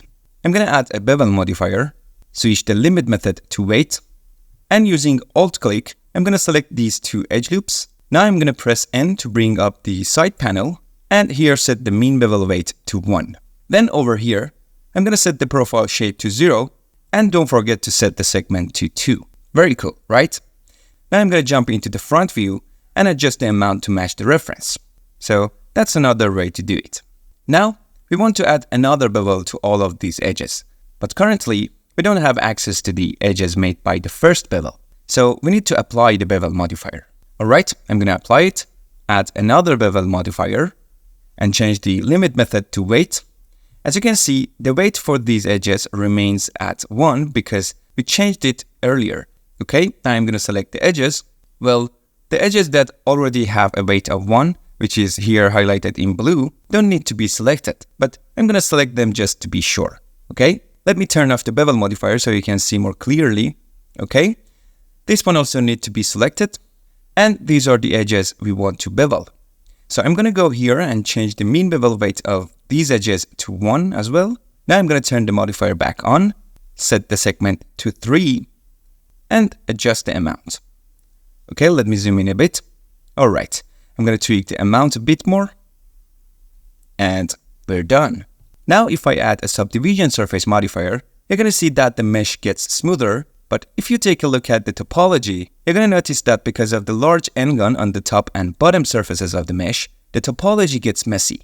However, since this topology issue is happening on a flat surface, it doesn't cause any shading problems here. But as I mentioned earlier, because we want to focus more on topology in this episode, let's clean up this mesh a bit so that our minds gradually get used to proper topology. So, first of all, I'm going to delete the subdivision surface. Now let's switch to the top view and press K to activate the knife tool. You're gonna notice that the mouse icon has changed, and now I can easily add edges with this tool. Alright, I'm going to move my mouse close to this vertex, and as you can see, it snaps to it. I'm going to click, and if I move my mouse, you're going to see I can now click on another part to add an edge. Now I'm going to press A, and as you can see down here, pressing A activates the angle constraint. And if I move my mouse, you're going to see the angle being constrained in this section. Alright, I'm going to move my mouse here and click. Right now, you're going to see that this edge is highlighted in red,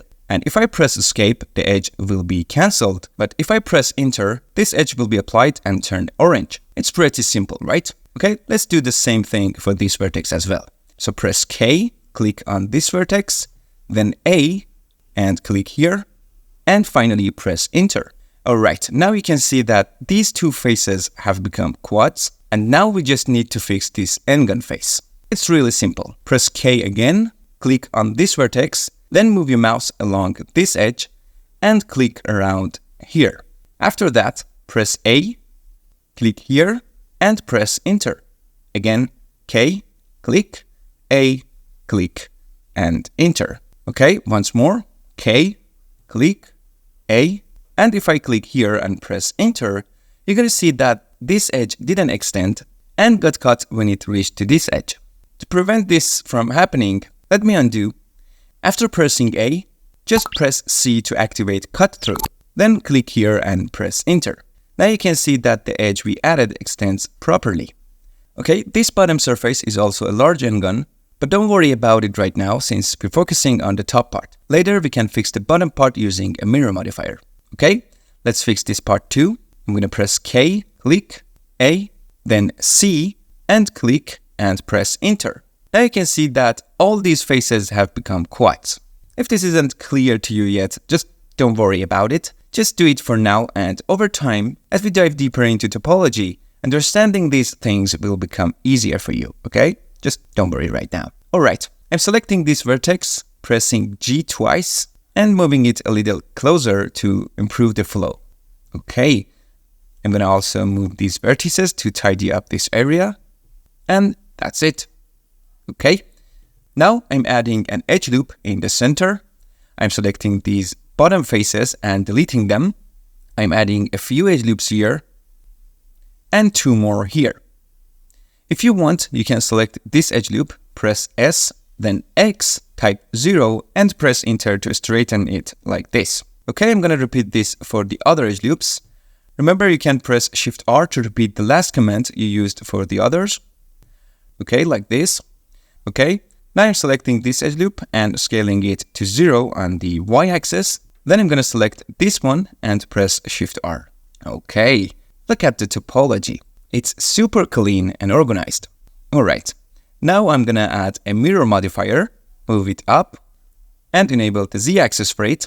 You can see that the object origin needs to be fixed, so I'm gonna select this vertex, press Shift S, cursor to selected. Then in object mode, I'm gonna right click, go to set origin, and choose origin to 3D cursor. And that's it. Now if you add a subdivision surface modifier, let me collapse these panels. Okay, set the viewport levels to 2 and enable shader smooth. You can see it's working perfectly and we have an amazing topology. That's great. Okay, let me activate cavity from the viewport shading section, set the type to both, and adjust these properties for a more appealing shading.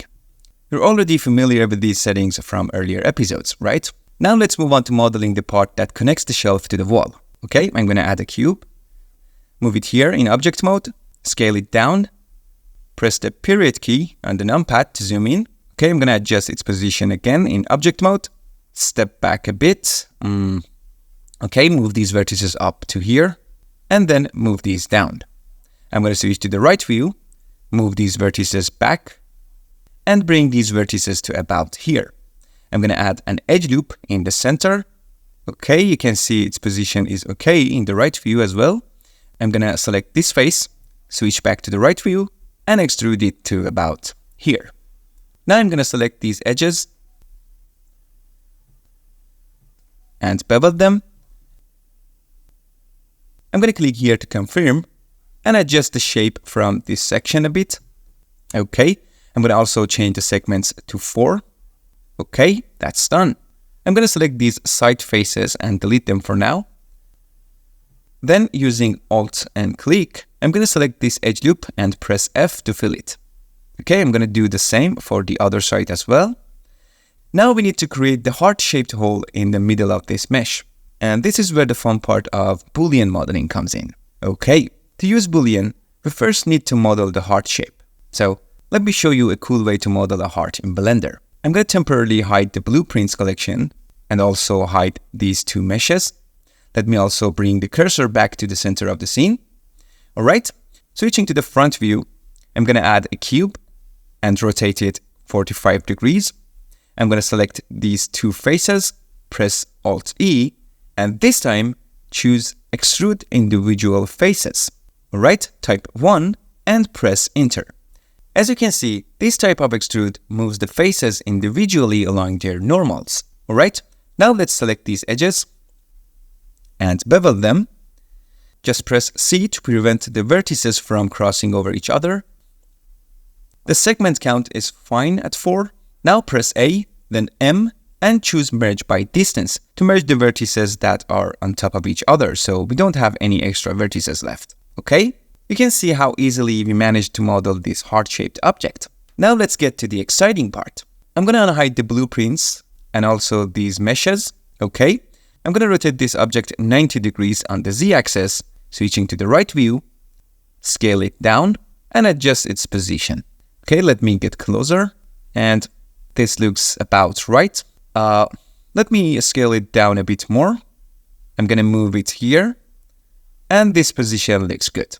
Now I'm going to select this edge loop, duplicate it, and right-click to place it back in its original position. By pressing 3 on the top row of the keyboard, I'm going to switch to Face Select Mode, press L, and then delete all the faces. This way we can easily work with the vertices and shape it the way we want, and then extrude it, right? Okay, now I'm going to select these vertices and move them down a bit. I'm going to select this middle vertex, and don't forget how to activate proportional editing by pressing O.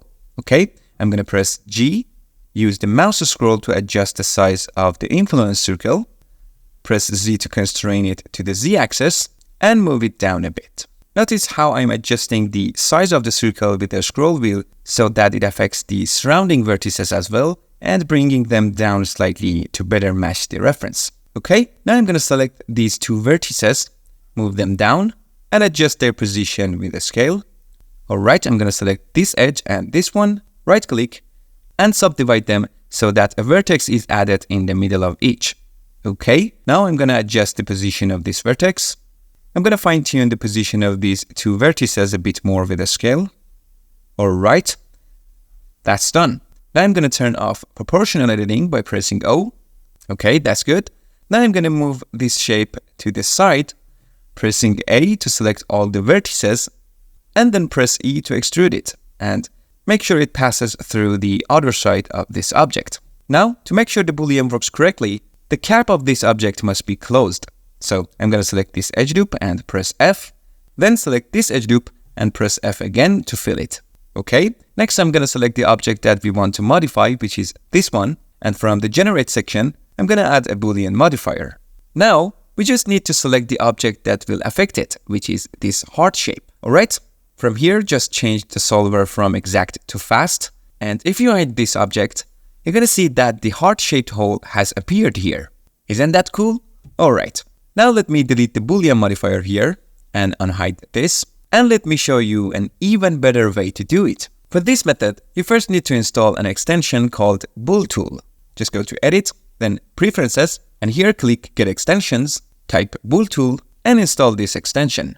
Alright. First, just select the object that will affect, and then the object that will be affected. Notice that the selection order is the opposite of the previous method. Now press Ctrl and the minus key on the numpad, not the minus key on the top row of the keyboard, okay? Now you're gonna see that the Boolean has happened easily, and you just need to change the solver to fast here. So if you click on this object, you're gonna see that the Boolean modifier has actually been added to this object, and at the same time, you're gonna notice a bounding box has appeared, which is how the heart object is being displayed now. You're gonna also see that the heart object has become a child of the main mesh in the outliner and hasn't been hidden. Its display mode has just changed to bounding box. This helps because if we want, we can change its scale here, and you can see these changes live as well. Super cool, right? If you want, you can go to the object data properties, and in the viewport display section here, under display as, change it back to solid, which is the default, or switch its display mode to any of these options. Okay, I'm gonna set it back to balance for now. And of course, you don't need to memorize this right now. I'm just mentioning to make things easier to understand. Okay, Boolean generally has 3 modes. In this example, you can see that by pressing Ctrl and the minus key, the difference mode is activated, which simply subtracts that object from the main object. The other mode is intersect. The shortcut is Ctrl**, which outputs only the areas where the objects overlap. The third mode is union, which uses Ctrl and the plus key as its shortcut, and it simply deletes the components of the areas where the objects overlap. Alright, let's get back to our model. Now if we add a bevel modifier, you're gonna see that it doesn't work correctly. And the main reason, as usual, is the topology. These endguns prevent the bevel from working properly. Just remember that the one weak point of the Boolean method is this messy topology, which is why many people prefer not to use it at all. But knowing topology is essential, and there will always be moments when it surprises during modeling. However, when you're working with flat surfaces, luckily you don't need to focus too much on topology or try to make every face a quad. So our goal here is to have a topology that allows us to use bevel without any issues. Okay, let's do it. Right, I'm going to delete the bevel modifier. And first, I'm going to apply the Boolean modifier. I'm going to select these faces and delete them. I'm going to add an edge loop in the middle of this section and another one inside here. Then I'm going to delete the faces on this side so we can focus only on one side for now. Alright? Now, we need to find a way to model at least the topology around these main edges more neatly. Let's do it step by step so it becomes easier to understand. Since we already applied the Boolean, I'm going to delete this object. Now, for example, if I select this edge loop and press E and then S, you're going to see that the surrounding edges aren't being added evenly. It's the same for this edge loop as well. You can see it's not giving us the correct result. That's why we can use the solidify modifier here. So I'm going to add a solidify modifier, and here I'm going to activate the even thickness option. Now, as you can see, it's almost giving us the result we were looking for, but you can see that in these areas, the components have intersected. And this issue actually comes from the normals of the faces. Okay, you've heard me mention the word normal several times in this course, and you might be wondering, what's the deal with normals that you keep repeating it? Well, normals are actually a very important topic in 3D modeling. And to explain it simply, it tells the software which side of a face should be considered the front and which side should be the back. The software uses this information to perform many operations correctly. To see the normals of faces, simply go to the viewport overlay and activate face orientation here.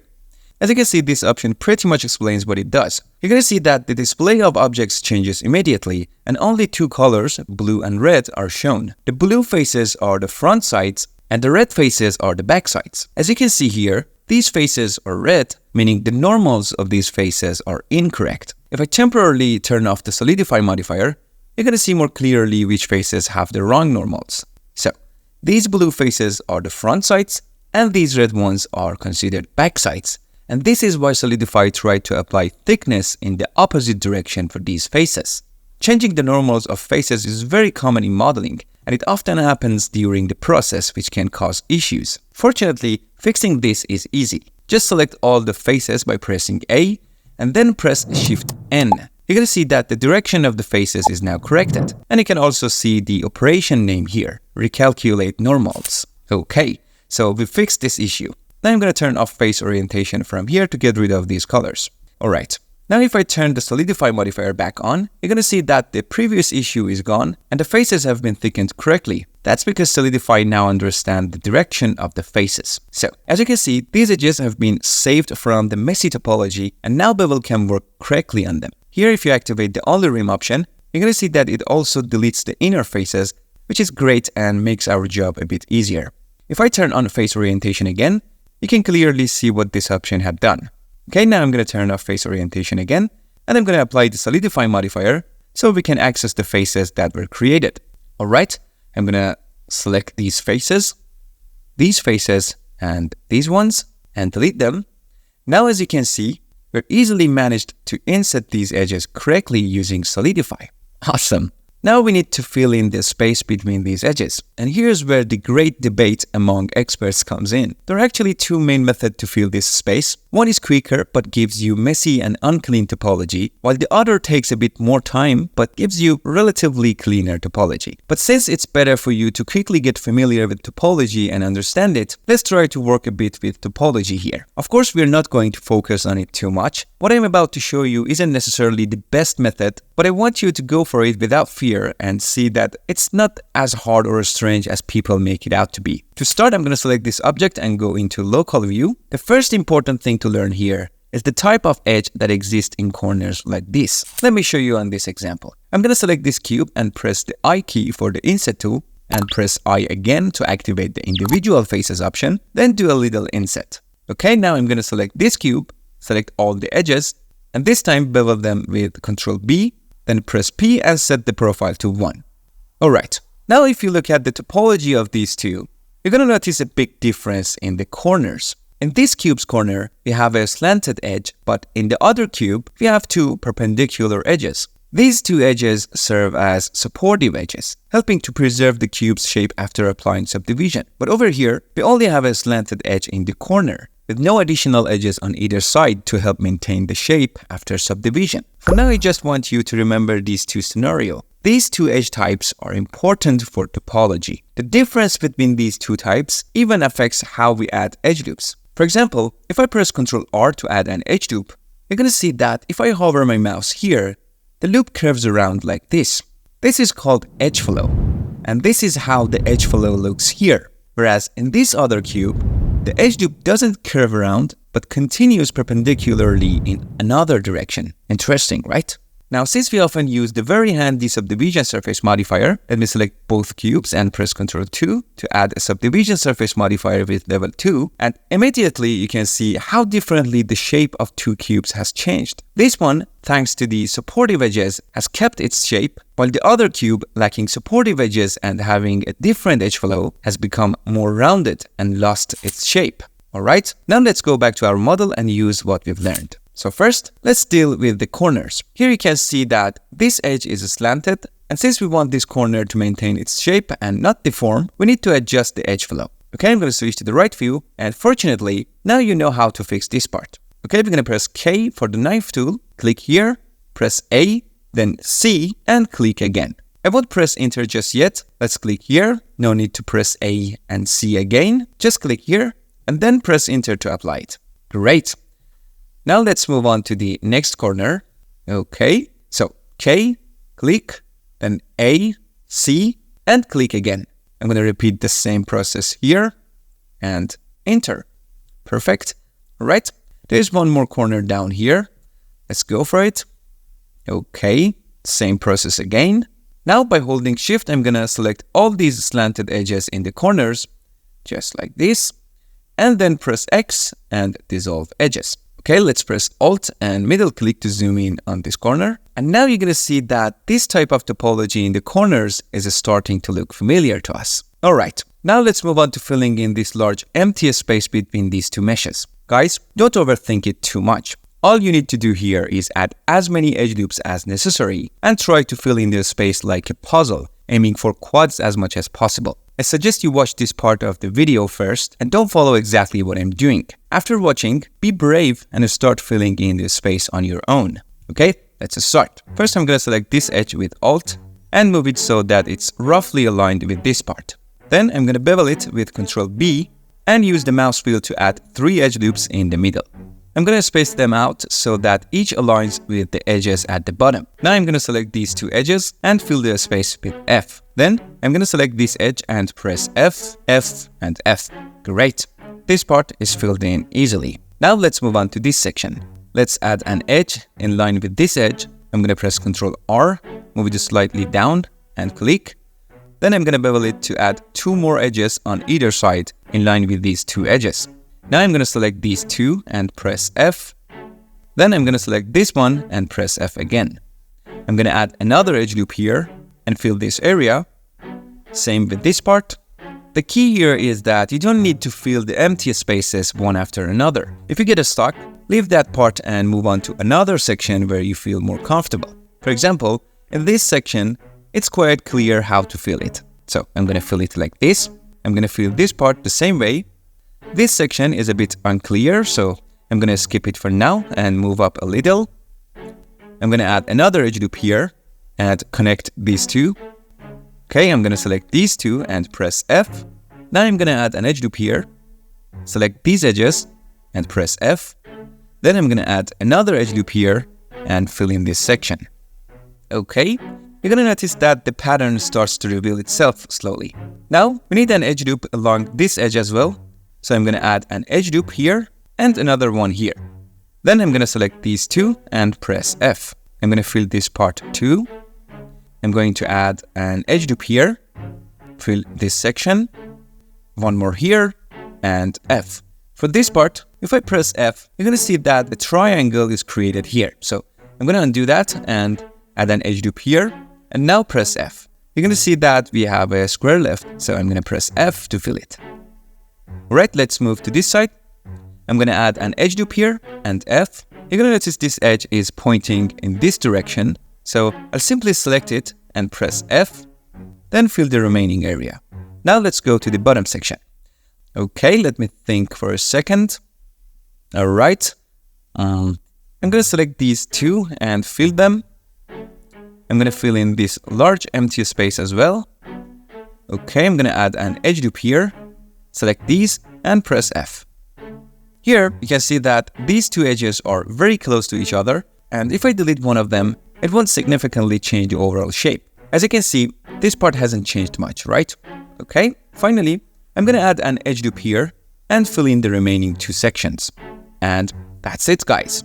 You can see that this space completely filled, and all the faces are quads. Sure, the topology isn't the prettiest, but as I mentioned before, since we're working with a flat surface, it won't cause any issues. We're not going to deform this object or do anything special with it, so in cases like this, the sensitivity toward topology is quite low, okay? If you want, you can tidy it up a bit more. For example, I'm going to select this edge loop and dissolve it. You can see that whether it's there or not doesn't make much a difference, so we don't really need it. I'm going to select this edge loop, press G twice, and move it slightly to this side, so that the 2 sides are more evenly spaced. And yes, alright, that's it, guys. Now let's add a subdivision surface modifier. I'm going to set the viewport levels to 3 and enable shade auto smooth.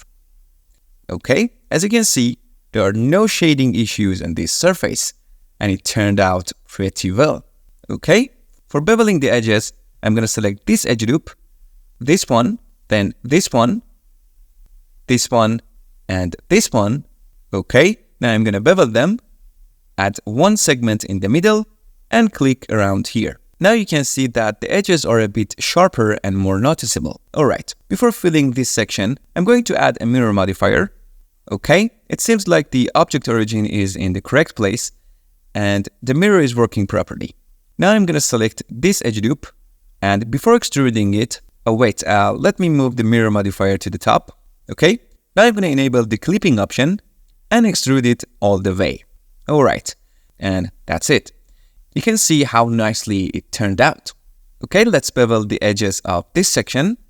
Let me temporarily turn off the subdivision surface modifier so I can easily select this edge loop. Alright, I'm going to turn the subdivision surface modifier back on and bevel this edge a bit. There we go. You can see that the edges are now sharper. And if you look at the topology, you're going to notice that although it's not the prettiest, it has given us the result we wanted. And that's all that matters. Okay, now we need to sharpen these sections. For that, let me turn off the subdivision surface again, select these edges, and also the edges of this part. Okay, now I'm gonna turn on the subdivision surface back on. To make this section sharper, right click, and here we have an option called Edge Crease. Yes, as you can see, the shortcut is Shift E. I'm gonna select Edge Crease, and if I move my mouse now, you're gonna see that the selected edges gradually turn red. And this is how the edges become sharper. Very cool, right? Okay, I click, and you're going to see that the edges are now sharper, and the shape is getting closer to our reference.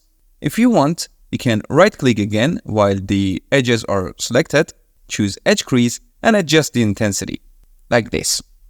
You can see how easily this section was fixed.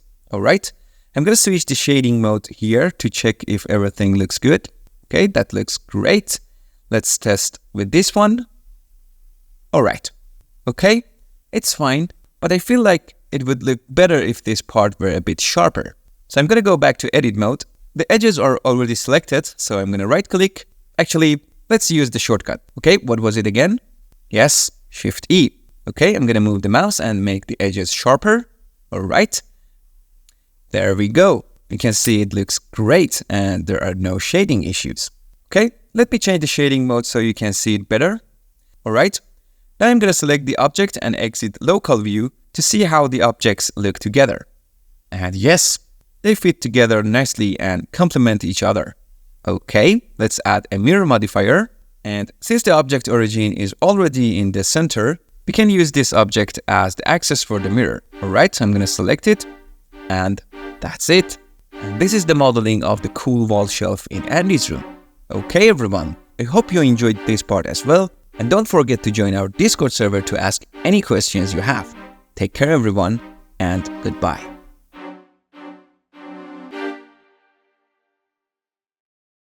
Hey everyone, welcome to episode 12 of the Blender Story from Zero to Andy's Room series.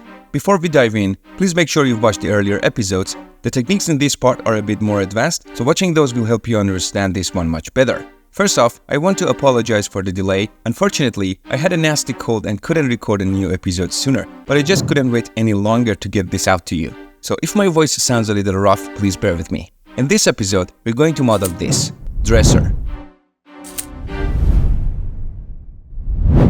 Before starting the modeling, we first need to get familiar with more features in the user interface. I know it might seem a bit late. In a lot of courses, this is covered in the very first episode, but in my opinion, for someone who's brand new to the software, going over the entire user interface at the start doesn't help much. That's why I prefer to introduce it in this episode, right when your mind is ready to take in more. Now, what you need to know about the user interface is how to customize the viewport and the panels. In Blender, if you haven't done this yet, it might feel a bit tricky, so please pay close attention. Every panel in Blender and in any software really has 4 corners, right? Anytime you move your mouse to any of these corners, the icon changes to a target icon. For example, if I move my mouse to this corner and hold down the left click, since there's no window on the left, no matter how much I try to drag to the left, nothing will happen. The same goes for dragging upward. Since there's no window up there, nothing happens. So here I have 2 options. If I hold down the left click and drag to the right, the viewport splits vertically. Okay, I'm going to right click to cancel that. Now, if I drag down, you're going to see the viewport splits horizontally this time. I'm going to right click to cancel that too. Now, once more, I'm going to click here and drag to the right, so the viewport splits vertically. Now, here things are a bit different. I'm going to adjust the camera a little in this viewport to make the difference between these 2 viewports more noticeable. Okay, now imagine we want to close the left viewport and just keep the right one. To do this, bring your mouse over to the corner of the viewport you want to keep. Notice my mouse is on the top left corner of the right viewport. So the right viewport is the viewport that I want to keep. Now hold down the left click and move your mouse slightly to the left. And because there is a window to the left, something like this happens. The right viewport has a brighter highlight, meaning that's the viewport that will stay. And the left viewport has a dimmer highlight, meaning that viewport will close. The mouse icon even changes to an arrow pointing left, right? Now, if I release the mouse click, you're going to see that the left viewport closes and the right one takes its place. If I want to do the opposite of what we just did, I'd bring my mouse to the corner of this left viewport, hold down the left click, and drag it to the right this time. Okay, now pay attention here. If I bring my mouse to this corner and drag it to the right, you're going to see that since there is no window on this side, the viewport splits vertically again. And now we have 3 viewports. I highly recommend you open up a Blender scene and try this out right now so the logic clicks and you get comfortable with it. If you don't really like this method, there is another way to do it. Just move your mouse to the border between the windows and right click. The options here are pretty clear about what they do. For example, if you choose swap areas, instead of closing the windows, it just swap them. Alternatively, you can also hold down Ctrl, then left click and drag on the window you want to swap.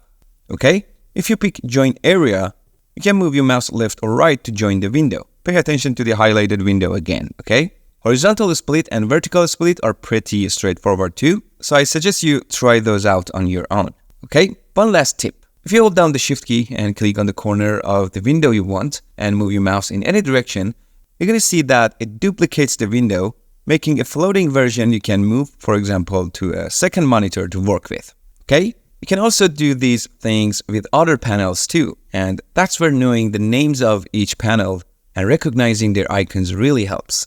For example, if I drag the Properties window over this one, it closes that window. Now, if I want to bring it back, I'm going to click here and drag down. Now, who remembered the name of the panel that closed? If you said Outliner, you get it. So I'm going to click on this icon, and here's a list of all the panels' names and icons in Blender. Okay, I'm going to select Outliner here, and just like that, the outliner comes back. Simple as that. Okay, if you want to resize a window, just bring your mouse to the middle of the border between 2 windows and adjust the size that way. Okay, now if you click any of these tabs up here, you're going to see there are actually preset workspaces with different layouts and panel arrangements designed to make it easier for users to access tools for specific tasks.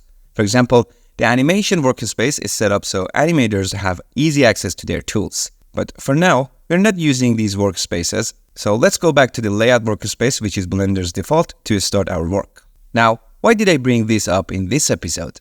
Let's start modeling so you'll see why. As always, don't forget you can click the link in the description to download the practice files for free from our pages on ArtStation and Gumroad. This way you can follow along and work on the project with me. Okay, now I'm gonna add a cube.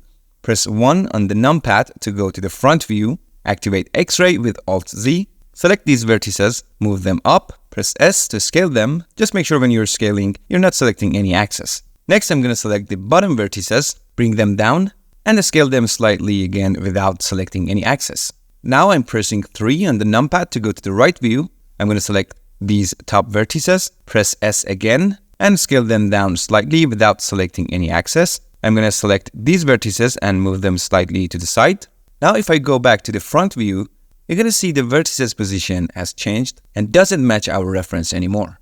And if I adjust their position in the front view by scaling, the vertices position will change again in the right view. If we keep going like this, it's like we're running in circles. This is where having a second viewport and seeing our model in perspective view at the same time can really help. So I'm going to click here and drag my mouse to the side to split the viewport in 2. Okay, I'm going to middle click and drag to switch this viewport to perspective view and press Alt-Z to exit X-ray mode. I'm going to press T in this viewport to close the toolbar and make it a bit cleaner. Now let's see what the issue was. Let me make this viewport a little bigger. Okay. If I scale these vertices in the front view without selecting an axis, the scale happens uniformly, which you can clearly see in the perspective viewport. But our object width in the front view is wider than its side view. So this means we need to scale it non-uniformly. That's why in situation like this, we need to specify an axis after activating scale. So in the front view, after pressing S, I'm going to press X so the scale only happens along the X-axis. You can already see the difference in the perspective view, right? Now, if I switch back to the right view, you're going to see that the vertices stay in place and didn't move. Now, both the right and front views match the reference exactly. So keep this in mind. Now, I'm going to go to the right view, select these bottom vertices, press S and then Y to constrain the scale along the Y-axis and adjusting the vertices position to match the reference. I'm going to select these vertices and move them slightly to the side. Now, if you check the front view, you're going to see everything is in place. Okay? Next, I'm going to add an edge loop in the center here. I'm going to press S and then X, and just make sure you specify the axis when you're scaling, okay? I'm going to add another edge loop up here and scale it up a bit along the X-axis. I'm going to repeat the same for the bottom section. Now, back in the right view, I'm going to select these, press S, activate the Y-axis, and adjust the scale. Alright, I'm going to repeat this for the other edge loops as well.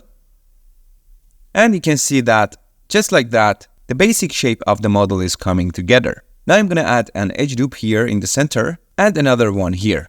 I'm going to add a bevel modifier, change the segment to 2, hold Shift, click and drag to reduce the amount, right-click, and enable Shade Smooth. I'm going to also add a subdivision surface modifier and change the viewport levels to 2. And there we go. Let's move on to the top section. I'm going to switch to the front view, add a cube, and move it up. Pressing Tab to go into edit mode. I'm going to move these vertices down and bring these ones up. I'm going to select everything with A, press S, then X, and scale them out a bit. Now selecting the top vertices, I'm going to press S and X again to adjust the scale. In the right view, I'm going to select everything, press S and then Y, and scale down like this. I'm going to move these vertices to the right.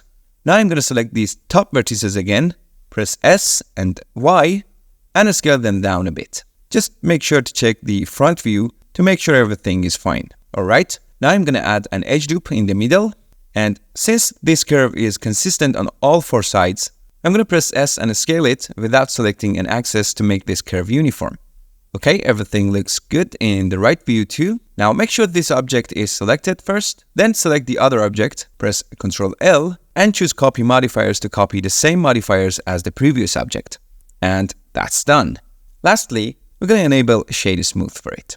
Alright, if I zoom in here, you're going to notice some issues here because there aren't enough edge loops. The subdivision surface modifier is trying to smooth this area, so I'm going to add an edge loop near this section.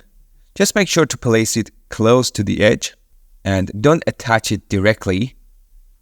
Okay, I'm going to add an edge loop near this part on the other object as well, which will make the edge sharper. Okay, I'm going to check in perspective view to make sure everything looks fine. Alright, everything seems good.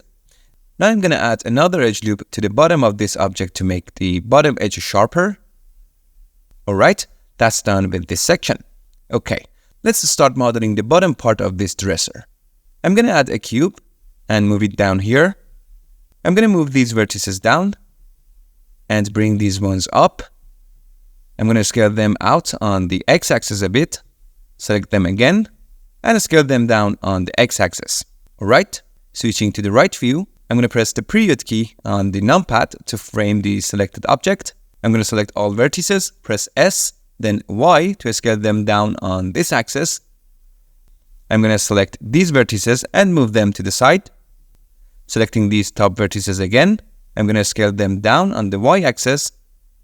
Okay, I'm going to adjust their position slightly to align with the edges.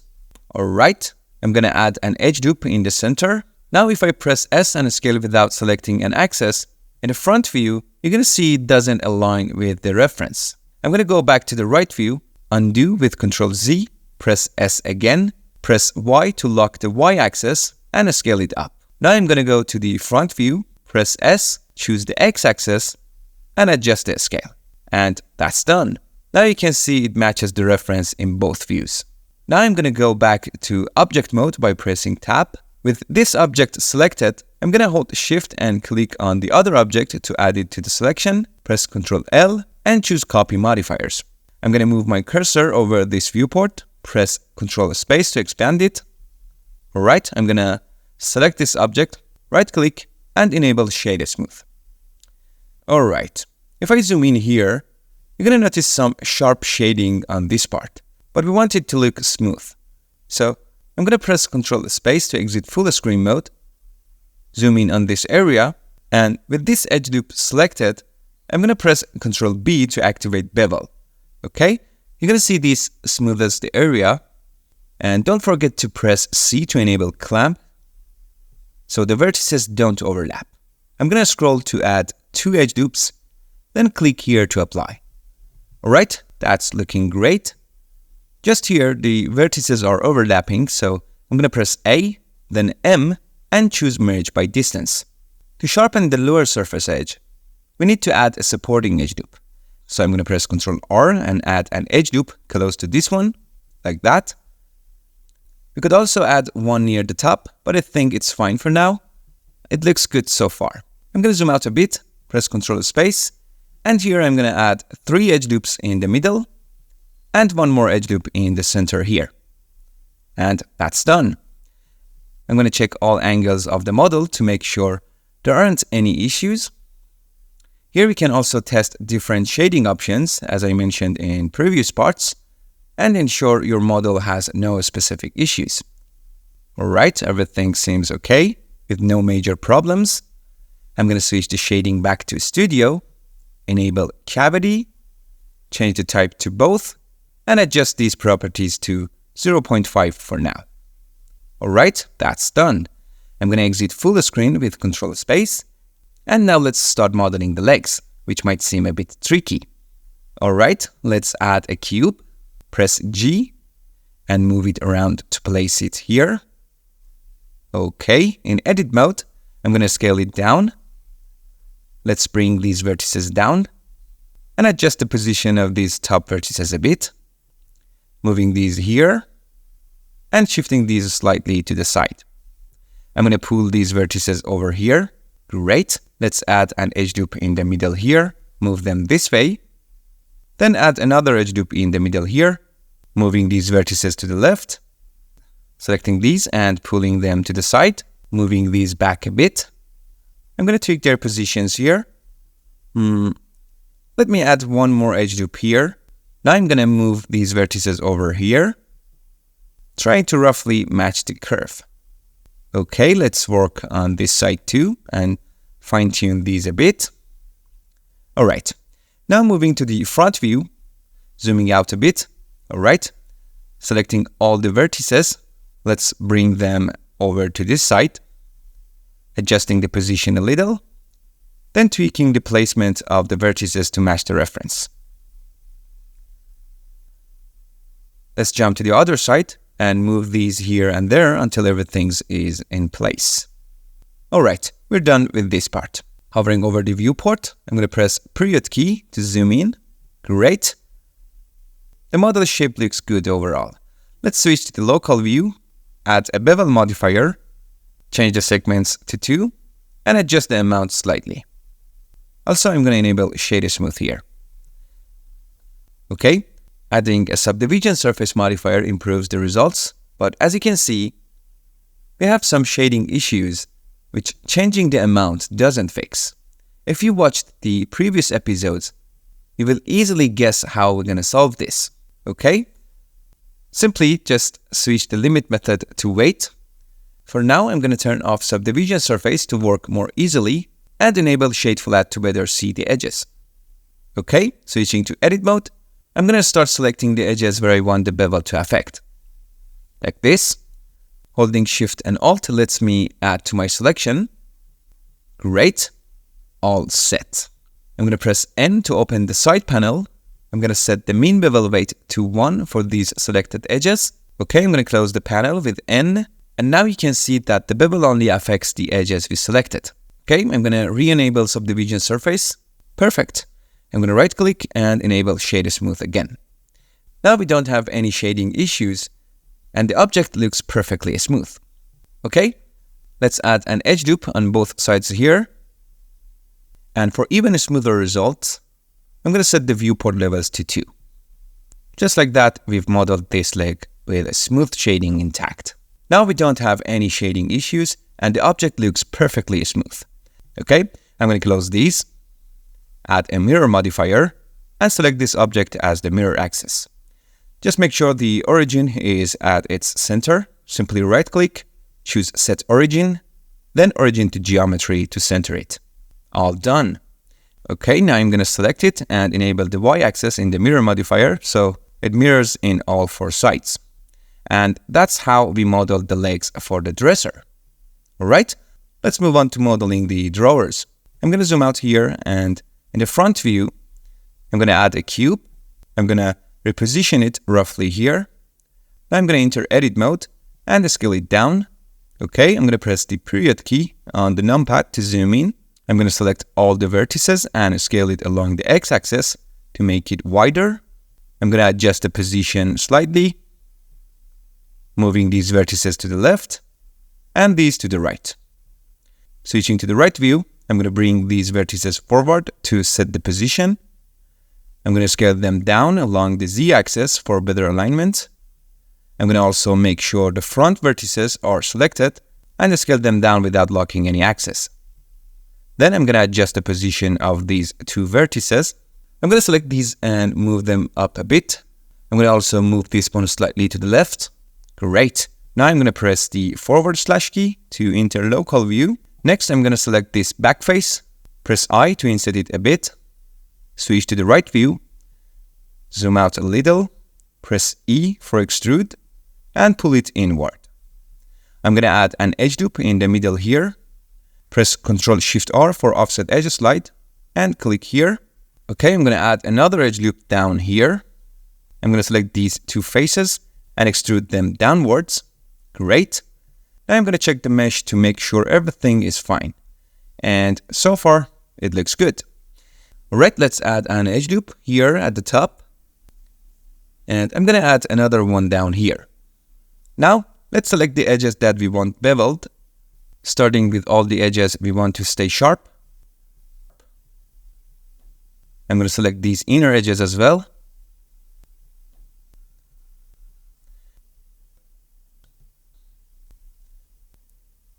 Now I'm going to select these front edges.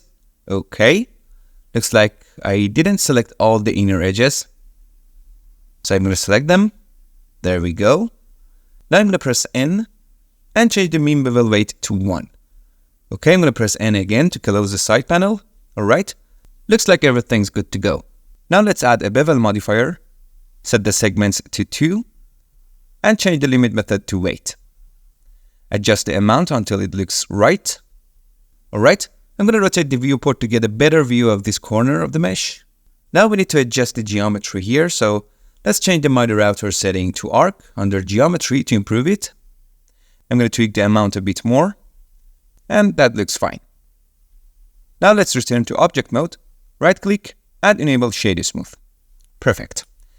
Okay, I'm going to tweak the bevel amount a bit more. Now if I rotate the view to check the inner corner here, there is still a shading issue. Adding a subdivision surface modifier fixes most of it. Setting the levels viewport to 2 makes it even better, but it's still not perfect.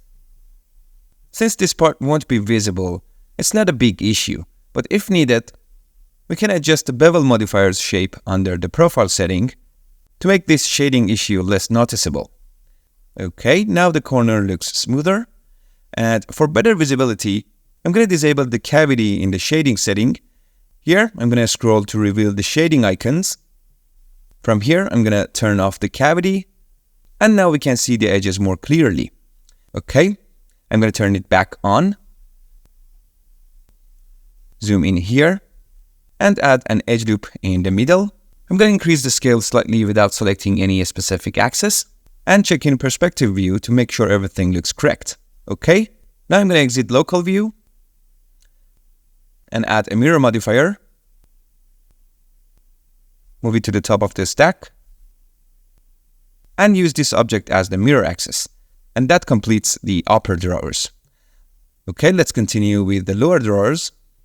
Zoom out a bit. And duplicate this drawer with Shift D. And moving it down.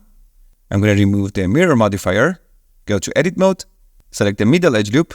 delete it, and temporarily disable the bevel and subdivision surface modifier. In vertex select mode, I'm going to move these vertices to the right and do the same with these others, shifting them slightly to the right as well. Okay, here you can see that this part of the drawer is slanted due to its stylized design. So if I select these vertices and try to move them in this direction, it doesn't take on the slanted shape I want.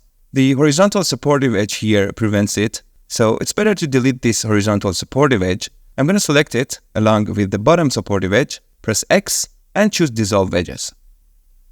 Alright, now I'm going to select these vertices and move them over here. Great. I'm going to press Tab to return to object mode, and I'm going to duplicate it and move it down here.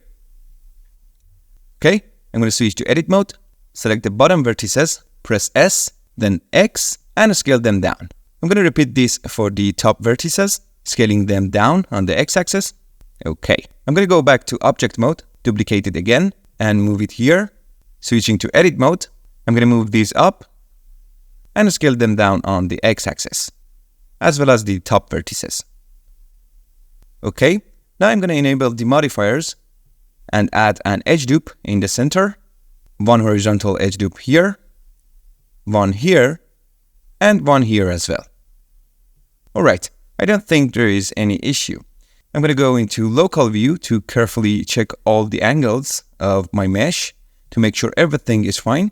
Okay, looks good so far. I'm going to exit local view. Now let's move on to the top drawer. Press Ctrl R, scroll to add 3 edge dupes here and 1 here. Alright, I'm going to repeat the same steps for the top drawer.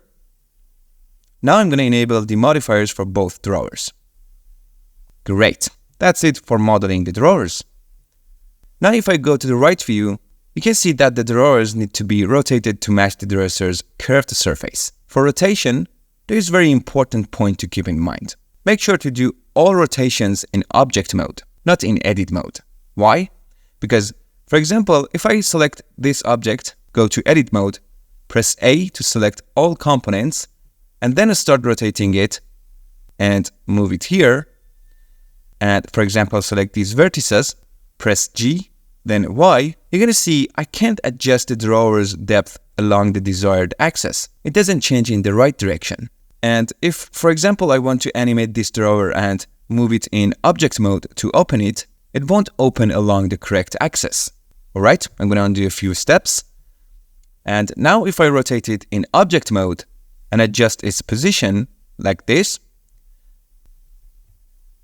then if I select the back vertices and press G for move and then Y, you're going to see it behaves like before. But if I press Y again, you're going to see it easily moves along the desired axis. Likewise, in object mode, if I press G and Y twice, you're going to see we can move the drawer along the correct axis for animation purpose, for example, right?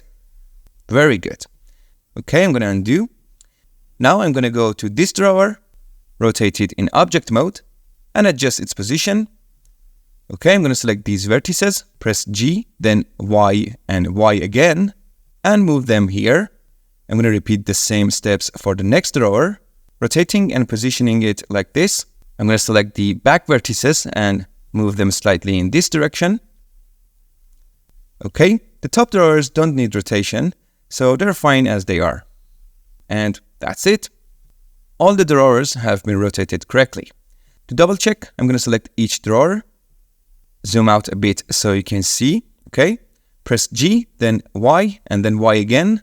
Now you're going to see that all these drawers can open and close smoothly along their correct axis. Perfect. I'm going to undo everything to return the drawers to their original position. Now let's move on to modeling the empty space behind the drawers. For more convenience, I first select all these objects and hide them with the H key. Then I select all the drawers, press G and then Y and Y again to move the drawers slightly forward so that I can easily see behind them. Now I select this object and switch to edit mode. And here we need more topology or meshes to create the empty space behind the drawers. So first, let's apply the modifiers. I click here, and as you can see, the apply option isn't active here, and we need to be in object mode. So I bring the mouse here, press tab to return to object mode. I'm going to come back here and then click on apply. Here I also reduced the levels viewport for the subdivision surface modifier to 1 before applying it. Now if I enable wireframe mode, you're going to see that we have more meshes available to work with. Okay, I'm going to change the viewport to the front here, go to edit mode. I'm going to select these vertices, press X and choose vertices and delete them. Then I come here and add a mirror modifier. So if needed, we only have to work on one side. Now we need to create the edge loops. First, I select this with Alt and click. Then I press G twice to bring it down a bit. Okay, I go a bit lower and select this edge loop. Press GG and move it up. Okay. For this part, I'm going to press Ctrl R to add an edge loop and position it here. I'm going to select this and press G twice to move it down. Okay. I'm going to select this one and move it down as well. And do the same for the others. Bringing them down. Okay. Now I'm going to activate vertex select mode with 1 on the top row of the keyboard. Select these two vertices. I'm going to press GG, move them a bit to this side, adjust this one, and also shift this one a bit to the right. So in this way, I just press G twice to adjust the positions of these vertices. Alright, I come here and add an edge loop here. Everything looks fine now. I switch to face select mode with 3 on the top row of the keyboard. Select these two faces, then these two, and go to right view. Let me zoom in a bit. Okay, here I press E to extrude and do it this way. Okay, I'm going to press G to move it down a bit and adjust its position better. I select this drawer and hide it with Edge. And to solve this shading issue, I'm going to select this mesh, right click and enable Shade Auto Smooth. Alright, that's done. Now I'm going to go to edit mode. I'm going to select these faces. Okay. I'm going to come here, press Alt E, select extrude faces along normals and extrude it this way. I'm going to select this, hide it again, and choose this one to go into edit mode. Select the middle face, press X and delete it. Okay, let's move on to the next part. I'm going to select these faces, press Alt E, extrude faces along normals. I come back here, hide it, and delete the middle face. Okay, I'm going to do the same for this last drawer. I'm going to delete this middle face as well. And as you can see, we easily created these empty spaces behind the drawers. And now we just need to add a bevel to the edges of the indentations we made. Let me zoom in a bit. I'm going to add a bevel modifier. And as you can see, changing the amount doesn't show much effect. And we need to first select the edges we want to bevel. I start selecting the edges and select all the edges that are present here. Just a reminder, simply you can hold down the Shift key to add to your selection. Okay.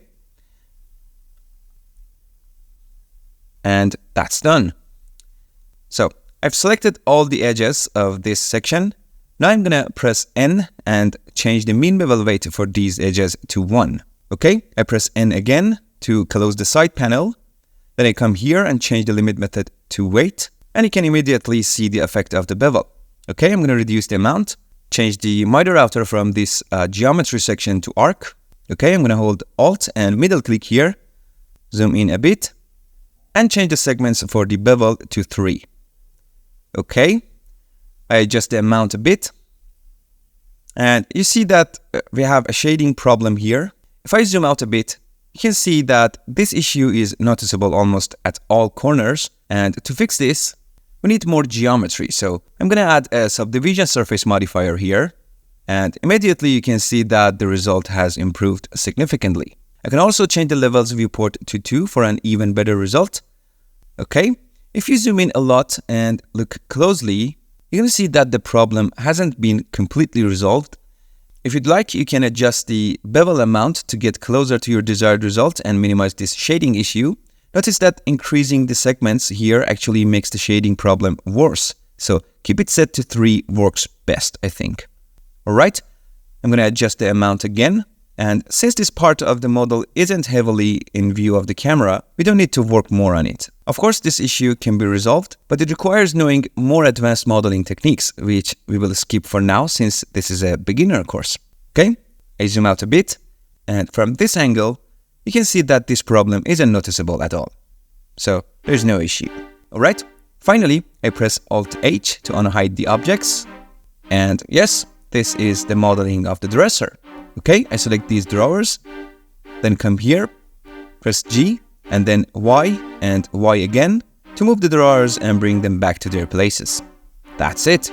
I hope you enjoyed this episode and found it useful. Don't forget to join our free Discord group, and if you have any questions, be sure to ask them there. Good luck, and I'll see you in the next episode.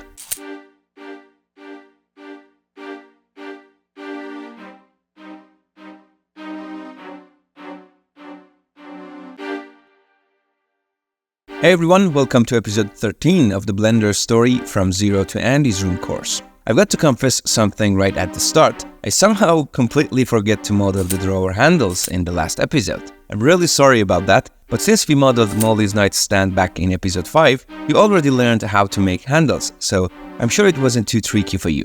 But if you ran into trouble, make sure to go back and watch that episode if you haven't yet. Don't worry though, in this episode, I'm gonna remember to model the handles with you.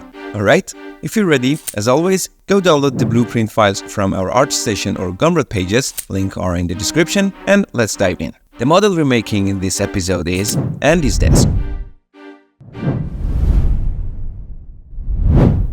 Okay, first I'm gonna press 1 on the numpad to switch to the front view, zoom in a bit, and add a cube. Then I'm gonna press Alt-Z to go into X-ray mode. I'm gonna press Tab to enter edit mode, select these vertices and pull them up. And then do the same for these vertices here. Now I'm going to press A to select everything, then S and X to scale along the X-axis and stretch it out a bit. Okay, next I'm going to press 3 on the numpad for the right view, press S, choose the Y-axis and stretch it some more. Now pressing 7 on the numpad, I'm going to switch to the top view, press Ctrl R to add an edge loop here, click, and then right click to confirm. Then I'm going to add another edge loop the same way. I'm going to select these vertices, hold Shift to add these ones to the selection, then press X and delete the vertices. Now I'm going to zoom in a little, add an edge loop in the middle with Ctrl R. I'm going to select these and nudge it over a bit. I'm going to select these vertices too and pull them slightly to this side. Okay, I'm going to select these and press Ctrl B to bevel, move my mouse to adjust and scroll up once to add a segment in the middle and click to confirm. Then I'm going to press K for the knife tool, click on this vertex, press A for angle constraint, and then C for cut through, click here, and press enter. I'm going to repeat this for the other side, K, click, A, and C, click, and enter. Now I'm going to add a mirror modifier, and activate the Y-axis for mirroring. There we go. You can see the mirror is working perfectly. Next I'm going to add a bevel modifier. Holding Shift, I'm going to click and drag to reduce the bevel amount, set the segments to 2, and you're going to notice the bevel is affecting this edge here, which we don't want. So I'm going to increase the angle here until the bevel no longer affects the edge. Alright, you can see it's not affecting it anymore. Now I'm going to press Ctrl 2 on the top row of the keyboard, and this will add a subdivision surface modifier with the viewport level set to 2. Finally, I'm going to right click and enable Shade Smooth for a nice finish. Okay, now I can apply the mirror modifier. I'm going to also add an edge loop here and another one here to get a more even edge distribution. And that's the top part of the desk modeled. Now let's move on to the main body of the desk. I'm going to add another cube and adjust the position of these vertices. Alright, I'm going to press A to select all the vertices, then S and X to scale them along the X-axis. I'm going to select these vertices and move them to the side. Then I'm going to add an edge loop with Ctrl R and position it here. I'm going to press Ctrl R again and add 3 more edge loops here. Now I'm going to select each vertex individually and adjust their positions. I'm going to also select these vertices here and move them a bit to the side. Switching to the right view, I'm going to select everything with A, press S, and then Y to scale along the Y-axis. Back to the front view, I'm going to add an edge loop here. And while it's selected, I'm going to press S and then X and type 0 and press enter to flatten it. I'm going to press G twice to slide this edge loop and position it. I'm going to add 3 edge loops here and 2 more here. Exiting X-ray mode with Alt-Z, press C for circle select and click and drag to select these faces. Okay, I'm going to right click to exit circle select, go back to the right view, press Alt-Z again and then Alt-E to choose extrude manifold and extrude them out a bit. Okay, now I'm going to select this one and press Edge to hide it temporarily. If we take a closer look at the mesh, you're going to see that we have an N-gun face here and one at the bottom as well. To fix this, I'm going to add an edge loop here, select these two vertices, and press J to join them. Then select these two and press J again. Very easy, right? Now I'm going to add 3 edge loops here to improve the edge distribution. And you can see that now we have mostly square faces. Okay, since we know we'll be modeling the drawer compartments in the back, we'll need a bit more topology for those indentations. So I'm going to add a subdivision surface modifier, set the algorithm to simple to keep the mesh from smoothing out, and only increase the topology, and then I'm going to apply it. Now, as you can see, we have more topology to work with. Alright, I'm going to add a bevel modifier now, increase the segments to 2, and decrease the bevel amount. To solve the geometry in the corners, I'm going to change the miter outer setting to arc, and that's done. So now I'm going to add another subdivision surface modifier, set the viewport level to 1, since we already subdivided the mesh once, and then right-click to enable Shade Smooth. And that's the base of the desk body modeled. Finally, I'm going to press Alt-H to unhide the mesh I hid earlier. And that's this section finished. Alright, so in previous episodes, we've modeled drawers for various assets several times. But this time, we'll model the drawers of this asset a bit differently to remind ourselves that we are not limited to just one way. There are other methods we can use based on the needs of our project. Don't worry, it's actually easier than the previous method. Up to now, we've been modeling the entire drawer as a single mesh, but this time, we're going to model the drawer compartment as a separate object. Let me show you. In the front view, I'm going to add a cube, move it here, press Tab to go into edit mode, and scale it down a bit. Let me zoom in a little. Okay.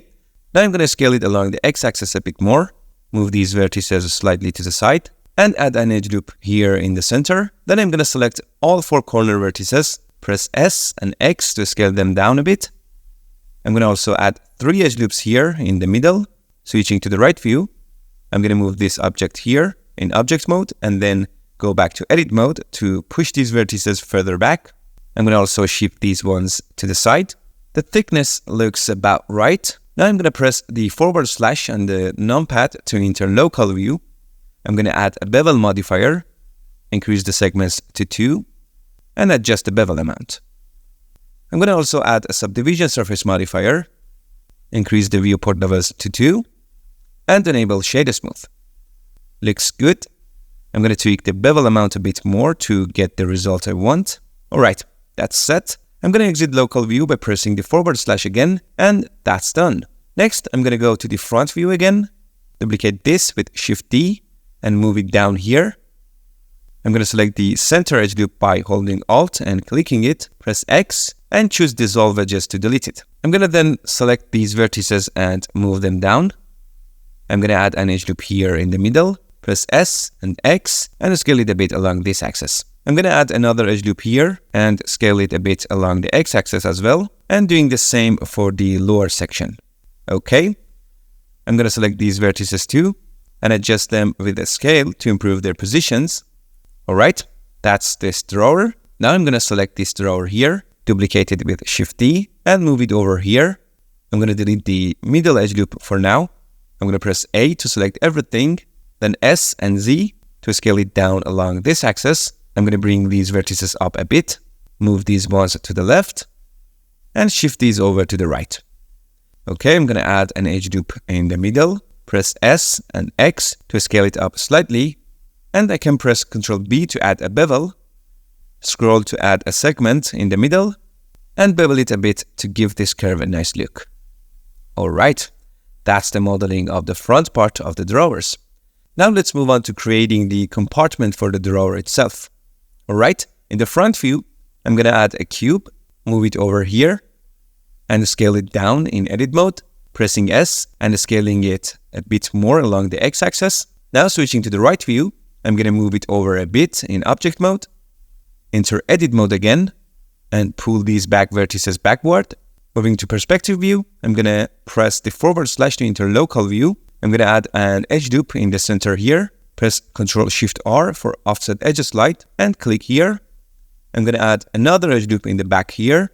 Looks good. Now pressing 3 for face select mode, I'm going to select these two faces, press Alt-E, choose Extrude Manifold, extrude them and move them over here. Okay. As usual, after using Extrude Manifold, we need to fix the N-gun faces. So I'm going to add an edge loop here and use J to connect these vertices. All right. Press J. Okay. I'm going to come over here and add 5 edge loops to this section. I'm going to add 1 in the middle as well. Okay. Now I'm going to add a bevel modifier, set the segments to 2, and adjust the bevel amount. Let me zoom in a bit. I'm going to right click and enable Shade Smooth. I'm going to tweak the bevel amount just a bit more, and that's good for now.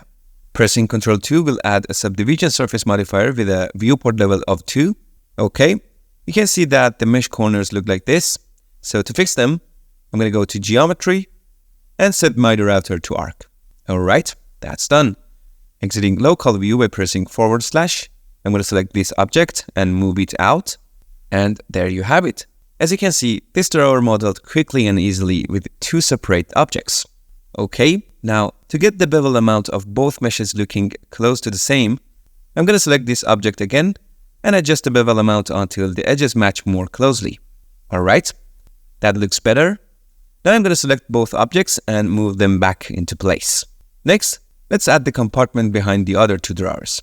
In the front view, I'm going to press Alt-Z for X-ray mode, click and click again here to select the back object, duplicate it, and move it down. I'm going to select the middle edge loop, press X and dissolve it. Then I'm going to select these top vertices and move them up. I'm going to add 3 edge loops in the center here, and that's it. Now I'm going to duplicate this one again, move it over here, and dissolve the middle edge loop once more. I'm going to move these vertices down, select these ones, move them to the left, and move these ones to the right. Okay, I'm going to add 3 edge loops on this side and 3 on the other side. Alright, that's done. Okay, I'm going to select this object and press H to hide it, and do the same for this other one. And just like that, we're done with modeling the drawers. Now pressing Alt-H to unhide all and bring back the previous objects. Alright, now let's move on to modeling the handles. Switching to the top view, I'm going to simply add a torus and change the major segments to 16 over here. Okay, pressing Alt-Z for X-ray mode. Let's close this up and I'm going to go to edit mode, select these vertices, press X and delete them. Moving to the right view, I'm going to bring it over here in object mode, pressing S to scale it down a bit, then zooming in slightly to adjust its position more accurately, moving to the front view to adjust its position here as well, then shifting it slightly and increasing the scale a little more. Alright, I'm going to tweak its position slightly. Switching to perspective view, I'm going to move it over a bit. Press Ctrl 1 to add a subdivision surface modifier with a level of 1, then right click to enable Shade Smooth. Now, in front view, I'm going to duplicate it, move it over here, and duplicate it again to move it down here. And there you go. The drawer handles are modeled. If you want, you can select them all, go into edit mode, press A to select all components, then press Alt-S to adjust the thickness of the handles as you like. Just like that. Finally, since I scaled in object mode, it's a good practice to apply the scale so it resets to 1. So I'm going to select all the handles, press Ctrl A and apply the scale to set it back to 1. It doesn't cause an issue here, but generally, it's better to get into the habit of applying the scale whenever you make changes in object mode to avoid problems down the line. Okay, now let's join these objects together to make it easier to move them around. I'm going to hide this object temporarily. Now, there are 2 ways to join them. The first is Ctrl J for join, but if we do that, all modifiers from the last selected object will override the others. I'm going to undo that with Ctrl Z. The other method is to use the parent-child relationship, which I explained in the toy box modeling episode. This way, all modifiers remain intact, making it a non-destructive approach. To do this, I'm going to select these 2 objects, then finally this one. Note that the last selected object should be this one, as it will be the parent. Press Ctrl P and choose Object. Now when I move this object, the other meshes will move along with it. I'm going to repeat this process for the other 2 drawers. And that's done. Now if I select them and press G, oops, looks like the last drawer isn't moving correctly. Let me undo. Okay, first I'm going to select this one, then the handle, and finally this mesh. Control P, object. Okay, now it's working. Let's check them all again. And yes, everything is moving correctly with the parent. I'm going to press Alt-H to unhide the object we previously hid. Next, let's model the indentations for the drawers. I'm going to select the drawers and pull them forward a bit. Then start adjusting the edges and vertices. Just remember, when moving, double tap G to slide so the mesh doesn't get distorted. I won't speed up the video. Instead, I'm going to play some music as I adjust the vertices and add edge loops where more topology is needed.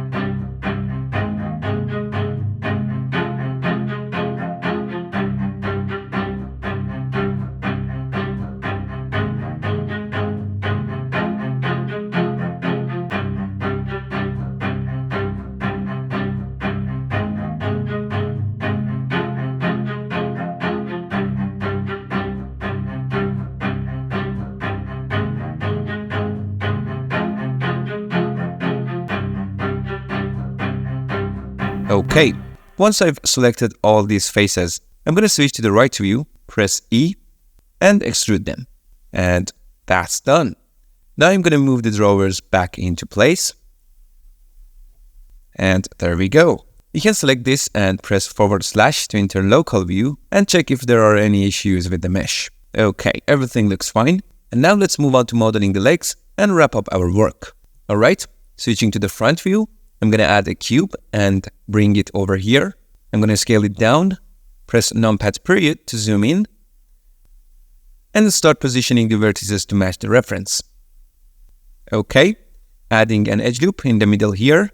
I'm going to adjust the vertex positions, adding another edge loop here, and I'm going to tweak the vertex positions again, then add one more loop down here and adjust these vertices. Now switching to the right view, I'm going to zoom out a bit, go back to object mode and move it over here, back to front view. Let's add a bevel modifier, set the segments to 2 and reduce the bevel amount. Moving it up slightly, I'm going to press Ctrl 1 to add a subdivision surface modifier and enable Shade Smooth. Adding an edge loop here in the center and one more on this side. Alright, this one's done. Switching to the right view, I'm going to duplicate it and move it over here. Looks good. Back in front view, let's work on the other leg. I'm going to add a cube, bring it over, and scale it down in edit mode. Zooming in, I'm going to move these vertices up, bring these down, and adjust their positions. Moving over here, I'm going to adjust these vertices as well, adding an edge loop in the middle and adjusting the vertices. Then adding another edge loop here and shifting it a bit, adding one more loop over here and adjusting those vertices too. Now I'm going to add another edge loop here, switching to the right view and adding another one on this side. Going back to object mode, I'm going to position it here, select these, press S to scale them down, and do the same for the next set of vertices. Scaling them down and adjusting their positions. Just like that. I'm going to select these and move them up a bit and shift them to the side. Great. This leg is modeled. I'm going to fine tune its position a little. Alright, looks good. Holding Shift, I'm going to select this leg, press Ctrl L, and choose Copy Modifiers. Perfect. In right view, I'm going to duplicate it and move it over here. Looks good. I think it just needs a bit of repositioning. Yes, moving it forward a little on the y-axis. Alright, that looks better. I'm going to select it and enable Shader Smooth for both legs. And with that, we've finally completed modeling Andy's desk. If you'd like, you can also open the chair project we worked on, select the entire object, press Ctrl+C to copy it, come back to this scene, press Ctrl+V to paste it, and adjust its position and scale and rotation, and place the chair right next to the desk. Alright everyone, that's the end of this episode. In the next one, we'll finally start modeling the bed, but which bed do you think we'll be modeling? I have no idea. We'll find out next time. Good luck, and bye for now. Hey everyone, and welcome to episode 14 of the Blender Story from Zero to Andy's Room series. The model we're creating in this episode is Molly's bed. As always, head to the link in the description to download the blueprints, then come back and let's jump right into it. Alright, let's begin by modeling the footboard and headboard. First, I'm going to go to the front view by pressing 1 on the numpad, press Shift-A to add a plane, press R for rotation, X and type 90, and press Enter to rotate the plane 90 degrees along this axis. Now I'm going to press Tab to enter edit mode, press Ctrl-R and click here, then right-click to add an edge loop in the center. I'm going to select the vertices on this side, press X and choose vertices to delete them. Then I'm going to press Alt-Z to enable X-ray mode, select these vertices and move them up along the Z-axis. I'm going to move these vertices higher too, and position these roughly here. I'm going to press R to rotate them a bit, and S to scale them down slightly. Adjust them a little more, and reduce the scale a bit more. Now I'm going to press E to extrude and bring them here. Press S, select the Z-axis, type 0 and press Enter. I'm going to move them down a little, adjust this vertex slightly to the side. Then I'm going to select them, press E again to extrude them down to this point. Let me zoom in here, select this one and nudge it a bit. I'm going to adjust this position as well. Now, here I'm going to press Ctrl-R, scroll up to add 3 edge loops, click and then right-click to add them centered in this section. Okay, I'm going to select these vertices in pairs and position them more precisely according to the reference, just by scaling and moving them. Okay, alright, this part's done. I'm going to add an edge loop here, slide it a bit, and adjust this position. I'm going to do the same here, add an edge loop, and adjust the vertex positions. I'm going to increase the scale slightly. Now I'm going to select these, move them here, and increase the scale a little more. Okay, this looks good for now. Now I'm going to add a mirror modifier to this part, as well as a subdivision surface modifier. I'm going to set viewport levels to 2 and enable uncage option to hide the bounding box so we can just see the subdivision result. Now I'm going to adjust the vertices to match the reference more accurately. I'm going to move these up and increase the scale slightly. Move these here and adjust the scale again. Shift them over a little. Select these and reposition them, scaling down a bit more. And fine-tune their positions. I think that looks good. Let me bring this one down a bit. Okay, now I'm going to press Alt-Z. Use the middle mouse button to go to perspective view, and as you can see, the shape looks really good.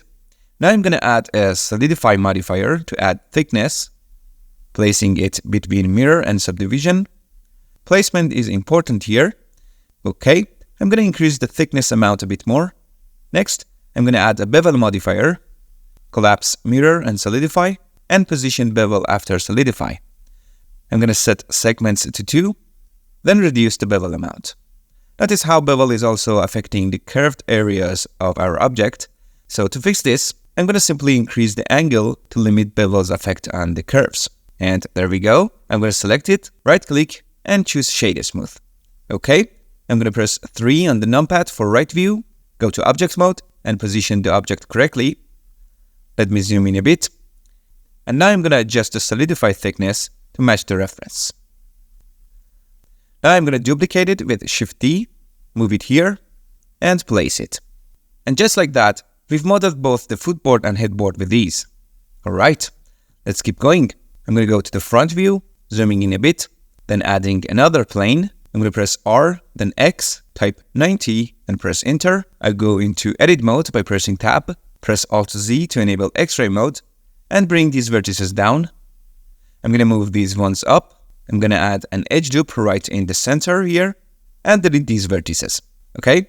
I'm going to add another edge loop around here, select these vertices, press E to extrude, and move them down here. Now I'm going to select this vertex, press Ctrl B to bevel, then press V to make it affect only the vertices. I move the mouse to adjust, scroll the mouse wheel to add a few segments in the middle, and then press P and use the mouse to tweak the bevel shape. Looks good, clicking here. You can also refine the result by adjusting the width and shape values. Great. Since some vertices are overlapping, as you can see here, I'm going to press A to select all vertices, then press M and choose Merge by Distance. Now I'm going to add an edge loop here and connect these two vertices with J. Next, I'm going to press Ctrl R to add a vertex here, press G twice and slide it down. Holding Shift, I'm going to click this one and press J again to join them. I'm going to connect these two with J as well. Alright, I'm going to add an edge loop here in the middle. Selecting this one, press G twice and move it slightly this way. Selecting this one, I'm going to press G twice and move it a bit to the other side. Now, to improve edge distribution, I'm going to add an edge loop here and 3 more here. Switching to perspective view, I go back to object mode with Tab and adjust the object's position. That's good. Now, with Shift, I click on this object, press Ctrl L and choose Copy Modifiers. Perfect. You can see we needed all those modifiers on this object as well. I'm going to also activate Shader Smooth. Zooming in here a bit, I'm going to adjust the solidify thickness to match the desired thickness. And that completes this section of the bed. Next, let's model the side rails. By pressing 3 on the numpad, I go to the right view, add a simple cube, and switch to edit mode with Tab. I enable X-ray mode with Alt-Z, selecting these vertices, and bring them down. I'm going to move these ones up. Now pressing A to select all, then S, I'm going to scale it up along the Y-axis. Now in top view, I bring these vertices over here and move these ones to this side. Switching to perspective, I exit X-ray mode and go here. Since this mesh is quite long, I'm going to add a few edge loops along this part, one in the middle here, and one on this side. Then I'm going to add a bevel modifier, set segments to 2, and reduce the bevel amount. Right-click and enable Shader Smooth. Now in the right view, I'm going to duplicate it with Shift-D and move it up. I'm going to select the middle edge loop, and instead of pressing X and choosing Dissolve Edges, I'm going to use the shortcut Ctrl-X to dissolve. It's been a while since I showed you a new shortcut, right? Okay, enable X-ray mode. I'm going to select these vertices and move them down a bit. Now, I'm going to show you a cool hidden trick that many people don't know. Imagine we're not satisfied with the bevel amount on these two meshes and want to change it. If I select both and adjust the bevel amount here, you're going to notice it only affects the last selected object or the active object, highlighted in yellow.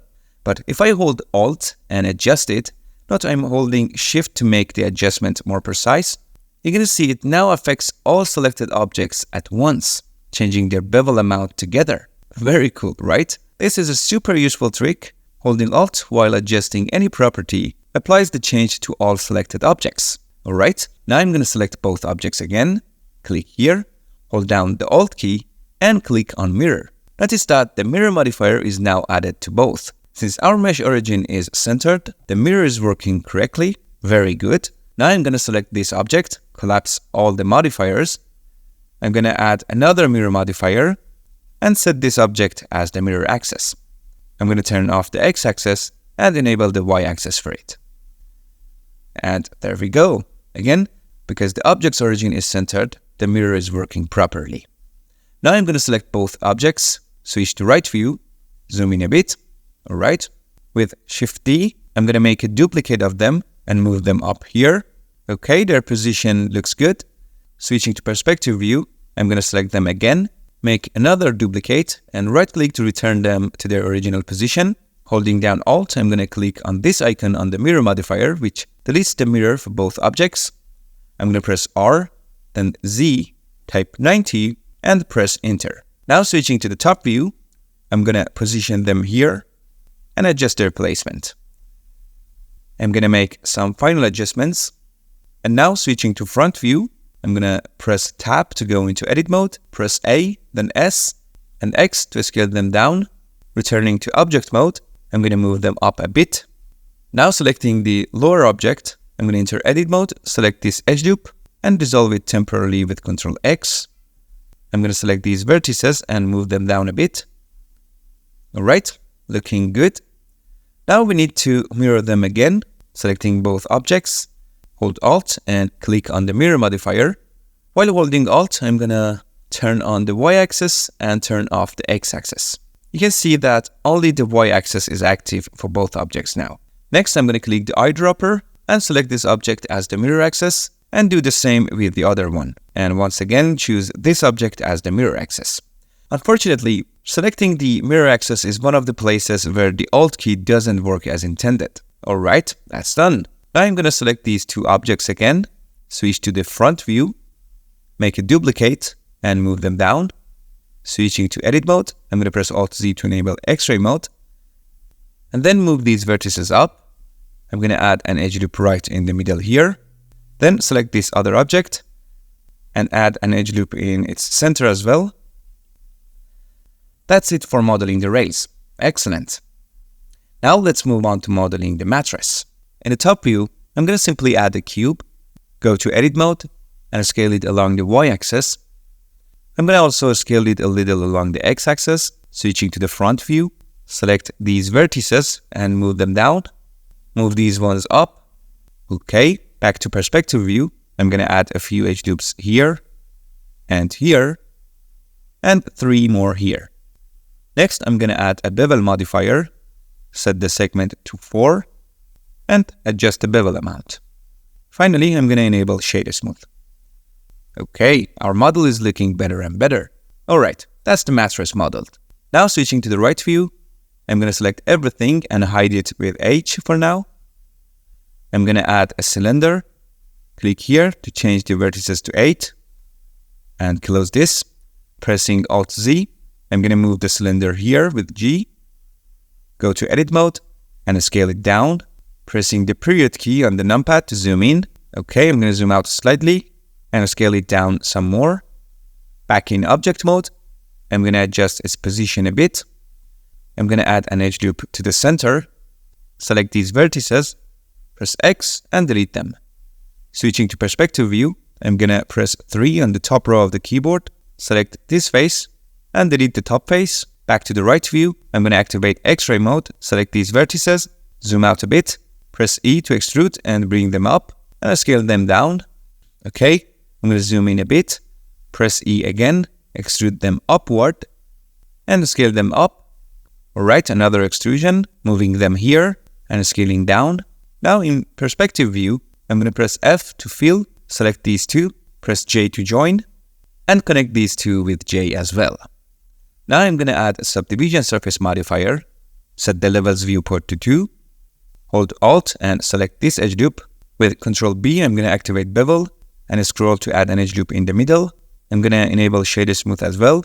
Returning to the right view, I'm going to press Alt-Z and tap, scale this edge loop up, press G twice to slide it up a bit, and scale up once more. I'm going to select this one, press G twice to move it down, and slightly reduce its scale. Sliding it up a bit, selecting these vertices, I'm going to move them up just a tiny bit. Okay, switching to perspective, I'm going to check its shape. Alright, it looks good.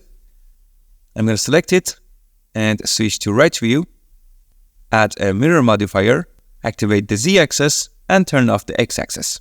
Here you can see that this mesh is a bit long, so for that, I'm going to first apply the mirror modifier and select these edge loops. I'm going to dissolve them with Ctrl X, press Alt-Z and select them and move them up. Alright, that's done. Now I'm going to select this edge loop and dissolve it with Ctrl X, pressing Ctrl R, I'm going to click and right click to place an edge loop right in the center, then scale it up. Let's dissolve these two edge loops as well. Okay, I'm going to undo it. They're actually better kept. Alright, that's done. Now I'm going to right click, choose Set Origin and select Origin to Geometry to center it exactly in the mesh. Okay, switching to the right view, And now let's move on to this sphere over here. I'm going to press Shift A and add a round cube.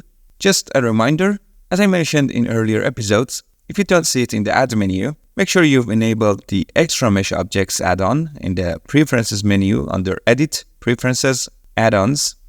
Here you can type extra mesh objects and enable it.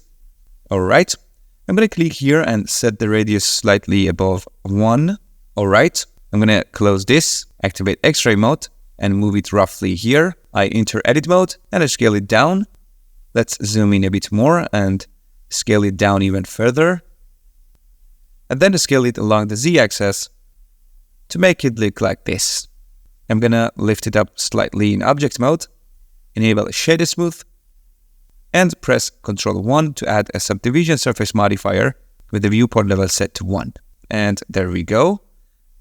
I'm gonna adjust its position a bit, go back to edit mode, scale it up a bit, and bring it down slightly in object mode. Now I'm gonna press Shift D to duplicate it, move it up here, and in edit mode, scale it down on the Z-axis even more. Okay, I'm gonna bring it down a bit in object mode too. Alright, I'm gonna duplicate it and move it up, then add an edge loop here. Select these vertices and delete them. Back to object mode, right click, set origin and origin to geometry. Now I need to mirror it, so I'm gonna select this object, add a mirror modifier, activate the Z-axis and turn off the X-axis. Okay, I'm gonna click here to select this object as the mirror axis.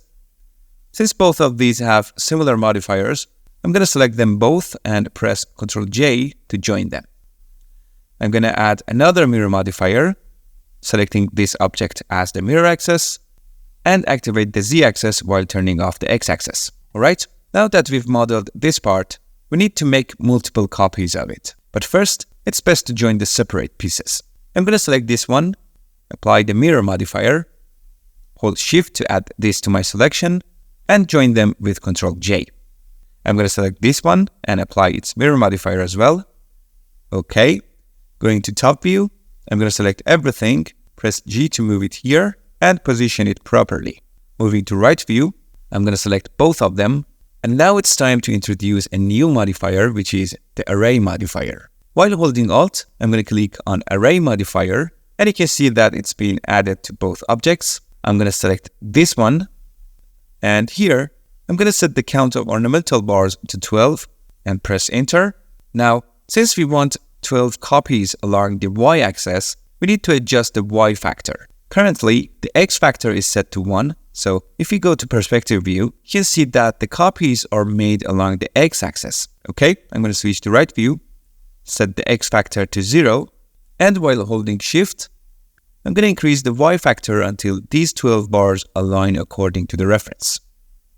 Okay, I'm going to do the same for this object, change the count to 12, set x to 0, and increase the y factor.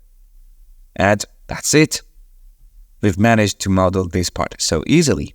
Also, any changes made to the original object will automatically update all the copies. Okay, I'm going to close these and add a mirror modifier to this and select this object as the mirror axis. For this object, I'm going to add a mirror modifier as well. Let me close these and select this object again as the mirror axis.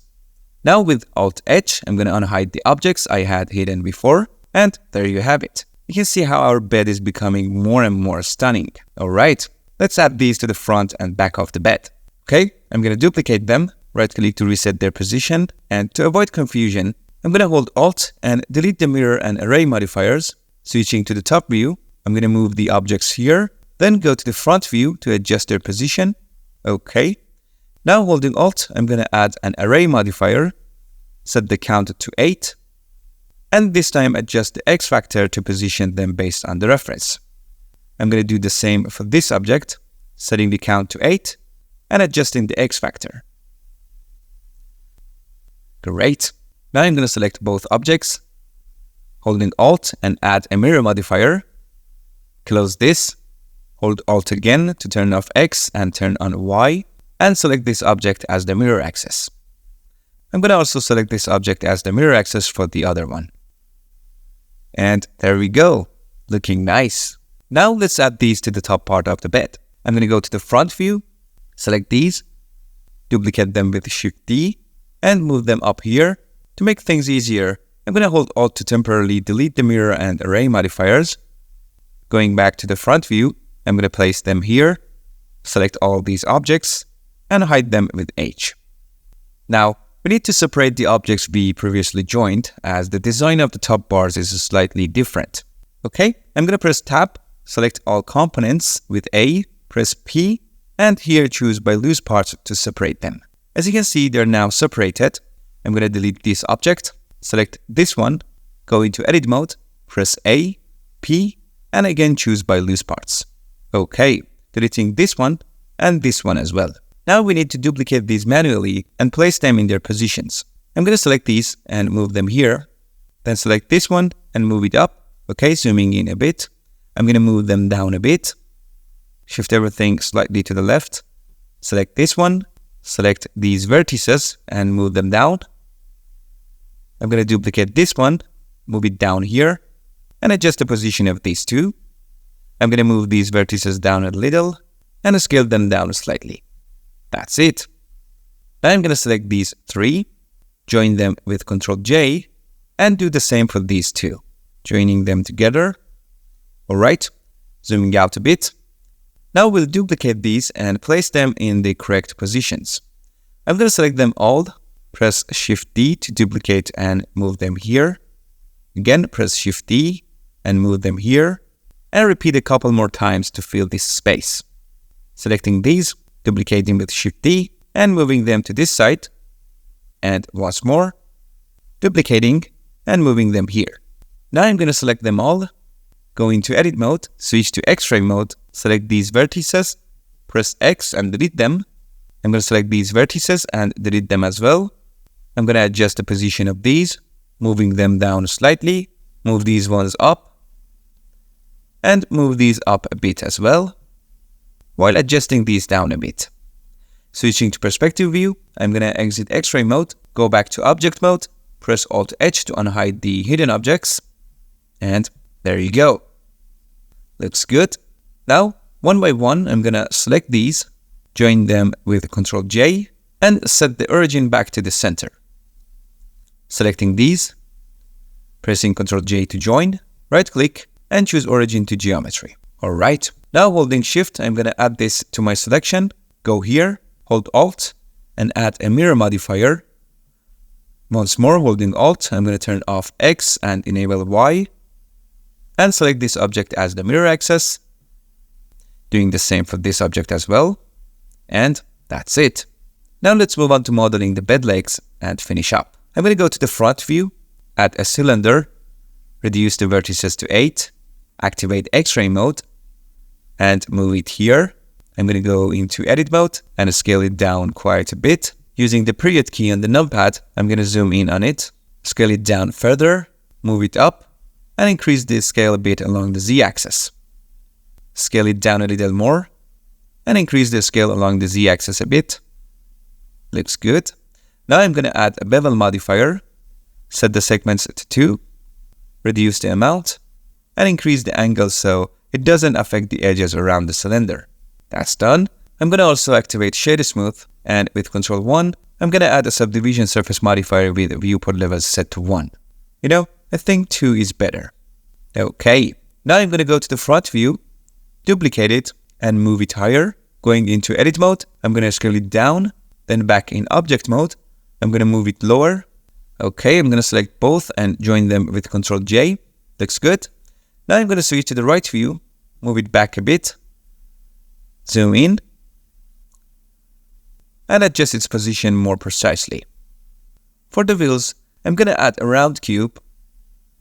Okay, I'm going to zoom out so I can see it. Increase the radius slightly above 1. Okay, I'm going to close it and position it here. I'm going to go into edit mode and scale it down quite a bit. Zoom in, go back to object mode and adjust its position. Notice that I try to do all the moves in object mode and all the scale adjustments in edit mode, so I don't have to apply the scale later. Okay, I'm going to activate Shade Smooth and press Ctrl 1 again to add a subdivision surface modifier. Now I'm going to select it, go into edit mode, and move these vertices lower. It seems that I didn't adjust the wheel's position here, so I'm going to select it, go to the front view, and fix the wheel's position in this view as well. Okay, now I'm going to go back to the right view. Alright, the position looks correct in all views. Now I'm going to go into edit mode, switch to perspective, and select this edge loop. I'm going to press Shift D to duplicate it and right click to place the duplicate in the same position. Now, at this stage, definitely save your project because there's a chance that Blender could crash when we do what's next. Okay, with the edge loop selected, I'm going to press P and here choose selection. You're going to see that if I move my mouse here and press the period key on the numpad, you can see in the outliner that this edge is now a separate mesh. So I'm going to go back to object mode and select it. You can see that this is a separate mesh now, right? Now I'm going to go to edit mode, press 1 for vertex select mode and press A to select all vertices. Then I'm going to press E to extrude and S to scale it outwards. If I switch back to object mode, you can see a problem here. If you come here and activate face orientation, you're going to notice that the normals aren't correct. If you remember, we talked about this issue in earlier episodes. Do you remember what we need to do to fix it? It's very simple. First, we select all the components with A and then press Shift N. Now we can see that the issue is fixed. Okay, I'm going to turn off face orientation here. Alright, I'm going to enter edit mode, select this edge loop and scale this edge loop a little smaller inwards. That's done. Now I'm going to add a solidify modifier, reduce the thickness, collapse the modifiers, and move solidify above the subdivision surface. I'm going to add a bevel modifier, move it below solidify, reduce the bevel amount, set the bevel segments to 2, and right click to activate shader smooth. Alright, we can make it a bit smoother, so I'm going to set the viewport levels to 2. Okay, it looks better now. Now I'm going to select it and move it a little to the side. And that's done. Now I'm going to select all of them, go to the front view, zoom out a bit, press Shift D to duplicate them, move it here, and adjust its position. Now I'm going to hold Shift and add these to the selection, go to the right view, press Shift D, and adjust their positions as well. And that's the modeling of Molly's bed. I hope this episode was helpful for you. In the next episode, I'll see you with the modeling of Andy's bed, which is the last episode of Season 1 of the Blender Story series. Take care and see you soon.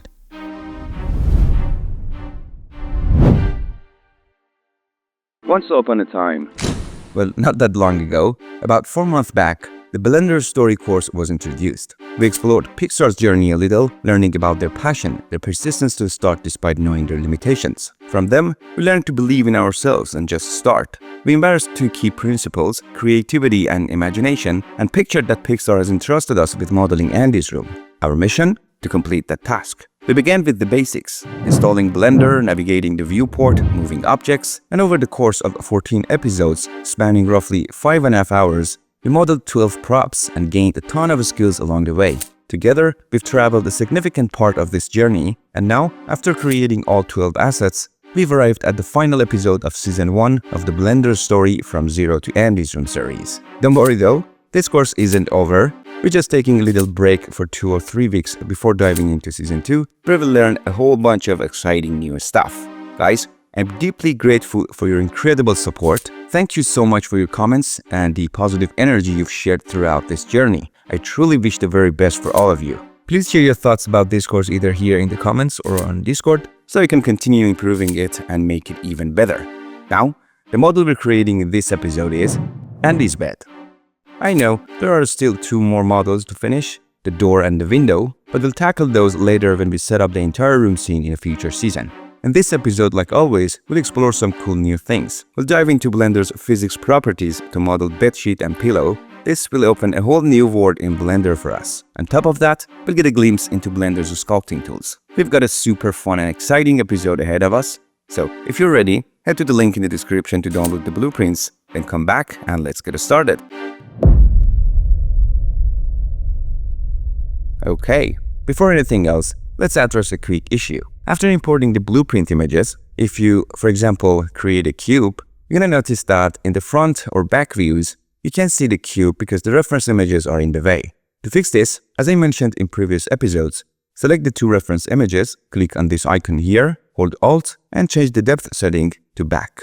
Now you're going to be able to see the cube behind the reference images in the front and back views. Just keep this in mind as you start working. Alright, I'm going to deactivate the selectability option for the blueprints so they won't get in the way, and I'm going to delete this cube for now. Okay, now let's start by modeling the mattress. This will make things simpler because we can use its object origin as the mirror axis for other parts of the bed. Okay, I'm going to press 7 on the numpad to go to the top view, then press Shift A and add a cube, go into edit mode by pressing Tab, activating X-ray mode with Alt Z, and press S, then Y, and scale it up along the Y axis. Next, press S and then X to scale it a bit more along the X axis. I'm going to press 3 on the numpad to switch to the right view and adjust the vertices, move these ones down a bit, and these ones up. Using middle mouse and drag, I'm going to switch to perspective view, press Ctrl R to add edge loops. I'm going to scroll to add 5 edge loops here, 3 here, and 1 over there. Okay, I'm going to exit X-ray mode. Next, I'm going to add a bevel modifier, change the segments to 4, and adjust the amount. Let's go back to the right view and activate X-ray mode again to fine-tune the bevel amount. Alright, that looks good. Now, right-click and select Shader Smooth. Right-click again, go to Set Origin, and choose Origin to Geometry so the origin is centered on the object. And there you have it. The mattress is done, and from here on, we can easily use it as the mirror axis for the other parts of the bed whenever we need to. Alright, now let's move on to modeling the bed legs. First, I'm going to go to right view, press Shift A and add a cube, activate X-ray mode with Alt Z, and position the cube roughly where the leg should be. Switch to edit mode by pressing Tab, press S, and scale it down to make it smaller. Zoom in a bit, and fine-tune its position in object mode to align it better. Back in edit mode, move these vertices down, and bring these ones up. Switching to perspective view, press X, and delete this face. Return to right view, select these edges, press E to extrude, and move them up. Scale them down slightly to shape them. Go back to perspective view, and press F to fill the open face. Next, I'm going to press Ctrl 1 on the numpad to switch to the back view. Let me zoom out a bit to adjust the position of the leg in object mode from this view. Okay. Then return to perspective view, press Ctrl R, and add 3 edge loops in the middle section. Now let's refine it with a bevel modifier.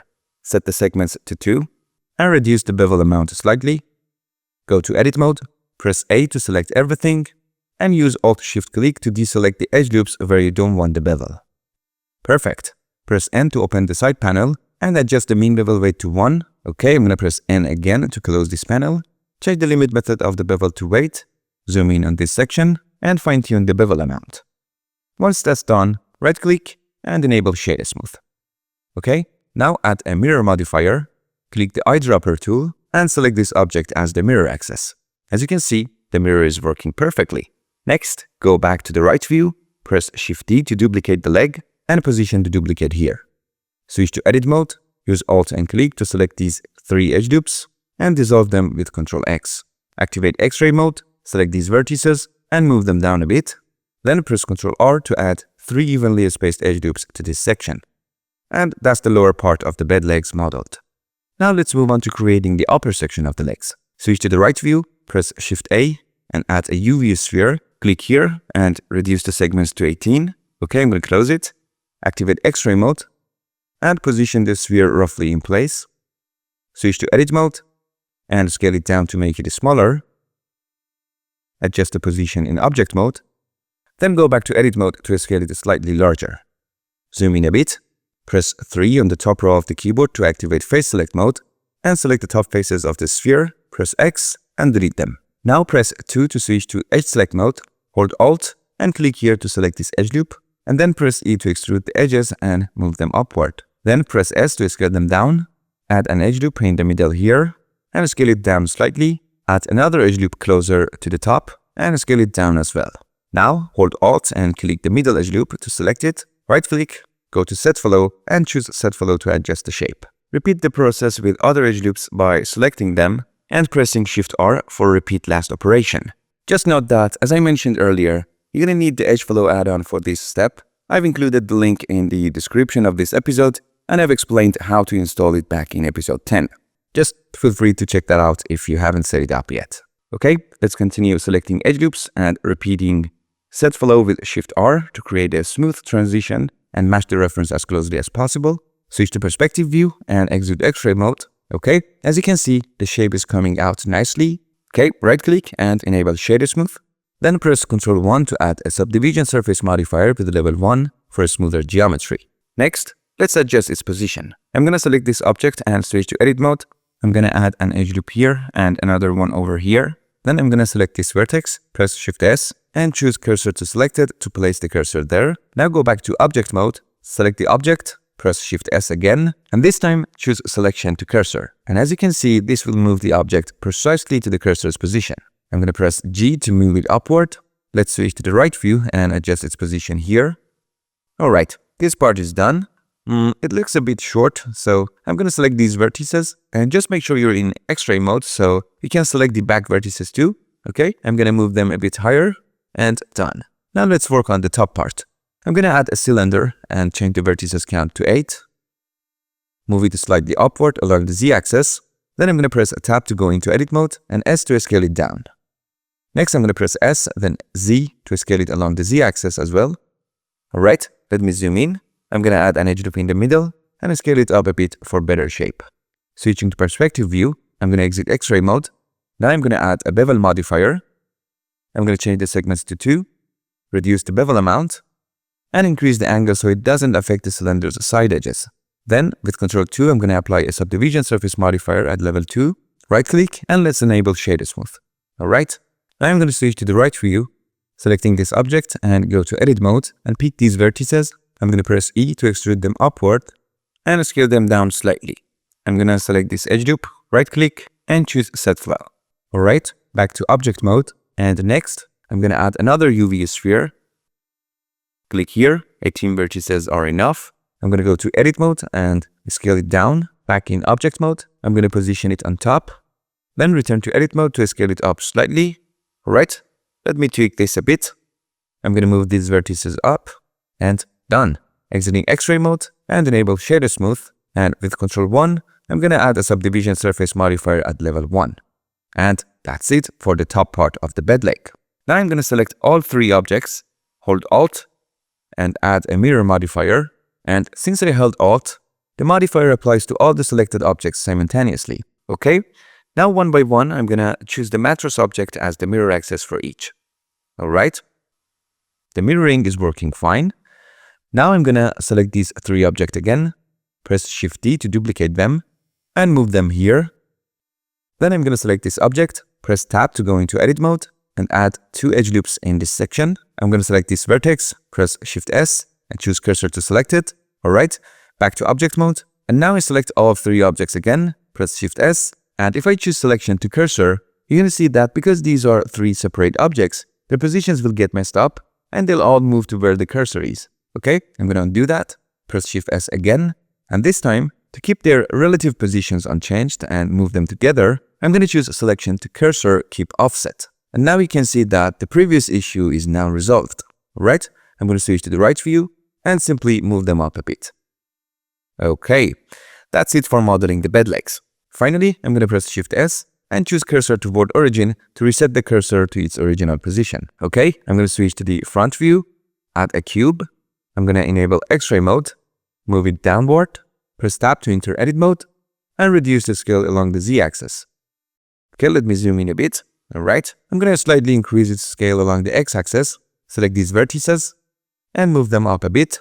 Switching to the right view, I'm gonna press Tab to return to object mode and position it around here. Back in edit mode, I'm gonna press A, then S, and then Y to scale it along the Y-axis. Zooming in a little, and I'm gonna adjust its position better in object mode. Alright, switching to perspective view, I'm gonna press Ctrl R and use the scroll wheel to add 7 edge loops here in the middle, and add 1 more here at the center. I'm gonna add a bevel modifier, change the segments to 2, and adjust the bevel amount. Finally, I'm gonna right click and enable shader smooth. Okay, switching to the front view, I'm gonna enable X-ray mode, duplicate the object, and move the duplicate further down. Alright, this looks good. Now I'm gonna select both objects and press Ctrl J to join them together. I'm gonna add a mirror modifier and set the mattress as the mirror axis. I'm gonna disable X-axis and enable the y-axis instead. Alright, that's it for modeling this part of the bed. Let's continue and move on to modeling the footboard. Okay, I'm going to switch to front view. I'm going to add a plane, press R, then X and type 90 and press enter. I'm going to enable X-ray mode, press tab to enter edit mode and add an edge loop here at the center. I'm going to select these vertices and delete them. I'm going to move these vertices upward. Let me zoom in a bit. Okay, now I'm going to move these vertices down. I'm going to select these vertices and position them roughly here. This vertex goes over here. Okay, I'm going to add a mirror modifier. Then insert 3 edge loops into this area. Okay, I'm going to also add a subdivision surface modifier, set the viewport levels to 2, and enable this option to only show the final subdivision result for easier vertex adjustments. Now I'm going to select these vertices and move them up. I'm going to adjust the position of this vertex more precisely and move these vertices up slightly. Adjust this vertex and fine-tune the placement of each vertex based on the reference. Okay, for now we're done with this section and we'll return to it later. I go back and readjust this vertex and then the others as well, fine-tuning their positions. Alright, this looks good. Switching to the right view, I enter object mode, and since the object is still a plane, it's hard to see it properly from this angle, so I'm going to switch to perspective view, move the object, and roughly position it here. I go back to the right view and enter edit mode. Okay, its position looks fine for now. Switching to perspective view, I'm going to exit X-ray mode, add a solidify modifier, and place it below the mirror modifier. I'm going to increase its thickness a bit. Next, I'm going to add a bevel modifier, scroll down in the stack, and place it below the solidify modifier. I'm going to reduce the bevel amount and set the segments to 2. Okay, now you can see this sharp area here, and to fix this issue, I'm going to increase the angle value in the bevel modifier so it doesn't affect the curved parts of the model. Alright? If I zoom in here a bit, you're going to see that increasing the angle in the bevel modifier has affected this area too. To fix this, I'm going to switch to the front view, and here simply, I'm going to move this vertex slightly to the side. Now you can see that the bevel no longer affects it. Great.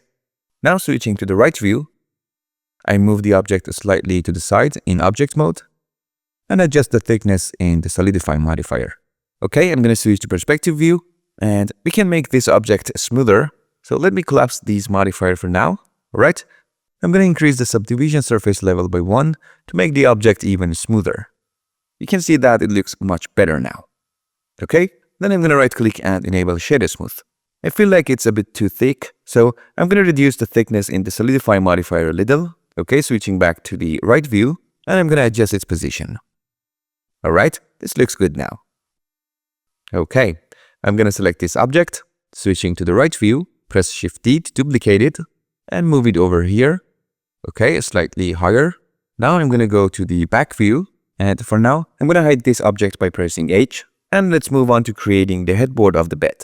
I'm going to select it, go into edit mode, and enable X-ray mode. Alright, I'm going to select these vertices and move them down. Let me zoom in a bit. I'm going to also select these vertices and move them further down. And this one is slightly lower as well. These vertices go even lower. And this vertex comes here. I move this vertex up. Bring this one down. And this one a little lower. This one moves further down. Alright. I'm going to adjust this vertex position a bit, bring this one higher, and tweak this one's position again. This one also needs a slight adjustment. You know what? Since the curve in this section is a bit too steep, I think we need another edge loop here. So I'm going to add an edge loop in the center and then tidy up the spacing between the edges. I'm going to select this edge, right click and choose Set Flow. Then I'm going to select the rest of the edges and press Shift R to apply the same adjustment to them. Okay. I'm going to continue tweaking the positions of the vertices. I'm going to move this one a bit higher, this one slightly lower, and this one further down. This one moves just a little lower, and I'm going to select each vertex one by one and adjust their positions. Okay, to fix this issue in this area, I'm going to select this vertex and move it to make this section sharper. Okay, and make a slight adjustment to this one as well. And that's it. Let me refine this vertex position a little more. Alright. I'm going to tweak this one as well. Alright. As you can see, this section turned out really well, and our bed is slowly becoming more and more attractive. Okay, now I'm gonna go into edit mode and add another edge loop in the center here. And that's it for now. Now let's model this crescent-shaped hole in the center. First, I'm gonna apply the mirror modifier. Let me zoom in a bit. Okay, I'm gonna apply these modifiers as well. And for the subdivision surface modifier, if I hover my cursor here in the viewport and press Ctrl W to see the wireframe, this is a custom hotkey I've set up, but you can toggle the wireframe from this section and then turn off optimal display option here. I can see the actual topology density of the mesh. Currently, you can see that the topology is very dense, so I'm going to reduce the viewport levels by 1 and then apply it. This way, it'll be much easier to model the hole in the center. Alright, let's get to modeling this part. Switching to the back view, I'm going to enable X-ray mode, press Shift A and add a cylinder. I'm going to change the segments to 18. Then I'm going to press R for rotation, then X, type 90 and press Enter. I'm going to move it into position. In edit mode, I'm going to scale it down. Let me zoom in and adjust its position in object mode according to the reference. Okay, I'm going to scale it up a bit more in edit mode. Back to object mode, I'm going to press Shift D to duplicate it and move it here. Alright, switching to perspective view, I'm going to press Tab to enter edit mode, press S, and scale it slightly along the Y-axis. Now back in object mode, I'm going to hold Shift and select this object, then press Ctrl and the minus key on the numpad to use the Boolean modifier. You can see the Boolean modifier has been added, and just a reminder, make sure you've installed the Bool tool add-on from the Edit, Preferences, and here in Get Extensions, you can search for Bool tools and make sure you have installed it. Okay, moving on, I'm going to apply the Boolean modifier. I'm going to select this object and delete it. Then I'm going to select this object and position it here. Okay. Now we need to subtract this mesh from the main mesh using the Boolean modifier again. But before that, it's a good idea to clean up any extra edges to keep the mesh neat. For example, we can simply dissolve this edge using Ctrl X, since, as you can see, removing it doesn't significantly affect the shape. However, if we try to dissolve this edge, you're going to notice it changes the overall shape noticeably. So it's better to leave this edge alone because the change to the shape is too significant. The next thing to note is the presence of sharp edges like these two, which can often cause issues when using Boolean, so it's better to soften them a bit. For this, I'm going to press Ctrl B and add a segment in the middle and use Bevel to soften these sharp edges. As you can see, this edge is still a bit sharp, so I'm going to right click and here select Set Flow. I'm going to click here and in the Set Flow setting, I'm going to reduce the mix value slightly to make this edge less flat. Okay, that looks better now. I'm going to select this and then this one and press Ctrl and minus key to apply the Boolean modifier. I'm going to apply the Boolean modifier here, select the cube and delete it. Now we need to work a bit on the topology of our object. For example, if I add a subdivision surface here, you're going to notice that it works well on the most parts of the object, except the part where we used Boolean. The reason for this is the messed up topology in that part of the object, so I'm going to delete the subdivision surface, and now we need to clean up this part. Before we do that, let's clear up the mesh a bit to make our job easier. I'm going to hold Alt and click here, then press X and delete these faces. Now if I move my mouse here and press L to select linked elements, you're going to see that the entire object gets selected. This is because both sides of the object are still connected through these internal faces. And if I press Ctrl R, I can't even add an edge loop in the middle to clean up that side and separate the two parts. In fact, the messed up topology here is preventing us from doing that. But we don't give up, let's fix it.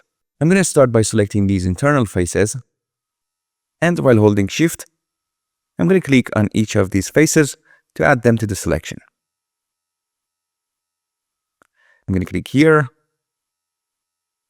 I'm going to select this one, and this one. Okay, now I'm going to press P and select Selection to separate these internal faces from the main object. Okay, the previous issue should be fixed now, so let's go into Edit mode. I'm going to bring my mouse here and press L, and yes, now you can see that the other side of the object is selected, so I'm going to press X and delete it. Now, let's move on to this object. I'm going to select it and press the / and the numpad to go into local view. If I go into edit mode and press 1 on the top row of the keyboard to enable vertex select mode, you're going to see a set of vertices here that aren't connected by any edges, so we need to delete them. Now, We can either select them one by one and dissolve them with Ctrl X, or we can press A, then X, and select Limited Dissolve. As you can see, this way, all the vertices that aren't connected to any edges will be easily dissolved. Perfect. Now let's clean up the mesh as much as possible to ensure there are no extra edges. For example, I can select this one and dissolve it, and as you can see, this doesn't change the overall shape of the object much. Okay, let me check if there are any extra edges that we can delete. Here is an edge that can easily be dissolved. And I think we are done with the extra edges now.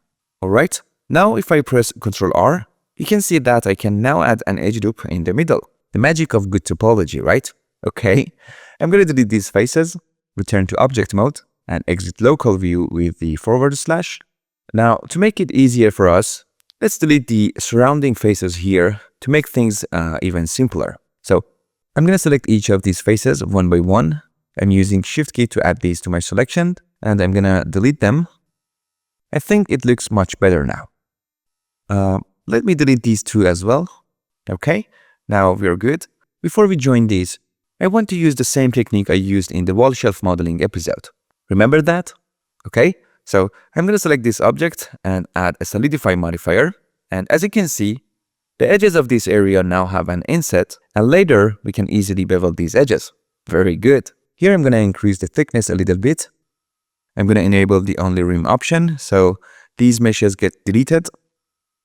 And then I'm going to apply the solidify modifier. Okay, I'm going to also select these faces and delete them. Now I'm going to select these two and press Ctrl J to join them. Okay, now let's go to back view. Let me zoom in a bit. Alright, now we just need to fill the gap between the two objects with some faces.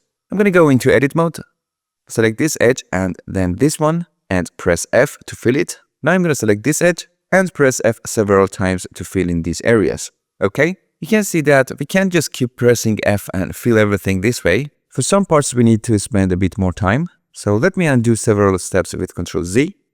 Alright, now I'm going to select these two edges and press F. I'm going to select this vertex and then this one and press M and choose Add Last to merge them.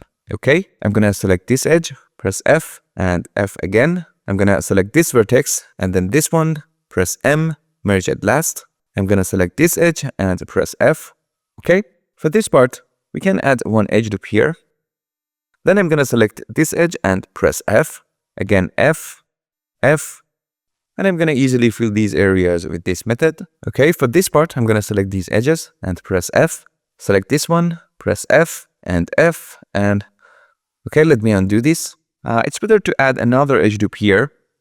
Now I'm going to select this, press F, and again F.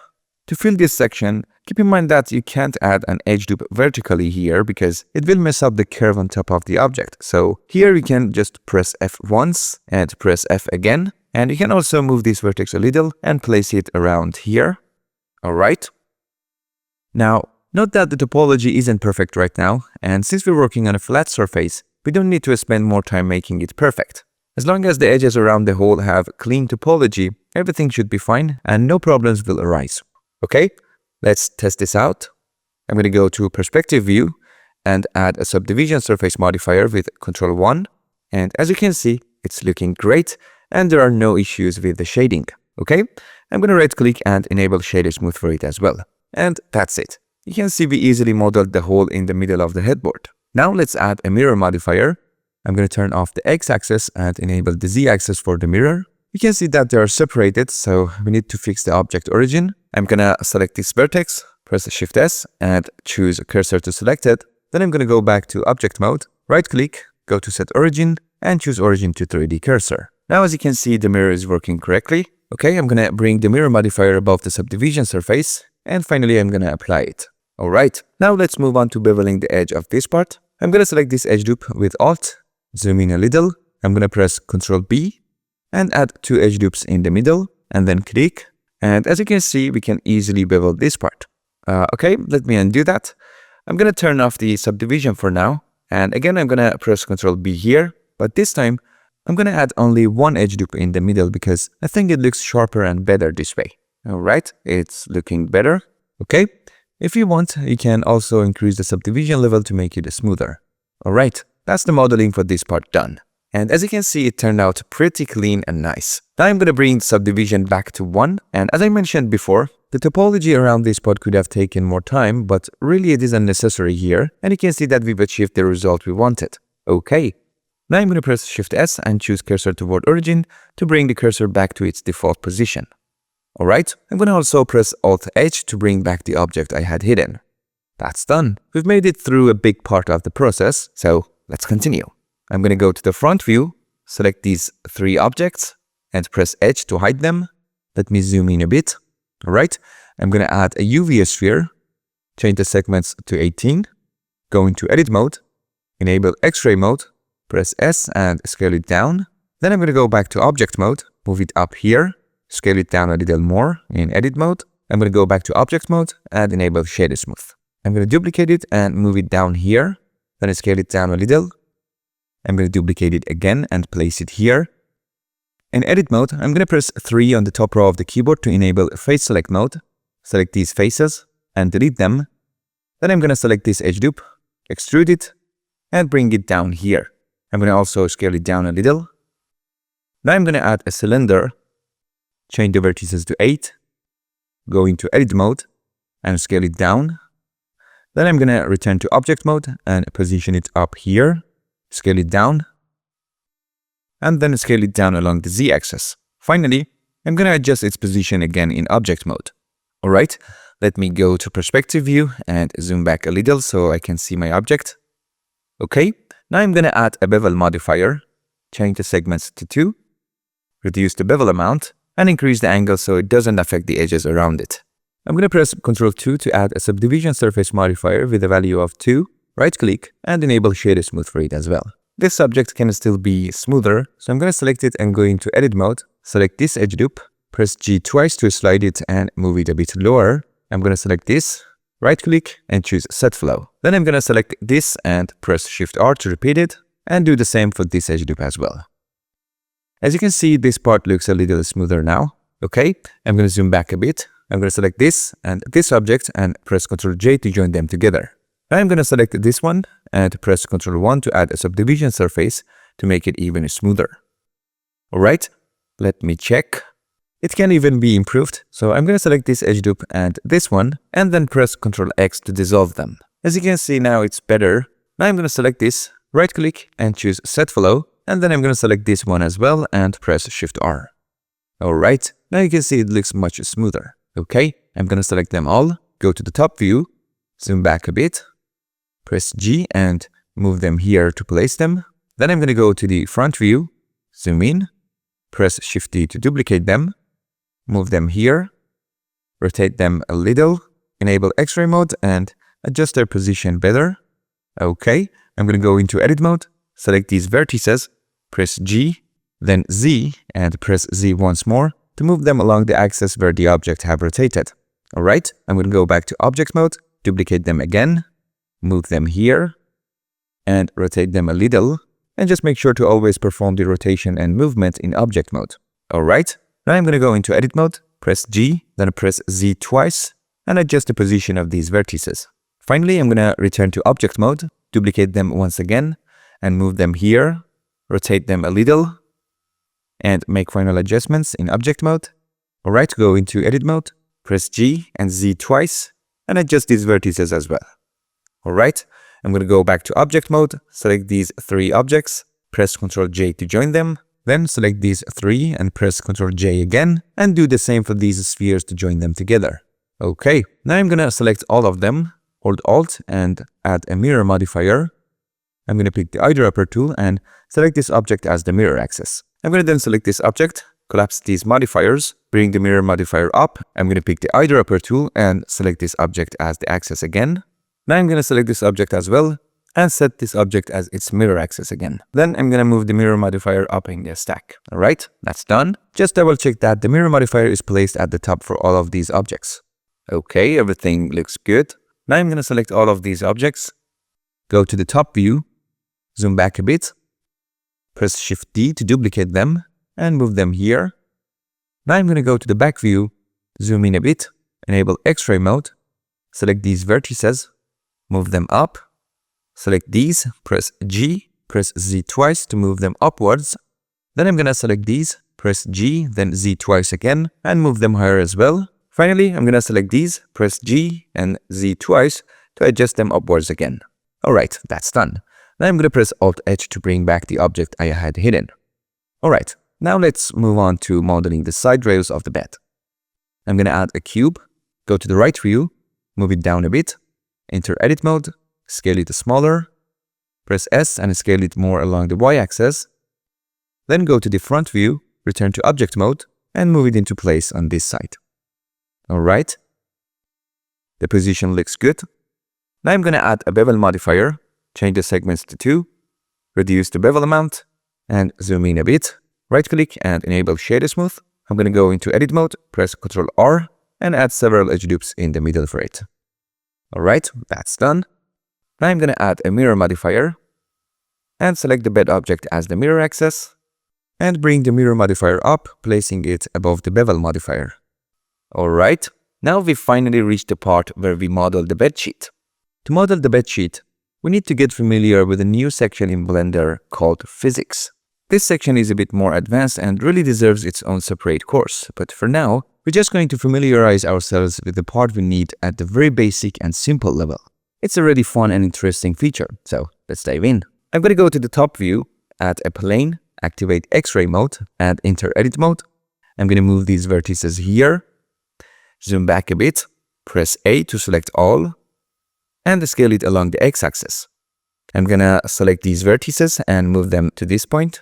Alright, now I'm going to go to the perspective view, and it's time to increase the topology of this plane so that when we simulate the fabric, it can deform easily like a real cloth. So I'm going to press A, right click, and click on Subdivide. I'm going to click on this section and increase the number of cuts to 80. The denser the mesh, the more realistic simulation will be. However, keep in mind that this comes at the cost of a slower simulation and increased resource usage.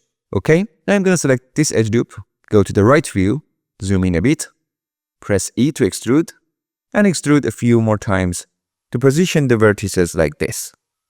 Alright, now let's go back to perspective view. Notice that it's better if the faces are a square, and we actually want a regular square distribution. As you can see, these faces are roughly square, so I'm going to add a few more edge loops to the parts that were extruded, and making sure the faces end up close to a square. Alright, that's done. Now I'm going to return to object mode, enable shader smooth. Okay, now it's time to move on to the exciting physics section. I'm going to click on this icon in the properties panel, and here's the option we're looking for. It's practically glowing. Yes, cloth. So I'm going to click on it, and as you can see, nothing significant has happened yet. To see the result, we need to head to a window that animators often use, the timeline. That's right, simulations rely on the timeline. If we click the play icon here, which the shortcut is spacebar, you're going to notice the plane that we created starts moving downward. Okay, I'm going to press space again to stop the simulation, and as you saw, it passed through the bed object and kept moving without interacting with the object it collided with. The simulation continues until the timeline reaches the last frame.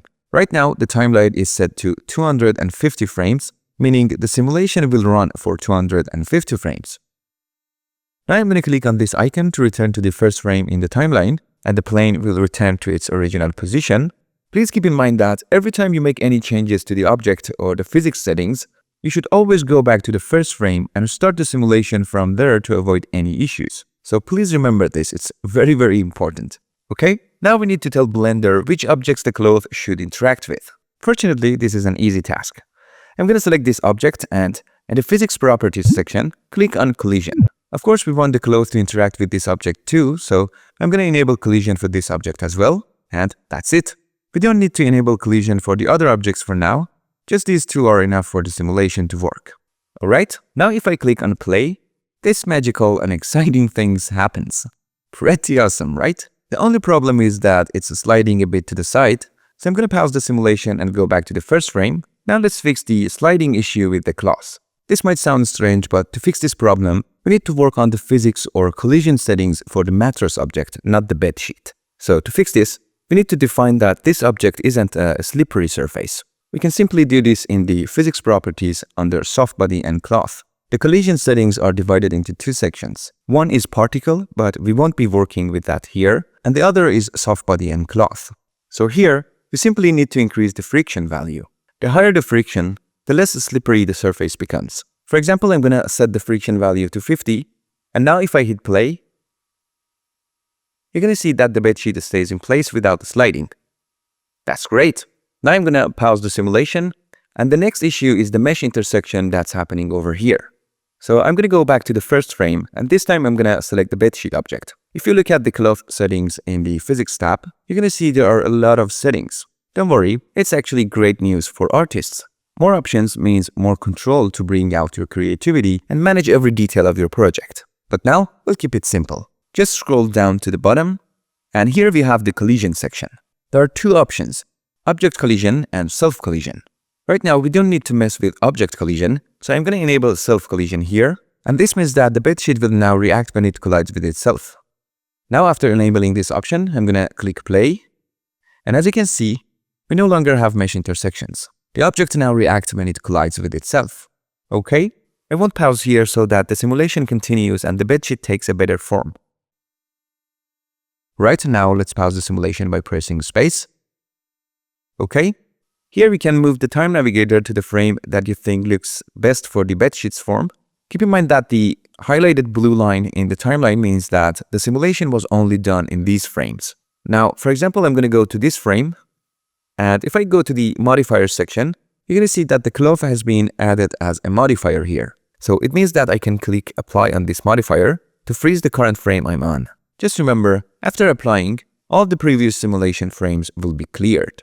Okay, I'm going to apply it, and now, if I move the time navigator, you're going to see that the simulation is gone and the fabric is frozen. Alright, that's done. Now I'm going to press Ctrl 1 to add a subdivision surface modifier, and to make it more interesting, I'm going to also add a solidify modifier. Okay, I'm going to increase the thickness a bit, and look how cool the bedsheet looks now. Looks great. Okay, now let's continue. I'm going to switch to the right view and activate X-ray mode. The height of the blanket is good now, but I think this part could be a little shorter. So for now, I'm going to turn off these modifiers, go into edit mode, and activate X-ray mode again. You can see that we can shorten this part up to here. So I'm going to exit X-ray mode, hold Alt, click on this part, and delete these faces. I'm going to bring my cursor here, press L, and delete these faces too. I'm going to turn the modifiers back on. Let me check it in perspective. I think I've made it too short. That's okay, undo is there for a reason. This time I'm going to select these faces and delete them, and I'm going to select this part again and delete them as well. Now I'm going to turn the modifiers back on, and that looks much better. Next, let's fix this part too. I'm going to select it and go into edit mode, select these faces and delete them. Here I'm going to press L and delete those as well. And now it's looking better and better. Now there's just this part that's sticking out of the object. There are several ways to fix this, but I want to take this opportunity to introduce you to Blender's Sculpt mode, which is such an amazing feature. It's super easy. Just click on the Sculpt tab at the top, and suddenly you're in a whole new workspace. At first glance, it might feel a bit overwhelming, but trust me, there's nothing to worry about. Sculpt mode in Blender is not just powerful, it's incredibly fun and creative. Once you get the hang of it, you'll probably want to spend hours exploring all it has to offer. This feature truly deserves a dedicated course of its own, but for now, we're just dipping our toes into this exciting new world. In this section, you can see that we have a wide variety of brushes available for sculpting. By scrolling your mouse wheel, you can view even more brushes here. You can choose any of them and click and drag on the mesh to see what effect each brush has. If you'd like, you can click here and drag your mouse to the right or even further to change how these brushes are displayed. In this mode, you can even see the names of the brushes. Now I'm going to click here and drag it slightly to the left. In this case, all the brushes will be arranged differently and you won't see their names. If I drag it a bit more to the left, it will return to the default layout, which really comes down to personal preference. Alright, for now from this long list of brushes, we only need one, the cloth brush. I'm going to select it and you can see that the cursor changes to this shape. And now you can click and hold the mouse button, then move the mouse to see the effect. For example, I'm going to click and drag like this to add wrinkles. As you can see, with just one brush, you can achieve some really cool results. I'm just simply clicking and dragging. Okay, at the top here, you can access the brush settings. For example, we have radius, which changes the size of the brush, and strength, which increases or decreases the brush's effect. You can also use the shortcut keys for these. If you press F, you can change the brush size by moving the mouse left and right, and the amount of change will appear here at the top. Wait, you might be thinking, didn't we use the F key for the fill command before? Well, you're absolutely right. But there's a small yet important difference here. If you're in edit mode and select an edge, pressing F will execute the fill command. However, when you switch the workspace to sculpting, you automatically enter sculpt mode, and in this mode, the F key is used to change the brush size. So make sure you don't mix these two up. Alright, I've increased the brush size with F, and now you can see that the larger the size, the more it naturally affects a bigger area of the object. Now I'm going to press F again and reduce the brush size. Okay, now if I press Shift F, I can adjust the strength of the brush by moving the mouse left and right. And you can see the amount of change both in the center and up here. Now as you can see, the brush's effective strength is at its maximum. Okay, I'm going to undo, press Shift F again, and reduce the brush strength. Also from this section, which is in the tool properties, you can access more settings for the selected brush. For example, one of the commonly used properties for the cloth brush is deformation, where you can choose different ways the brush affects the object. For example, if you select push, you're going to see that it pushes the object inward. Or if I select grab and click and drag here, you're going to see that it has this effect. Alright, let's use this grab setting to fix the parts of the bedsheet that are sticking out. For instance, I'm going to click and drag here to push the protruding parts inward, like this. Now, let's go to the other side of the bed and use this brush to push this part inward too. I'm going to press F and make the brush size bigger, then pull this part inward. I'm going to reduce the size again and pull a little of this part outward. Okay, looks good. I'm going to move some of these parts inward and pull a bit of this part out. Okay, as you can see, with just this simple use of the sculpt brush, we can make some cool changes. Now I'm going to go back to the layout workspace, and that's it for the bedsheet modeling. Now let's move on to modeling the pillow. I'm going to switch to the top view and add a plane. I'm going to enable X-ray mode and move the plane over here. I'm going to go into edit mode and scale it down along the X-axis, then scale it down along the Y-axis as well. I'm going to switch to perspective view. I'm going to bring it up slightly, zoom in a bit, go back to edit mode, right click and choose subdivide. Here I'm going to set the number of cuts to 50. This topology should be good. Let me zoom in a little. Now I'm going to press E and extrude it slightly upwards. Alright, next we need to merge the edges around this object so that they look like the edges of a real pillow sewn together. After that, we can use the physics tab to inflate it and make it puff up. Sounds cool, right? To do this, we first need to select the edges around the object. So I'm going to go to the select menu and here choose sharp edges. Alright, now as you can see, all the edges around this object are selected. Alright, to merge them, we can use merge by distance because the distance between these vertices is equal, so they would all merge together. Instead, we want only the selected vertices to merge. So for that, we just need to enable the auto merge vertices option at the top here. Okay? For example, if I go into vertex select mode, enable this option, select a vertex and press G twice to move and slide it, I can drag it to another vertex, and when I click, you'll see they automatically merge. Okay? Now I'm going to undo that. Auto merge is enabled, and I need to select the edges again. So from the select menu, I'm going to choose sharp edges again. I'm going to hold shift and deselect this vertex. And now I just need to move these vertices closer together. So for this, I'm going to press S and choose the Z axis. And instead of moving the mouse, I'm going to type 0 and press enter. Now you can see that all the selected vertices have merged, and we have a pillow with its edges sewn together, ready to be filled. Next, let's go to our new and exciting physics tab. I'm going to click on cloth and scroll down in the settings. And here I'm going to enable the pressure option. Now if I click play, you're going to see that the pillow falls onto the bed, but remains flat and uninflated, as if the pressure didn't do anything. But don't jump to conclusion just yet. Earlier, we enabled collision for this object, which is why the pillow didn't pass through it. but we didn't enable collision for the bedsheet, so I'm going to enable collision for the bedsheet as well.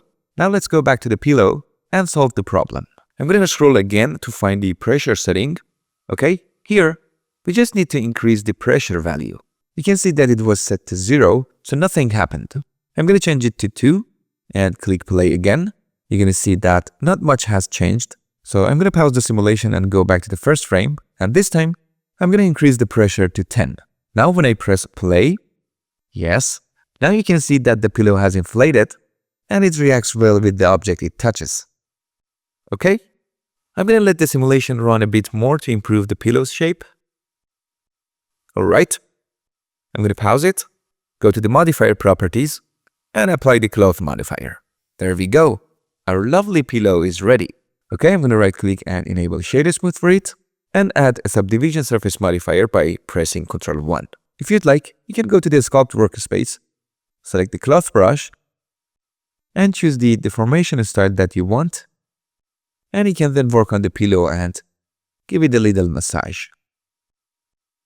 Alright, I'm going to return to the layout workspace, and that's it for modeling our cute and friendly pillow. Oh, and before I forget, I should remind you that after using auto merge, make sure to turn it off. Leaving it on could cause issues later in your workflow, so better safe than sorry. Okay everyone, that's it for modeling and this bed. We've finally reached the end of Season 1 of the Blender Story course. I truly congratulate you all for making it this far and completing the mission that was given to you by Pixar. This is a huge milestone, guys. Don't underestimate it. Take pride in your progress and celebrate it. Why not, right? Lastly, don't forget, I'd love to hear your thoughts on this course in the comments, and it would really help me prepare even better content for the next seasons. Remember, every one of your comments is super valuable and helps us build a better and cooler community day by day. If you haven't joined our Discord yet, make sure to do so and ask your questions there. I'd love to see your practice and projects posted there as well, so we can enjoy each other's work and track our progress together. Stay successful and victorious, and I'll see you in the next season. Take care everyone.